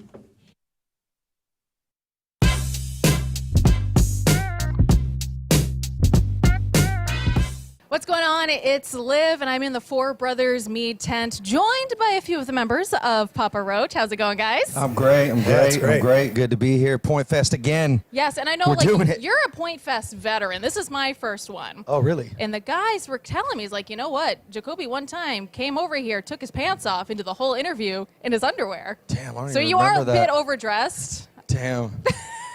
It's part of my. Are we gonna roll the clip? Dude, I gotta see this. I totally forgot that. Apparently, it happened. I know. I do look good with my pants off, though. But yeah, that would push ticket sales for tonight. Totally. We're so excited that you guys are here. You got Ego Trip. Yeah, it's out. It's out. It's incredible. And we were just talking off the interview that I'm from Maine. A lot of snow in Maine, and I gotta say, Swerve is my snowstorm driving jam. Crank it up, and when it's coming down and people are driving all over the road, the perfect song. That's perfect, for real. I can just imagine seeing all these cars just like that's exactly how it careening goes. off into the ditch. Yep. Now, Yeah. you guys just released a music video for No Apologies. One steady shot. Tell me about that. Yeah, that was cool. That was we've been doing it for a little while, and it was great for the tour.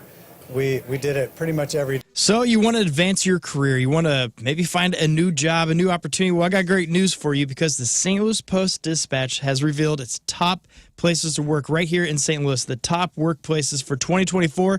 And of course, First Community, they made the list again. Now, this has happened again and again for the last 12 years. And this award is strictly determined based on feedback directly from the employees. So that's a great way to know if a place is legit or not. And let's face it, the satisfaction of employees is an indication of their health, of their organizational health, and their strength and soundness.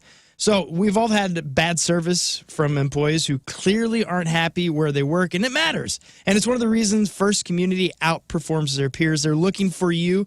And if you're looking for a new opportunity, consider joining the absolute best. That's First Community.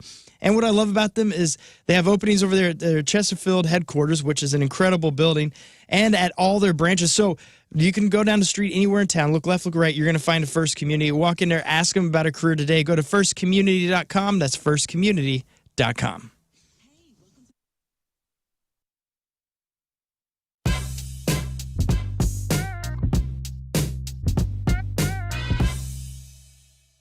How are you, good sir? It's nice to see you again. Yeah, I'm doing well. We're chugging along on this tour, and it feels pretty good. Yeah, well, first and foremost, all right, how's the knee going, man? Are you doing okay? And I would assume that Josh has done a lot of apologizing since this all went down. But are you doing all right? Josh is very sorry, and my knee is still kind of oozing liquid, but we'll be fine. All right. It's very nice, and I appreciate you being a professional about it and all. But that looked like that hurt, and I know those sorts of things have to happen, and you got to play through the pain. But yikes, it just didn't look pleasant. Yeah, I mean, as the story goes, I tripped on Josh's drumstick that was on stage, and I mean, just very unlucky circumstance, but also a lesson learned where, hey, we got to make sure that stage stays clear. But yeah, my left knee kind of hit part of the stage, and it kind of sliced it open a little bit, not to be too descriptive.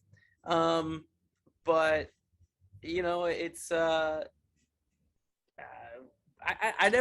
not a huge fan of whenever an artist or performer is either maybe they got like a sickness, or they're not feeling well, or they're almost losing their voice, or they're injured. I don't know if unless obviously there's no way around it, but my default is to hide all that on stage. My default is to present the show as like, this is the only show we're playing, all year. And I really do feel like we need to individualize each show as that important, because there are people who are coming to that show that see it as that, and so to downplay a specific His son's eye doctor, that's Dr. Vasella over at Fenton Family Eye Care. Now, Dr. V, great dude, is one of only 2 pediatric specialists in St. Louis affiliated with Trias Eyes that does myopia control for kids. Think of LASIK, but for kids. Now, this is wild. So my son is nearsighted, and his prescription keeps getting worse every year. And I'm always like, dude, where's your glasses? Where's your glasses? Oh, I left them at school. I left them at home. Now, myopia control overnight contacts, Dr. V has not only stopped his prescription from getting worse, when he wakes up in the morning, he doesn't have to put on glasses. He doesn't need to wear contacts to see all day long. It's amazing, and I think every parent should know about this. And he's basically stopped his eyes from getting worse. Consultations with Dr. V are absolutely free with 0 obligation. Go to FentonFamilyEyeCare.com and book a free myopia control appointment. Again, that's FentonFamilyEyeCare.com and book that free myopia control appointment.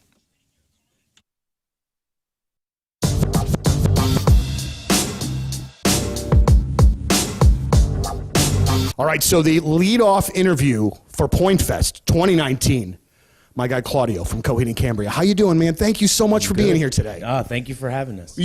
I believe the last time that you were here, and I so wish that I could have talked to you while that it was happening. Coheed was playing a show at the pageant, and oh my gosh, the hubbub about your hair was on that day, man. Like it was so fascinating to watch some of your fans completely lose their minds about that. And I'm curious from your perspective, because I know that the music is so important, and everything that goes involved in this is such a big deal. And the hair thing, to me, seems like it would be something that you would be a little uncomfortable with, as far as like the direct attention of it all. How do you take it? Do you just think it's kind of a goof and move on with it? Yeah, absolutely. I mean, I was just having a good time. Doing this for a living, you don't want to take yourself too seriously. And I know today I'm going to go over to Sauce on the Side here on Olive, and I'm going to take my girlfriend out for a nice lunch. Yes, you might already be thinking about it. Maybe you just got to work and you're like, I got to get out of this place. Well, guess what? Chances are there's a Sauce on the Side near you. You can find them at sauceontheside.com. Or maybe you can't leave because you're so just bogged down because of the holiday week, and you're like, oh my gosh, I'm going to need to have my lunch delivered to me. Where can I go? I want to eat locally and deliciously. It's Sauce on the Side. In fact, I can get you free delivery whenever you enter promo code LERN, L-E-R-N, to your order at sauceontheside.com. That will get you free delivery. Make sure you tip, though, all right? They have something for everybody. So if you're gluten-free, you're a vegetarian, you are a meathead, maybe you're in between how you've always eaten, you don't even know what you want to eat, chances are they got a calzone for you. And like I said, you're eating locally and deliciously. They even have salads. They have dessert calzones. They have stuff for the kiddos. And maybe if it's been a really rough day, you need to get on a patio because it's so awesome outside. They got beer and wine at all locations. So get online, sauceontheside.com. Get yourself some lunch or dinner or both. Go wild. It's Sauce on the Side.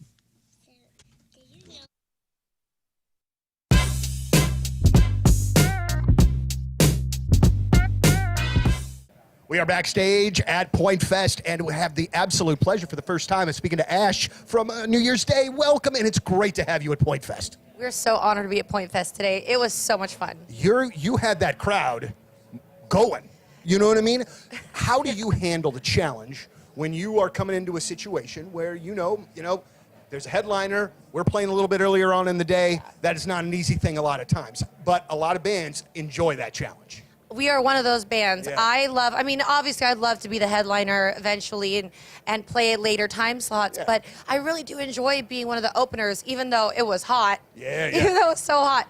But we enjoy opening the crowd because, one, they're energetic, they're ready to start the day, and I feel like I can really get them to rock out. Yep. They're not, 5 beers deep and have been in the sun for 8 hours yet. Right. I do enjoy that.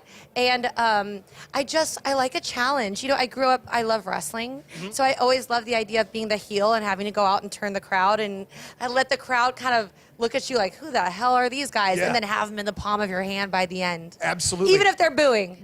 Just kidding, but they weren't. But the power of you know what I didn't understand when I was a kid and watched wrestling so much and get Are you it a now. wrestling fan too? I am a wrestling fan, absolutely. The power of the heel. You know what I mean? I would rather be the heel than the baby face. Right. Things. My wife likes nice things, and I've gotten her some very nice things from More Choice Jewelry. More Choice Jewelry, the exclusive jeweler of the Riz Show. Go to ninjabling.com.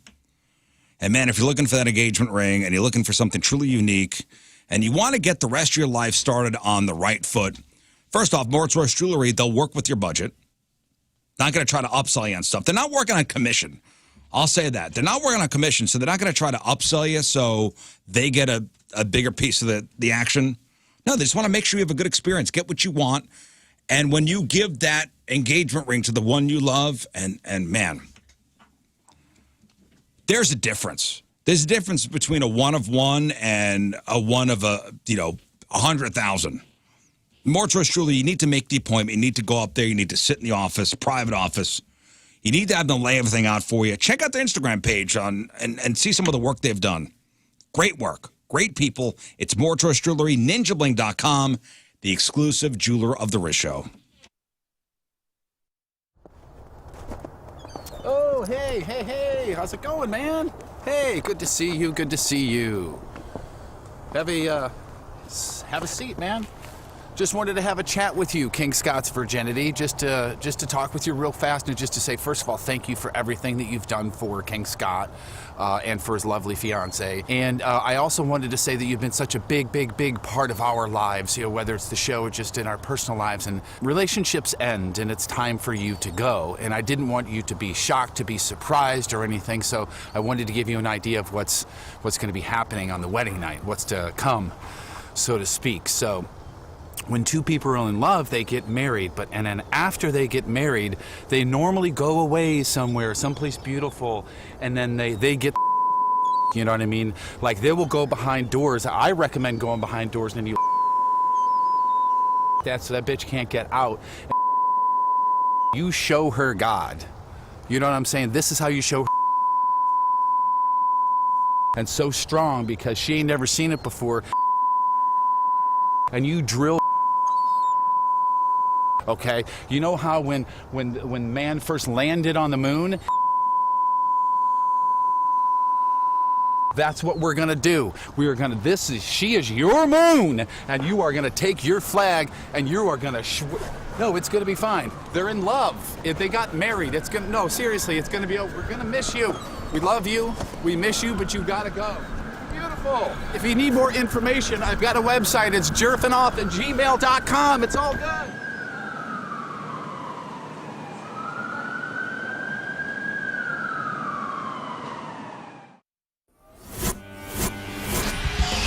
It's a nerve-wracking day. What? You guys and Queens of the Stone Age, back-to-back interviews. I'm already a high-strung person. And health. Get your health back in 2024. I'm getting ready to go get some blood work done this week to check my levels. They're going to check up on me and find out if I've been a bad boy or if I've been following my routine, but I have been, so I know I'm going to get all A's when I go in. That's what I like about Victory Men's Health is they're as invested in your health as you are. They check up on me all the time. They make sure I'm stocked up on my vitamins and my peptides, and they make sure when they test my blood that I've been taking them and not just sticking them in the fridge and forgetting about them. And that's what makes Victory your best friend in getting your health back in 2024. And it's easier than ever because they've got 4 locations now instead of 3. There's one in East O'Fallon, Illinois, and Missouri. There's one in Town and Country that the 3 of us go to and sit in anti-gravity chairs and spill the tea. And there's a brand spanking new location in Sunset Hills. It's still got that new Victory Men's Health smell. So wherever you are, there's one close to you. Don't wait. Go and schedule yourself an appointment today. You're worth it. It's not as expensive as you think. They make it very, very cost efficient for you to get feeling like you did 10, 15, even 20 years ago. So go see them at Victory Men's Health. For more information, go to victorymenshealth.com. That's victorymenshealth.com.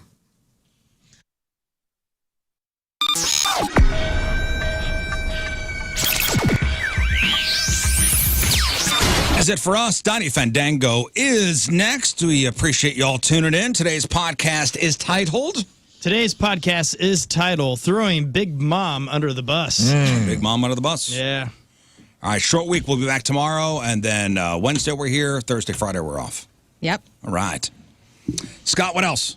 Well, I just want to say thank you to those at Captain Jim's that they praised me, and they're excited for my journey to be the first guy to ever have 1 million followers on Venmo. Wow. Yeah, but you can also follow me on all socials at King Scott Rules, and if you do today only, I will give you all long-distance hugs. So okay. Yep. Thanks, Scott. You're welcome. Learn. Yes, follow me at Lern versus Radio. It's really good times on there, and with the short week, you're probably going to miss me on Thursday and Friday, so just be ahead of that. And follow just me. keep up Thanks. with all that is Learn. Stock up early. Stock up early on all the Learn you can get. Okay. Rafe. Follow me at I am Rafe Williams on all the platforms, and specifically Instagram, because as of right now, I'm not blocked or restricted, but that could change at any moment. I'm going to report you immediately after the show. Don't get that started. New episode of Stupiracy out today. Sickles cucking. Oh, that's great.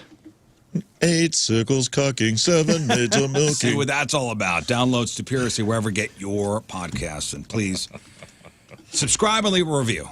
5 stars, preferably. Yes. All right, we leave you with a selection from our Teamers Member of the Day, brought to you by Hot Shot Sports Bar and Grill. Swing by Hot Shots for a Stella Artois and the all-new Reaper Madness wings, available for a limited time. From Farmersville, Illinois, Jason Trucks is out.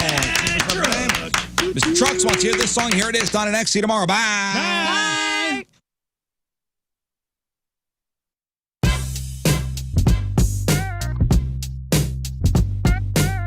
By the one and the only Brent Smith of Shinedown. I forgot how that song goes. All I heard was ding, ding, ding, ding, ding, ding, ding, ding, ding, ding. I'm like, what are the actual words? I don't think anybody actually knows. Is that girls? Yes. It is. Yeah. There we go. That is some 80s. You know what? We That got is to bring it back hardcore. for the weekends, right? Okay. The holiday weekends. So we got Brent Smith, Shinedown. It's a Point Big summer show. Couldn't be more excited to have you guys, Jelly Roll, back in St. Louis. Yep. And John Harvey for the first time. And John Harvey. It's going to be insane. So this is the Planet Zero World Tour. It and, is. You know, I'm not supposed to play favorites, but I'm a little obsessed with the album. Cool.